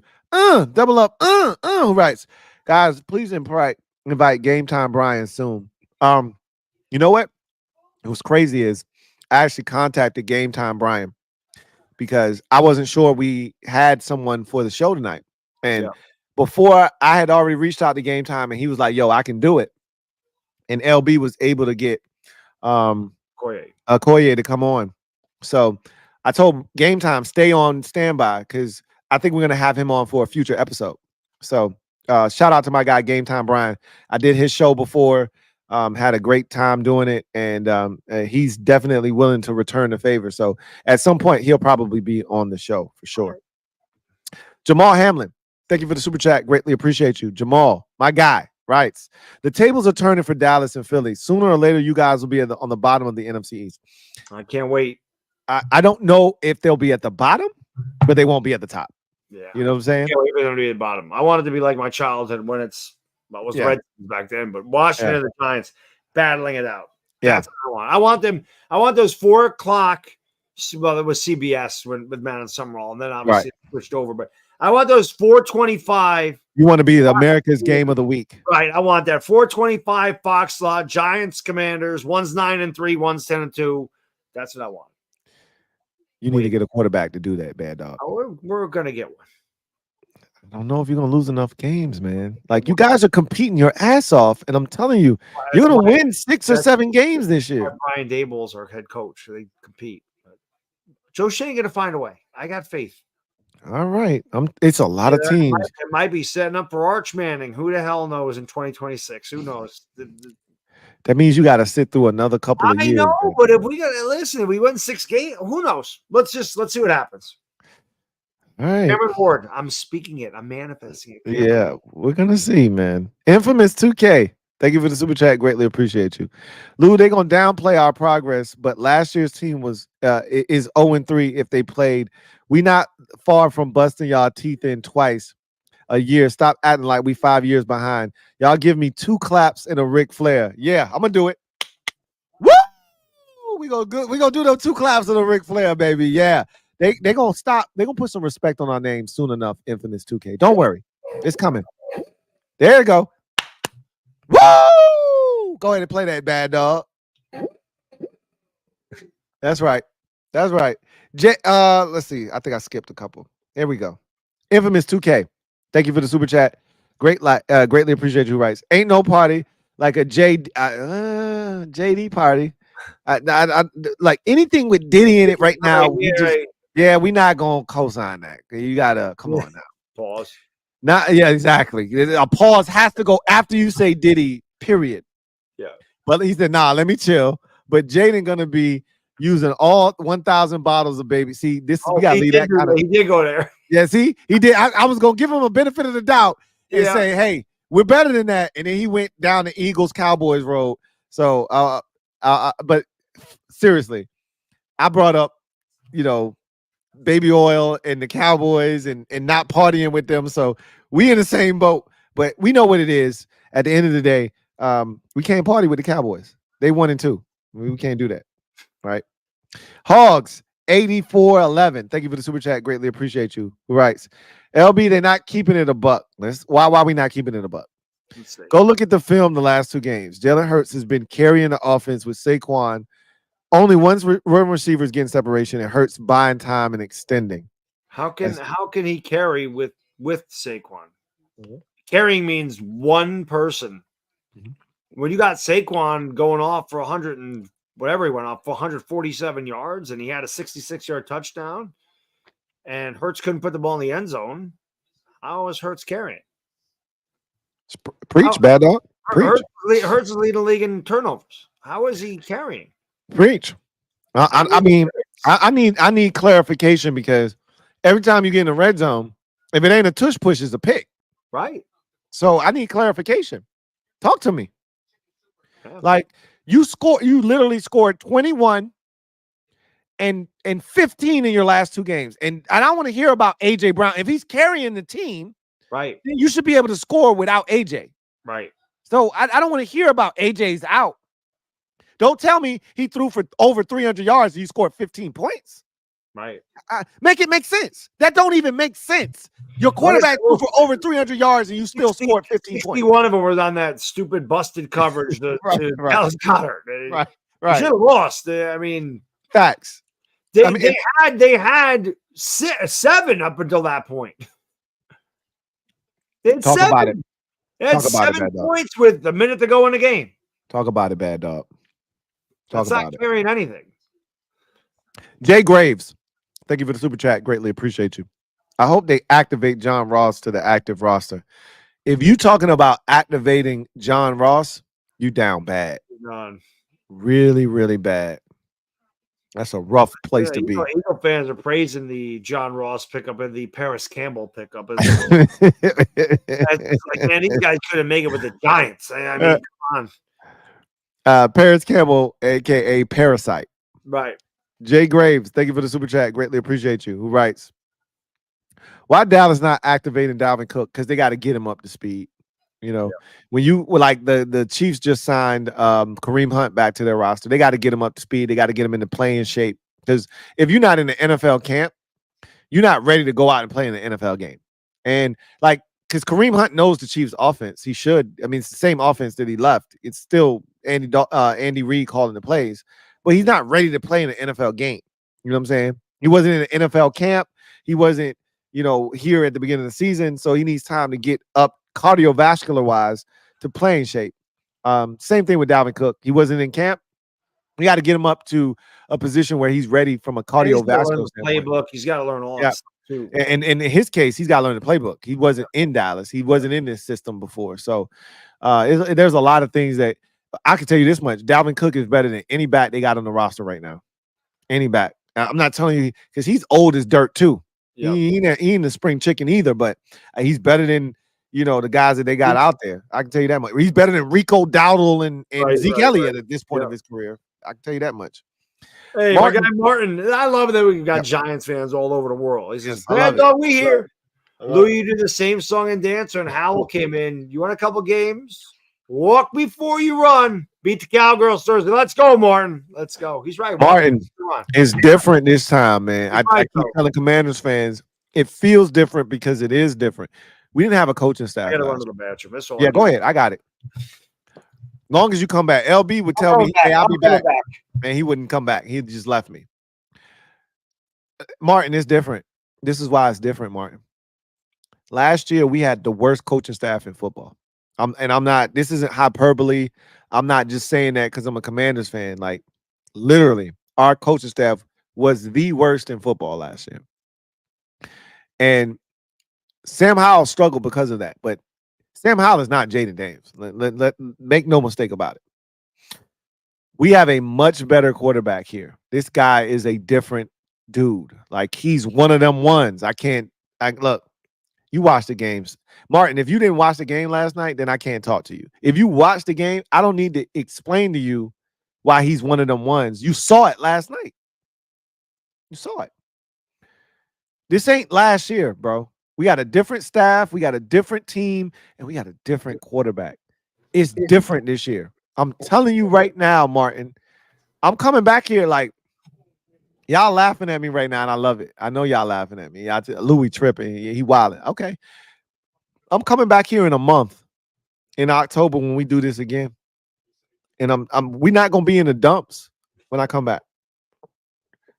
Our defense is the worst in this division. And I'm not going to sugarcoat it. We are the worst. We are one of the worst defenses in football. We have the worst third down defense in the league right now. We're giving up third downs at a 60% clip right now. The Giants were 4 of 8 on third downs in week 2. The Bucs were 9 of 13 on third downs in week 1.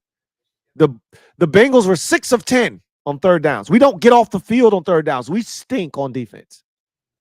And yet we're 2-1. Not against you guys either. You know why? Forever. We couldn't get off the field either. We can move the football. We don't punt. We haven't punted in 2 weeks. We scored points. 12, third and 4. And I know against the Giants, we went 0 of 6 in the red zone. That was happenstance because of penalties. We were 3 of 3 in the red zone against the Bucs in week 1. We were 3 of 3 in the red zone again. If we get to the 4-yard line and we were in read option, you either got to clamp down on Jayden Daniels, and then we're going to give it to Brian Robinson. He's going to score. Or you're going to clamp down on Brian Robinson, and Jayden Daniels is going to do exactly what he did, which is pull it out and jaunt into the end zone. Like, we're going to be tough to stop in the red zone. So we're going to score points. And so what I'm telling you is it's different this time around. But I can preach that to you until my face turns blue. We got to go out and prove it. So we'll see, right? We'll see. Pooping for Noopin, my guy P for Noopin. Thank you for the super chat. Greatly appreciate you. Double up. Who writes? Bengals were favored by 7.5. And on the Bet US book, they were favored by 8. Better roster and coaches / organization on paper and recent history. 0-3 don't matter. Big win for us. They were 0-2, by the way. We made them 0-3. Yeah. And we were expected to lose. Not only were we expected to lose, this is what a lot of people don't understand. We were the biggest dogs of the week. Nobody else was a 7.5, 8-point dog going into week 2. All right. The Dolphins were going into Seattle with a backup quarterback in Skylar Thompson, and Vegas saw fit to not make them a 7.5, 8-point dog on the road. They lost the game 24-3 They even scored a touchdown. But they saw fit to make us a 7.5, 8-point dog. That tells you the respect they had for Cincinnati, and we went in there and won. Talk to him, though. P. Fanupin, talk to him.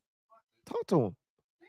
Let him know. Marcus Robinson, thank you for the super chat. Greatly appreciate you. Who writes, I'm glad Lou got some spunk again. He been boring. And look, I had to be honest. Will give you spunk. I know you like this turn up, Lou. As much as y'all talk about me and try to laugh at me and tell me I'm delusional, you like when I turn up. So I was ready for it tonight. I ain't going nowhere because I got a quarterback. Don't worry about it. I was ready. Fat American, thank you for the super chat. Greatly appreciate you. It wasn't a flex, Lou. LOL. It felt like you was flexing, talking about Cleveland Farrell as a backup defensive end when he really not a backup. And we only got 3 sacks on the season, 4 sacks on the season, and he got 2 of them. And he didn't even play in the last game. Felt like a flex. I'm not gonna front on you. It felt like a flex. Tony P56. Thank you for the super chat. Greatly appreciate you. Who writes, first coach to get fired this season or future years? McCarthy. I think Doug Peterson is going to get fired this year. Jacksonville looks a mess. What about you, Bad Dog? I think McCarthy gets fired. You're muted. You're muted. We can't hear you. What? I'm not muted. I'm not muted. My microphone works. My microphone's I'm good. tell you, while Bad Dog is getting his situation together, I'm not muted. Check to see if your mic is plugged in. Check to see if your mic is plugged in. Everything's good here. Because we can't hear you. We can't hear anything from you. What happened here? I can see We still can't hear you. Check your settings. Go to your settings and check and see. Make sure everything's on and nothing's fine. Yeah, we can't hear you. And you might have to come back out and come back in. I don't know. Normally, I don't know what happened. But I'm going to tell you right now, Doug Peterson is in trouble. And I'll tell you another coach that I think is struggling. I talked to a Bengals fan today, and at 0-3, he's like, yo, we need to get rid of Zach Taylor. And the Bengals aren't – okay, so they're used to being 0-2. They're not used to being 0-3. And they're too talented to be 0-3 right now. And so somebody's got to pay for that incompetency. The Browns are too cheap to fire their coach in season and still be paying him. So I think he's going to get the entire season to try to turn it around. The Bengals are dead to me, but they don't have to be dead. I got to look around the AFC and see what the numbers look like, but it just feels like it's too many teams in the AFC. Like the AFC ain't the NFC, where you could be like, hey, I'm 0-3, but I'm a really good team. I can snap out of it and figure it out. The AFC, I think, is way deeper than the NFC, right? I mean, you think about it. Bills, Jets, in the AFC East. That's 2 teams. In the North, the Ravens are going to end up being good. The Steelers are 3-0. I think they're going to be good. So that's 2 more teams. That's 4. NFC South, that division stinks. So it's the Texans. Nobody else is getting out of that thing alive. So that's 5. And then you get the AFC West. Obviously, the Chiefs, I think the Chargers are going to be good. And I think that's it. But that's 7 right there, right? That's 7. So I don't think there's enough leeway for you to just be like, well, we'll figure it out. And because the conference isn't all that great, we'll figure it out. It ain't the NFC where you like, all right, look, we 0-3, but I mean, shit, the rest of the conference. I mean, the 49ers are 1-2 right now. Like, we're good. We'll fine. That ain't the case. So Zach Taylor could be in some trouble, but I think the biggest guy right now that I look at is Doug Peterson in Jacksonville. He seems to be in a rough. They're getting worse. That's never a good spot to be in. Fat American, thank you for the super chat. Oh my God, it's back. I don't know what's going on. Like I still can't hear you. I don't understand. My microphone works. Just hold on a second. I don't know what's going on. Hold on, Bad Dog. My microphone works.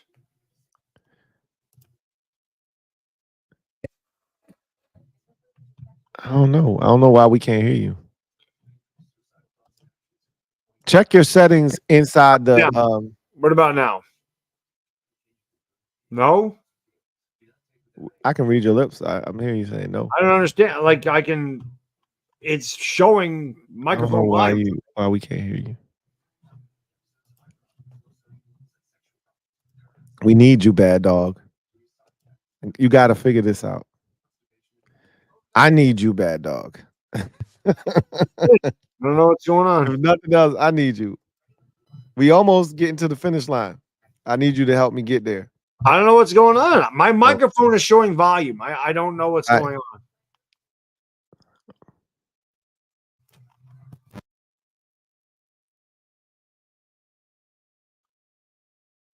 I'm gonna kick you out and I'm gonna bring you back. Check your settings. Unplug everything. All that. I've done this. And then come back. All right. I've done everything. I don't know Unplug everything and come back.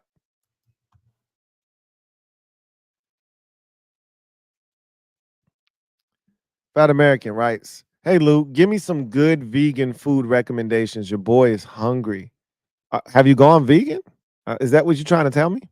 For those of you out there, there's 1,200 of you out there. Shout out to the 1,200 of y'all out there. If y'all don't know, I'm a vegan. All right. So,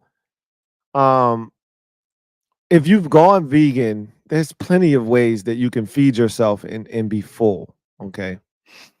It's just what is your preference? I'm a Beyond Meat guy. All right. So Beyond Meat is my go-to if I'm eating tacos, if I'm eating like lasagna with eggplant as the noodles. There's different ways I could eat lasagna regular, but I usually eat lasagna with eggplants as the noodle.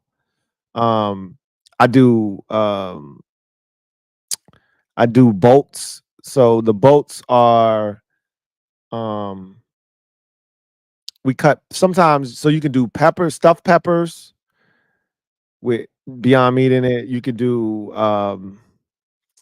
the bolts, which are golly, why can't I think of the vegetable that you cut out, you gut it and you put the meat inside of it, the Beyond Meat inside of it, and you put it in the oven. There's a lot of things you can do, bro. You can still eat pizza. Just about every pizza known to mankind is vegan. Nobody's crust is with milk. You just gotta take the cheese off. You can put whatever toppings you want on it, right? Other than like sausage, chicken, pepperoni, but you can put any toppings you want on it. Like, you don't have to starve. Like, this is the misnomer when you vegan. Oh my God, what are you gonna eat? You eat anything you want. You can make anything vegan, bro. Just about anything can be made vegan. Will it taste the same? Probably not. But it's an acquired taste, Going Commando. Thank you for the super chat. All right, let's see Bad Dog come back. All right, Bad Dog. They say they can hear me in the chat. You're killing me, Smalls. Check your text messages. I don't know what's going on. Why we can't hear you, man? The chat is your headphones plugged in? Chat, is your mic plugged in? The chat can hear me. Whatever you saying, type it to me. So type it to me in the chat, in the private chat. Type it to me in the private chat. All right. Because I don't know what you're saying. Going Commando. Thank you for the super chat. Greatly appreciate you. Leave it to this group to downplay one of the, if not the best rookie quarterback performances ever. The salt, the envy, the fear is real. Love y'all, but damn. I'm going to tell you, Going Commando. I'm going to tell you about this. It must be your headphones. The chat can hear me. Huh. Let me check my shit out then. All right, hold on. I'm gonna stay there. Don't go nowhere. You fucking with me, Louis? Let me fool around with the settings on my end, because maybe it is me. You messing with me?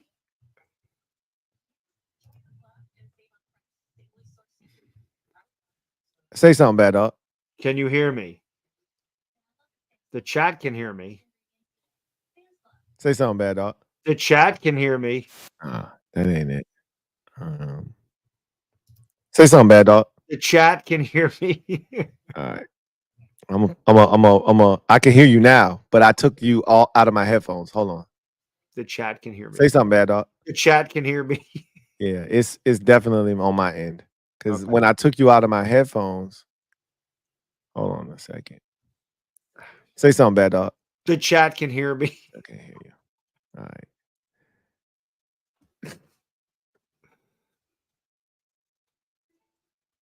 That's wild. Because if I put you, say something bad, dog. The chat can hear. I can hear you now. If I put you on my speaker on my computer, I can hear you. Yeah, it wasn't my microphone. Hold on. All right, I'm gonna unplug my headphones and plug them back in. Let's see if that does trick. Hold on. Give me 1 second.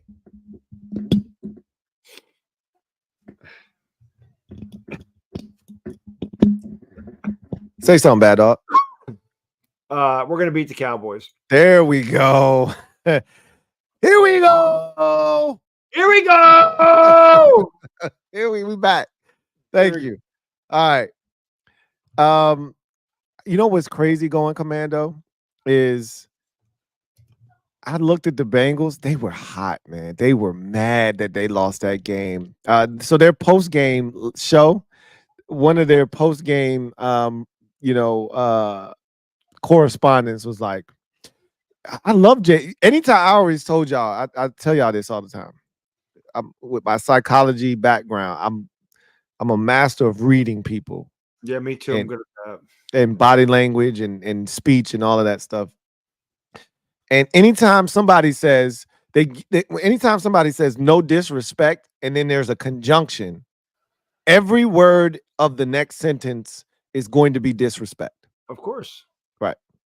So he's like, I love Jayden Daniels. And no disrespect. But well, you know what's coming next. Disrespect is coming, right? Like, otherwise you wouldn't say it. Right, exactly. You don't need to say no disrespect. Right.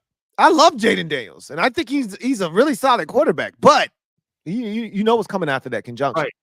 You don't need to say no disrespect. Right. As soon as you say but, it's going to be disrespect. The disrespect is coming. No disrespect does not mean it's right. It's a compliment coming. Right. There's no compliment coming. Right. He was like, he's going to go, I love Jayden Daniels, but no disrespect. That was a hell of a throw to Terry McLaurin. That's not.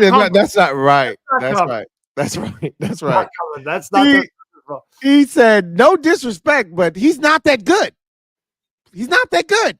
Sure, and they made him look like a great quarterback. And I'm like, yeah. So what does that say about your defense? If you don't think he's that good, and he went out there and set a rookie NFL record for completion percentage, and threw 2 dimes, 35 and 50 yards down the field. Yeah. Like what does that say about your defense? But anyway, the hate was real today. I've seen some guys saying some pretty vile shit today about Jayden Daniels. So it's easy to downplay it because it's a small look, and this is the thing that you got to understand going commando. And you got to understand it's a small sample size. And it's easy to dismiss a small sample size. And I'm not mad at people. Like, I don't respect that comment. He's not that good. He just torched your defense. Right. All right. It's one thing if you say, all right, he looked good tonight, but I'm not sure if this is the real deal or not because I haven't seen enough of it. Yeah. I can respect that. But to say he's not that good, okay, well, we just went 20. He's right now, he before the game, he was completing at a 75% completion percentage. And you could call it a college offense as Cameron Taylor Britt did, and then go out and get torched for 91.3%. and 2 incompletions, including some dimes down the field and 254 yards. You don't get 254 yards on wide receiver screens. That doesn't happen. Sorry. Not sorry. So whatever. You can say whatever you want, but you got to respect it. What he put on, the display he put on Monday night, you got to respect that. Whether you believe that it's legit or not, it's fine if you say it's a small sample size. Right. Lorenzo, thank you for the super chat. Greatly appreciate you. Lorenzo writes, man, I'm tired of all this hurts hate. And get a pillow and a blanket and take a nap because it ain't stopping on this channel. Yeah, I'm going to tell you right now, until he stops turning the ball over in the red zone, it's going to continue because I don't give a shit about him throwing for 300 and something yards. And as Bad Dog said, 60-something of it came on a shallow cross where 3 Saints ran into each other and there was nobody. Nobody there.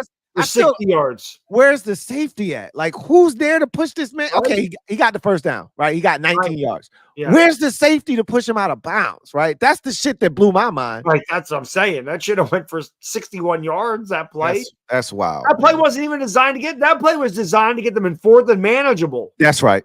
That's exactly what that play was for. Let's get 11 yards, 12 yards, and make it 4th and 4. That's right. Turn it to 61. That's unbelievable. Hogs, 84-11. Double up.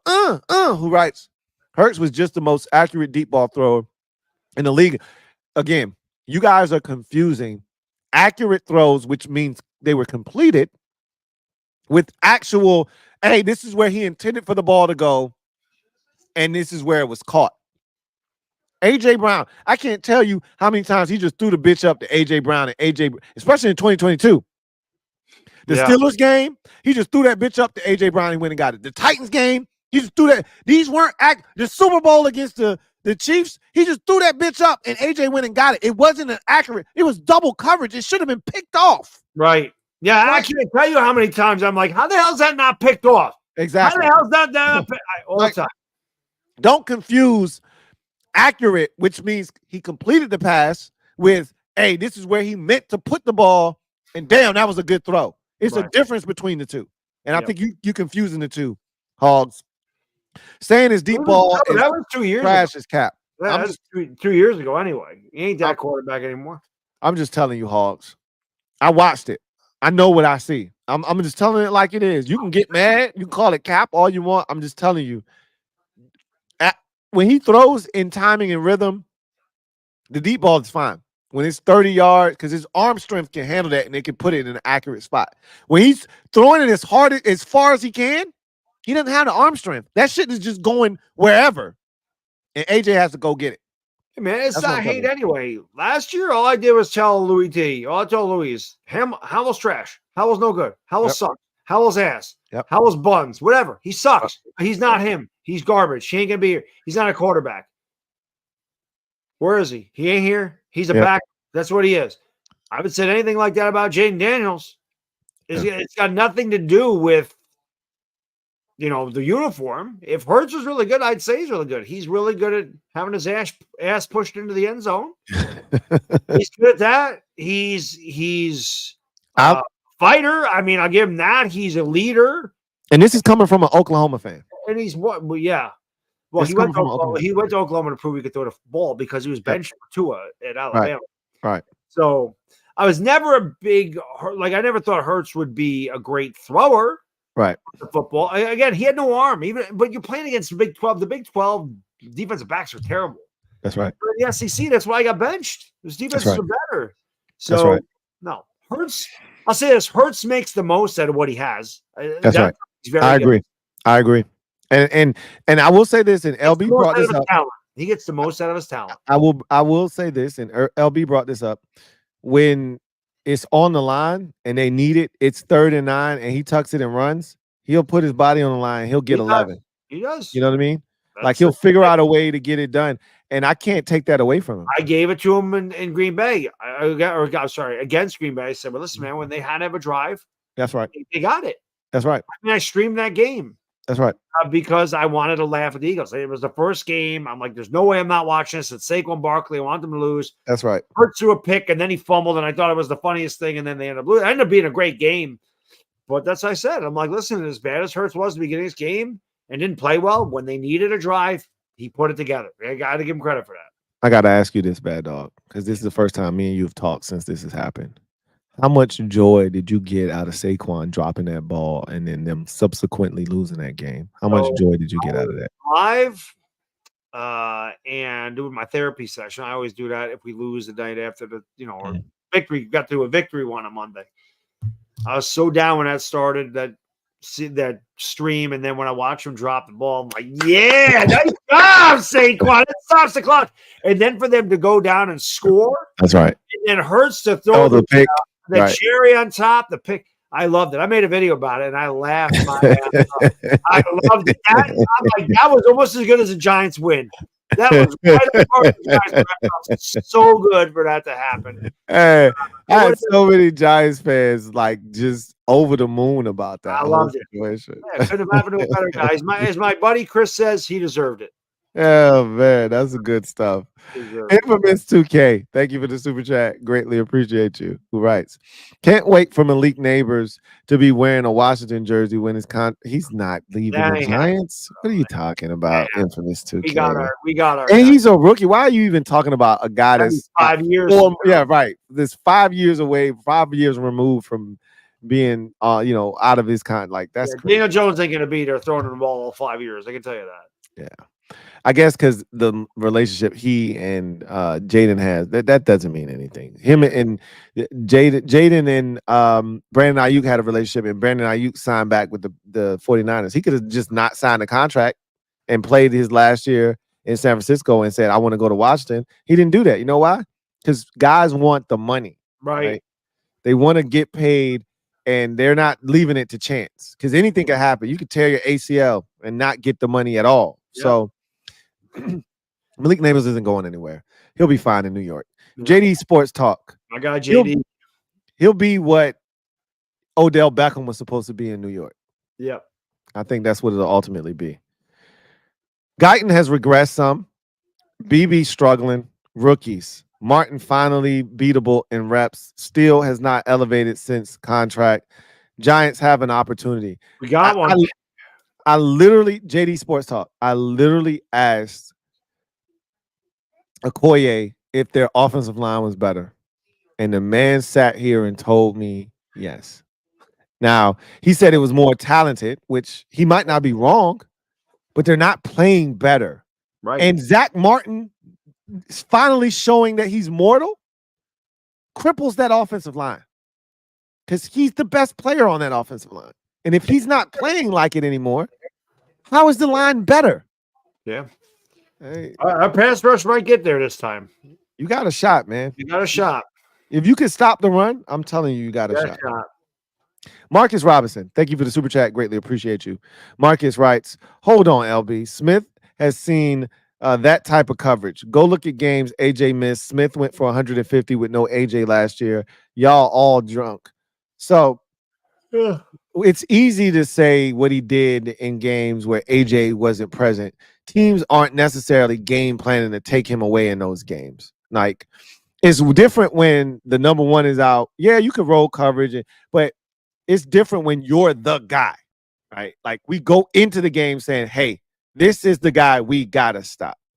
And he could be Calvin Ridley. I remember the year when Calvin Ridley was playing alongside Julio. Julio got hurt, and Calvin Ridley went off. And the Falcons realized that year, hey, Calvin Ridley could be a number one. And they moved on from Julio, right? And he could be that. Reggie Wayne was in the shadows of Marvin Harrison for a lot of years. And then when Marvin Harrison finally retired, Reggie Wayne turned into a number one for the Colts, and there was no drop-off. He could be that guy. I'm not telling you he's not. I just don't see it right now. He'd have to show it to me first, right? Consistently, not when A.J. Brown is out for 3 games and he's going off. You're going to have to do that for an entire season, or at least for 10, 11 games, right? That's what Calvin Ridley did when Julio was out. He missed like 8, 9, 10 games, and Calvin Ridley went off. And you went, okay, he can do this. Because now teams knew Julio's not playing. We got to take away Calvin Ridley, and they couldn't. And I'm not telling you that Smitty can't do that. He's to me, he's still not better than Terry McLaurin. I'm just going to be honest with you. But I hear you. I hear you loud and clear, Marcus. Brendan Cav, thank you for the super chat. Greatly appreciate you. Who writes, Jerry heard about Big Dick Nick and started roster building around it. Makes sense. Jerry, glory hole. Glory hole. He does. I need me some glory hole. Pause. Glory hole. That's terrible, man. Anthony Tewksbury, thank you for the super chat. Greatly appreciate it. Thank you for your generosity, Anthony. Really appreciate you, man. My guy, Anthony writes, Bad Dog and Lou, I feel I should be a part of the chat when the Giants win the division. And look, I'm going to shout you out personally if the Giants somehow manage to win the NFC East. You deserve it because nobody else is predicting that but you. Right. Barely, and because of the coach. I think the stream before the playoffs, Look, if y'all win the division, there will be a stream before the playoffs. Trust me. Absolutely. I pray to God you're right. That'd be amazing. There will be a role reversal after this year where the Giants and the Commanders finish first or second. And that could be the case down the road. Not this year, though. Now I can't speak for the Giants. I can speak for the Commanders. We could finish in second place this year, possibly first if the Eagles somehow take a step, a massive, step back, because they've already taken a step back. Yeah, but a step back for them is from 13-4, 12-5 to 11-6, 10-7. Right. I still don't think we're necessarily a 10-win team yet, but I think we can get to 9. Right. And if the ball bounces our way or we find a way defensively to get just a smidge better and the offense continues to play well, maybe we could get to 10. But I still don't see us as a double-digit win team. The Eagles are a double-digit win team, right? Are the Giants a double-digit win? This division isn't going to be won by 8 or 9 games. Yeah, true. So if you see the Giants winning double-digit games, then speak your piece. Yeah. If not, you got to hold it. Like I said, Thursday is going to tell us a lot about what this Giants team is. This is a big game for you guys, for sure. GT7, thank you for the super chat. Greatly appreciate you. Who writes, Akoye suffering from recency bias with I don't know how old he is. Somebody said he was 41. I don't really think he really truly appreciates what LT was and what he meant and what he was able to do and how he changed the game. I'm 8 years older than him, so I started watching in '84. And if you just take that, he saw Lawrence Taylor play at the end of his career. I mean, that wasn't the same guy in '92. Tore his Achilles in '92. He wasn't the same guy. That's right. If you saw him from and I didn't see him until 1984, but if you were able to watch him from 1981 through 1989, there wasn't anybody better. And his body of work speaks for itself. There's been I think the only other player to do that, maybe JJ Watts won Defensive Player of the Year. No rookies ever won Defensive Rookie of the Year and Defensive Player of the Year in the same year. That's never happened. Lawrence Taylor's the only guy to do that. Lawrence Taylor's the last guy to win Super Bowl MVP, MVP as a defensive player. So, he won 2 Super Bowls. The guy was like an 8-time first team All-Pro. Just insane. He was insane. Hopefully, yikes. The rest of the league is hoping what JD did was a blip. He's learning on the job. We'll see, GT7. I agree. They're hoping that this is a mirage, but I don't think it is. But going back to your conversation, here's the only guy that I would put in that conversation as the greatest defensive player I've watched personally. And even going back, because I had to go back and watch LT's highlights to respect what he is, because I didn't see it live and in real time, right? Because I was too young. Reggie White. Yeah. Right. So I agree. I don't think you will ever see a season like Reggie White turned in 1987 when he had 21 sacks in 12 games. Like, who else is doing that? If he would have played a full, TJ Watt, who set the record? Who's got the record right now?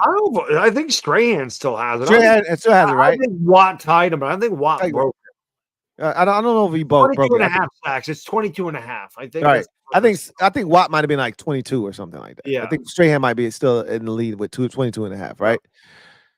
Reggie White had 21 sacks in 12 games, bro, in a strike-shortened season, right?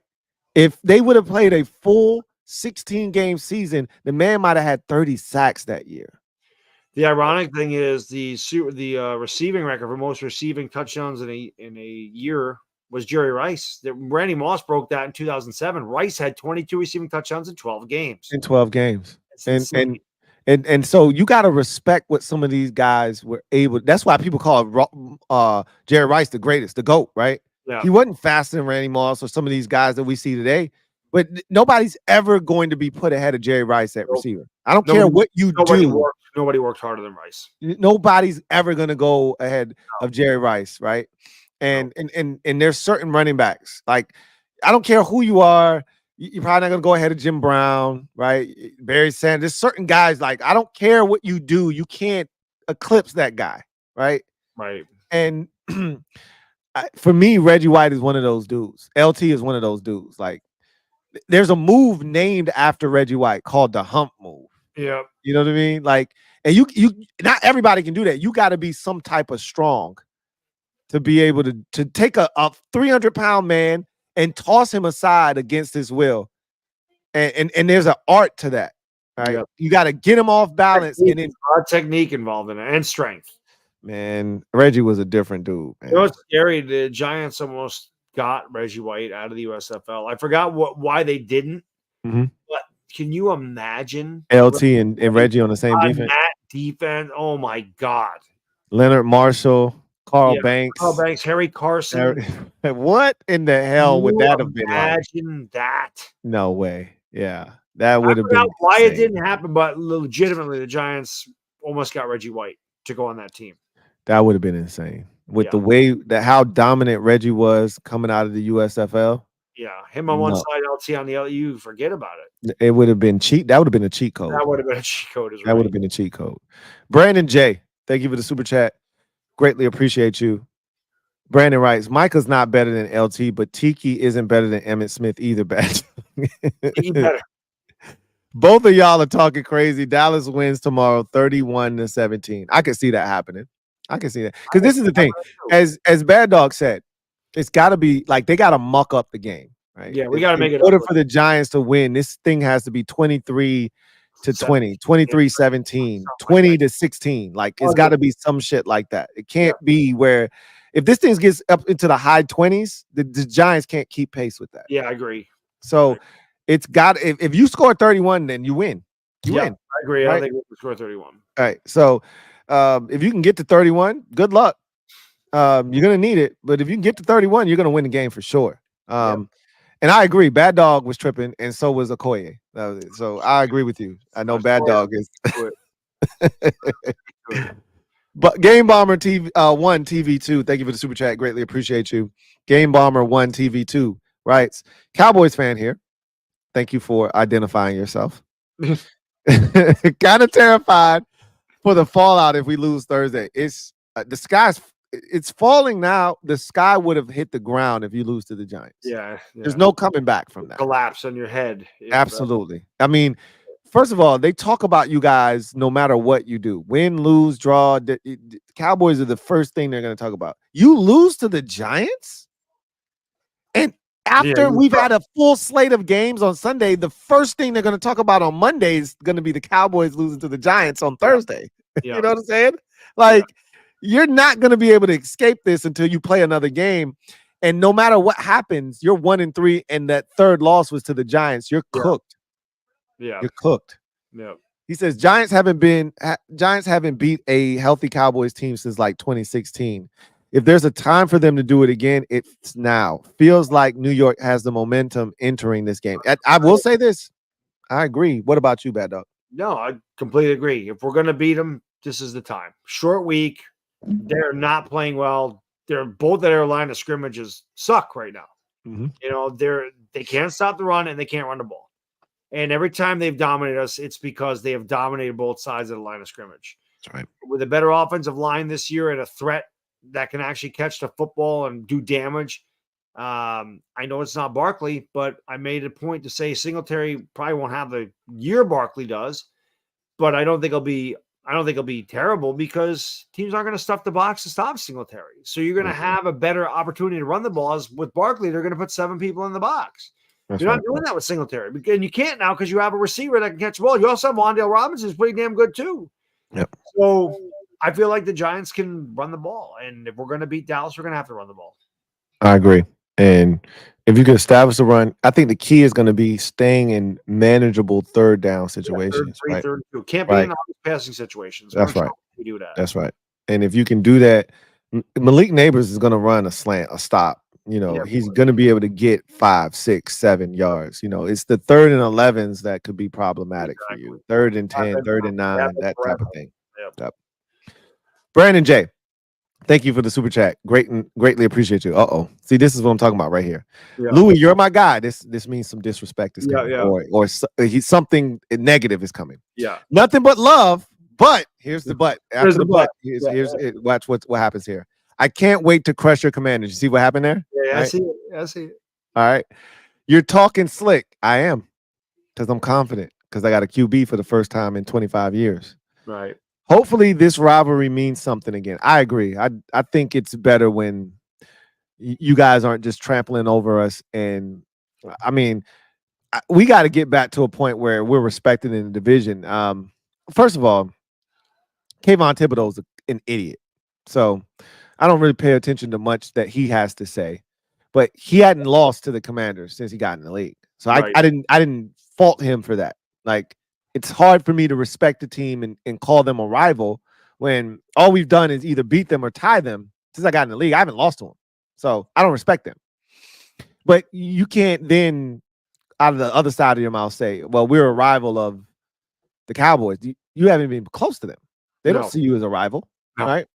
So I get why he felt the way he felt, but some things you just keep to yourself. Yeah. Right. But Kayvon doesn't know how to do that. You know, he's going to say whatever comes to his mind. Yeah. But at this point, if a Cowboys member who's been there for 4 years says, I don't respect the Commanders, that's not a rivalry. I said the same thing, and Commanders fans got mad at me. I said, how is this a rivalry? Every time we see the Cowboys, they beat us by 20 or 30 plus. Yeah, that's what they do. Yeah. Right. How is it a rivalry? We're not even close to these guys. No. You know, they hide in turkey legs in the Salvation Army bucket because they know they're going to go get it, and they're going to be able to celebrate because they're going to beat us by 3-4 touchdowns. Like, that's not a rivalry. Right. You know what I mean? They're not doing that shit to Philadelphia. Nope. Because they respect them. They don't respect us. We got to get back to a point where they respect us, and I think that's coming. I do, Brandon. I do. James Johnson, thank you for the super chat. Greatly appreciate you. All right. Much love to the Super Friends, man. Much respect to you, James. Man, thank you so much. Yes. You two are the most level-headed. I think you're right about that. I've always felt like me and Bad Dog are the two that we're going to keep it a buck. We're going to keep it a bean. Look, if our team first of all, I think being humble comes with sucking. True. It forces you to be humble even when you don't want to be, right? Yeah, it's true. So I'm level-headed just in general because I love the NFL. I've always same with me. I mean, I talk my shit. Don't get me wrong, because that's part of it, and I'll always talk shit to the Eagles and Cowboys, of course. But like I said, if I give credit where it's due, and that is a big reason why, although I talk so much shit to the Eagles, that's a big reason. Their fans love you because I do keep it a buck with them, keep it a bean, whatever you want to say. I'm very honest at the end of the day when it comes to it. I'll talk my shit. I'll make fun of them when they lose. I'll make fun of Saquon dropping it. I'll say Hurts is overrated. I'll do all the stuff a Giants fan is supposed to do. But when credit's due, I give it to you. I think Eagle fans know that. And you're 100% spot on, Bad Dog. I think that's part of the reason why everybody loves you because you tell the truth. Except for Giants fans, they don't like when I tell the truth. But that's the thing because they're homers, and you're telling the truth about their favorite team. That's the truth. And they suck, and you're telling them that they suck, and they don't want to hear that. That's facts. Right? There are certain fans that they want to put the rose-colored glasses on, and they want positivity all the time. And if you're showing up to your channel, they're not going to get that, and so they're upset. Right. True. So I think that's part of the reason why I always say, who doesn't love Bad Dog? And that's part of why. Who doesn't love Bad Dog? Because Bad Dog keeps it a bean. He keeps it a buck at all times. Try. All right. GT7, thank you for the super chat. Greatly appreciate you. My God, GT7, double up, who writes, geez, Lou, Bad Dog is talking wild. Tiki Barber, we did this with him before. So we're not like, I made a mistake tonight of bringing up LT in the same sentence with Micah Parsons. That was my fault. I shouldn't have done that. And I thought I clarified when I said it. I'm not doing it because I thought Bad Dog was going to be the one that jumped off the deep end. You did. Bad Dog was cool, right? Bad Dog was like, no, I'm good. And it ended up being Akoye. And I was like, damn, I messed up. I didn't realize I was about when he said he was better. Like I said, very few people will agree with me about that, but at least I have an argument. They've both had a career. Tiki Barber, like I said, Emmitt Smith didn't have 5,500 yards receiving. Emmitt Smith didn't average almost 5 yards a carry. Emmitt Smith never carried the ball, had 1,860 yards in one season on the ground. You know, Tiki Barber led the league in yards from scrimmage at age 30. It was insane how good. Tiki was a great kickoff and punt returner when he started. I have an argument. There is no argument to tell me I don't give a shit who it is. There's no player in his fourth season in the NFL You can tell me that he's better than Lawrence Taylor. I don't give a shit Facts. who it is. Facts. Unless that dude in his first 3 years was 2 of them 3 years he was NFL All-Pro and NFL MVP, right? Right. Then we would compare him. Right. But yeah, that's crazy talk, man. Yeah. I don't like even the argument about he only played one position. Like I felt like even the argument was faulty because you're saying that Micah Parsons at his best is an off-the-ball linebacker, which when Lawrence Taylor was at his best, he moved around. Like you couldn't just put this was the problem with defending Lawrence Taylor is you didn't know where he's going to line up. Right. You didn't know where he's going to be. Yeah. He could be on the left side, he could be on the right side, he could be in the A gap, he could be in the B gap, he could be in the D gap. Like you didn't know where he was going to line up. And so it was hard defending against him because we got to identify where this guy is, and we got to figure out how we're going to block him. Yep. And when Micah Parsons is at his best, that's what he's doing. And so for you to say, well, Lawrence Taylor only played one position, false. Technically, he's an outside linebacker. If you want to get technical, sure. Right. Well, Lawrence Taylor was everywhere. He was everywhere. What are we talking about? He didn't play linebacker, middle linebacker. He didn't play defensive tackle. Micah Parsons can't play defensive tackle. What are you talking about? Why would you put Lawrence Taylor at defensive tackle? Why would you put Micah Parsons at defensive tackle? Like, what are we talking about here? Like, it was a faulty argument. I just think he boxed himself into a corner, and he was trying to get himself out, and it just wasn't working. But yeah. It is what it is. Infamous 2K, thank you for the super chat. Greatly appreciate you. Infamous writes, Lou, what's the best way for you to reach you? My pops coach for the second best team in Pennsylvania. He's the O-line coach there. He's trying to see if we could get an O-line breakdown with him. He also, close friends with Anthony Munoz. Man, talk about flexing. You're talking about a pro football Hall of Famer for the Cincinnati Bengals. They don't have many Hall of Famers, by the way. I don't know how many they have, but he might be one of 3 if they got that many. He might be one of 1. Kenny Anderson should be in the Hall of Fame. I think Ken Riley finally got in there, but Kenny Anderson should be in the Hall of Fame. Right? And there's a number of those quarterbacks from that era that should be in the Hall of Fame that haven't gotten in. And honestly, I don't know if they'll get in or not, but it's a travesty that they're not in the Hall of Fame. I do think Ken Riley got in, but I think Ken Anderson should be in too. I mean, I don't think Ken Stabler is in the Hall of Fame. He probably should be in the Hall of Famer. Is he? Yeah, it took him a while, but he's there. Yeah, okay. All right. Yeah, it's a couple of dudes where I'm like, why is he in the Hall of Fame? Are you kidding me? Like, Infamous 2K. Thank you for the super chat. Greatly appreciate you. Infamous 2K writes, our defense isn't good, but let's not forget we had to deal with T, Chase, Godwin, Evans, Neighbors. Eagles haven't played that yet. They played Olave. I understand that. But it's levels to this. Our defense is horrible, man. I don't know. I think the Eagles defense isn't that good. I think just in general, the defense in this division isn't good. Period. We have a really good pass. The Giants have a very good pass rush, but if they don't get there, their defense is not good. Yeah. I mean, I gotta so I watched, we played against y'all, and I thought that the pass rush was solid. It wasn't great. Y'all had 5 sacks, but 3 of them were Jayden Daniels just not throwing the ball away. He literally ran out of bounds behind the line of scrimmage. He ran out of the pocket, and he could have thrown the ball away, and he let a guy sack him, 3 yards out of, literally 2 yards away from out of bounds. And he did exactly what you said. When he gets in trouble, he backs up. That's what he started doing. Yeah. But that blitz was key. He did both weeks, the last 2 weeks, that Shane Bowen's blitzes have confused. Those lines of scrimmage. I think it's been confusing because teams aren't used to him blitzing. That's not what he does. You know what I mean? He's got a lot of talent. I was shocked how often he blitzed us. He got a lot of talent to blitz with. I was shocked how often he blitzed us. And I think it caught it caught us off guard. I think it might have caught Cleveland off guard a little bit. Cleveland just stinks though. Yeah, I agree. We'll see if you can do that to Dallas and still have the same results. We'll see.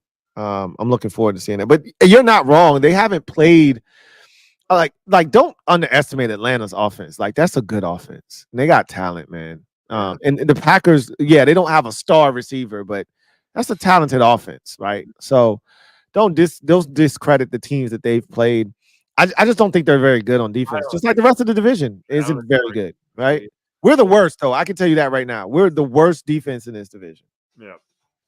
Brandon J, thank you for the super chat. Greatly appreciate you. Brandon writes, oh, and one more thing. Lou, do you think your boy JD is better than my quarterback? No, I don't. I never said that. Okay. I don't know where y'all are getting this from. One person said I said he was the best quarterback in the league. And I'm like, what are you talking? I haven't even said he's the best quarterback in the division. I don't even know where you would get this from. The disrespect. I've never said that, Brandon J. What happened to the sample size? That's why I haven't said that he's better than anybody. The only quarterback he's better than in the division is Daniel Jones. I agree. That's it. I haven't put him ahead of anybody else but Daniel Jones. That is it. Bad Dog, you agree with that? He just said he agrees. Yeah, no, I agree. Jay, yeah. No. Yeah. Cole Gordon, thank you for the super chat. Greatly appreciate you. Who writes, injuries killing our bad secondary. Only worry for Thursday night football. Is your secondary banged up? Our secondary's fine. Yeah, so he must be talking about Cowboys. Cowboys must be banged up in the secondary then. Unless Drew Phillips is still out. Like Drew Phillips had a calf. Mm-hmm. So did Corey Jackson. So I didn't look at maybe that's what he's talking about. Yeah, it does say that they're trending in the wrong direction. So that's not good. So maybe he is a Giants fan then. Yeah, I didn't know if you've seen. Have you seen? No, I didn't look at it. I know that they had cap, but I didn't look at I figured they were going to be okay, but obviously now it says they're not. So that's. I mean, in a short week it's tough because you don't get the same amount of time that you normally would get. James, thank you for the super chat. Greatly appreciate you. And my guy James writes, the Super Friends Without Law is like when a TV show replaces an original character with someone different. It's just not the same without Law. Law's gonna be here tomorrow. Yeah, you'll get your fix, your Law fix tomorrow with Bad Dog. And hey, suck it up, and consume as much of it as you can. I don't know if you'll get it again, but you'll get it tomorrow. So enjoy it. Support and make sure you tune in 4:00 tomorrow live here on the NFC EAST Super Friends. 4:30. Excuse me. I don't get out of work till 4, so we rushing my ass home to get this done. Are you gonna be ready by 4:30? Yeah. What am I gonna do? Why you didn't just set it for 4:45? Give you an extra 15 minutes. 4:30. I figure I get out, go to the gym, come home, eat, sleep for a second, get up, and do the stream of Chris at 9:00. There you go, Bad Dog. Trying to maximize every second of the day. Every second of the day. Samuel Valenstein. Thank you for the super chat. Greatly appreciate you. Double up. My guy Sam writes, LT found your channel through Bad Dog, and it will always be F the Cowgirls, F the Eagles, and F the Giants. And if the Giants don't win it all, I'm with Bad Dog. Commanders, change is coming. Look, we've said this a bunch of times, me and Bad Dog, because we've been at the bottom for a long time together. We long for the days when the Giants and the Commanders are back at the top of this division. Definitely. And they're playing meaningful games, and they're in that 4:00 or that primetime slot, playing at 9-2 against 8-3 with the first place in the division on the line. Like, I can't speak for anybody else. I think I can speak for Bad Dog when I say this. That 2022 Sunday night game, 7-5-1 Commanders against, I think you guys were 6-6 at the time. Yeah. Or 6, you were probably 6-1 at that time because we both tied each other. Yeah. And the winner of that game was going to have a chance to make the playoffs. The loser was, their chances were going to be significantly reduced. That felt big. Yeah, it did. First time in a long time that the game between us meant something. It felt big. And it was a highly competitive game. Not a lot of points were scored, but it was a fun game. I enjoyed it. I hated the outcome and how it ended with the Terry McLaurin penalty when the referee told him, "Oh, you're good," and then throw a flag, and then you got one of the corners for the Giants on the back of Curtis Samuel, but we didn't play well enough to win that game, right? And I'm not going to blame the officials. We didn't play well enough to win, and the Giants won that game. It was a fun game, but it was more about what it represented. It just felt like, man, that felt good to play the Giants in a meaningful football game. Have the NFC East on Sunday Night Football in a game that could determine a playoff spot. That was huge, and we want to get back to that. Yes, we want to get back to that for sure. So change is coming. It's going to take a while, but I told Bad Dog got to get a quarterback first before that to happen. We got ours. I'm confident in that. Giants got to get one for that to take place. Take command for life. Thank you for the super chat. Greatly appreciate you. Who writes? You already know I'm rooting for the G-Men versus Dallas. Yeah, let's go. Of course. Look, Bad Dog knows he's got the support of the rest of the division. He knows that. He doesn't have to guess about that. Swaggy P, thank you for the super chat. Greatly appreciate you. Who writes? I hope to look as good as Bad Dog when I'm that age. I think we all are aspiring to look that good as Bad Dog does. Makes an old guy feel good. Appreciate it. And you know what's crazy is Bad Dog gets on average about 3 to 4 hours of sleep a day. I don't sleep till the weekend. And Bad Dog still doesn't show it. Like, I am absolutely floored at how good Bad Dog looks for because normally when you don't get sleep, that shit shows on your face. Yeah, and it doesn't show on your face in the morning. I'm telling you right now, man, you look good for your age, bro. I try. Hey, pause. Like, that's no Diddy. I'm telling you, you look good for your age, man. Let's go right there. There you go. Yeah, right there it is. What's going on with men's health, man? Can we get you in another contest? What's going on with that? No, I'm done with that. No more. Every year? Is that an every year thing, or it is? But I found out really quick. Whoever had the biggest bank account, like whoever supported with the most, that's how you won. Okay. So there's no reason to even try. I mean, people were so generous because if you donated to Wounded Warriors, you got like twice the votes. People could log in and vote every day. Mm-hmm. But if you paid $50 to Wounded Warriors, you got 50 votes. Mm-hmm. One guy, I don't even know. I got to the quarterfinals, and I was like the top 2, I think, advanced from each thing, from each of the groups. And I'm like, I'm done. And some guy, I don't know who it was. The last day, I got 1,100 votes from somebody. I don't know who they were. It means they paid $1,100 to get me to the next round. And I'm like, I can't imagine that's going to happen again.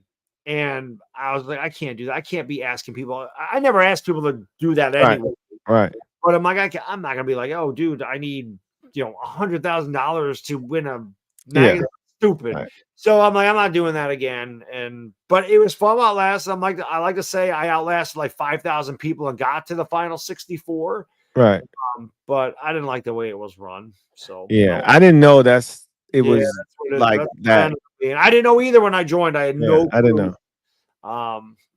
That's the first time you didn't disclose that to us though. You didn't tell us, like, because once it was over, you didn't really say like how the voting went or anything, so we didn't know. Like, that's the first time we heard about that. Did you say it on your channel or something? I told a lot of people I won't do that again because it just that's what happened. And the guy that won was not in shape. Like, this is supposed to be muscle and fitness. This guy he worked out on a rowing machine. He was a little older than me. He was saggy. I'm like, how the hell is this guy? How do you sell your magazine to a guy that has a dad bod? What are we doing? That's not the contest is that. And there was guys with better physiques than me without question. And I'm like, that guy should have beat me. Right. Like, my physique ain't as good as that guy's. And I know that, but you live and learn. So that's when you really realize what it's all about. Yeah. I won't do it again. Facts. Okay. Cool beans. Take command for life. Thank you for the super chat. Greatly appreciate you. Take command for life, right? Lou gaslighting Bad Dog for 5 minutes was perfect. When did I gaslight him for 5 minutes? You couldn't hear me. Oh, I literally couldn't hear this man. Like, because first of all, I didn't want Bad Dog to leave me. So I was trying desperately to get him back. I'm like, I don't know what's going on. I can't hear you. Like, you thinking I'm gaslighting him. I'm like, yo, don't leave, please. Because I'm telling you, if this was LB, the first sight of trouble, like, LB would have unplugged his mic on purpose and be like, I can't hear you. I gotta go. I can't hear you, man. So I'm gonna just go. Like, I didn't know if Bad Dog was pulling one of them numbers on me. I'm like, Bad Dog's better than that. He's not gonna do me like that. If I tell you, Louis, I'm exhausted. I gotta go. Yeah. That's normally what you would do. I'm getting to that point right now. We're literally one.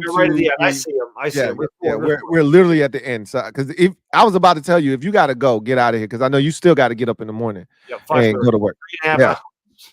Take command for life. Thank you for the super chat. Greatly appreciate you. Who writes? The chat can hear me. The chat can hear me. That's what Bad Dog was saying. I didn't know. That's why I told him to type it because I'm terrible at reading lips. And once he said that, I was like, okay, maybe it's on my end then. Because if they can hear you, then this is an issue. Desmond or Demon, thank you for the super chat. Greatly appreciate you. Who writes? It's called a mesh play. 2 cornerbacks and safety collided. I'm pretty sure Bad Dog knew it was a mesh concept that got Dallas Goedert open. He wasn't debating that. There was nobody else on that side of the field. Like the Giants ran mesh concept on 3rd and long against us twice and got Malik Neighbors open for the first down, but it didn't turn into a 60-yard catch and run. It was a 22-yard catch and run. He got pushed out of bounds, right? Goddard ain't winning any races. Right. He's running his 4.8 down the side.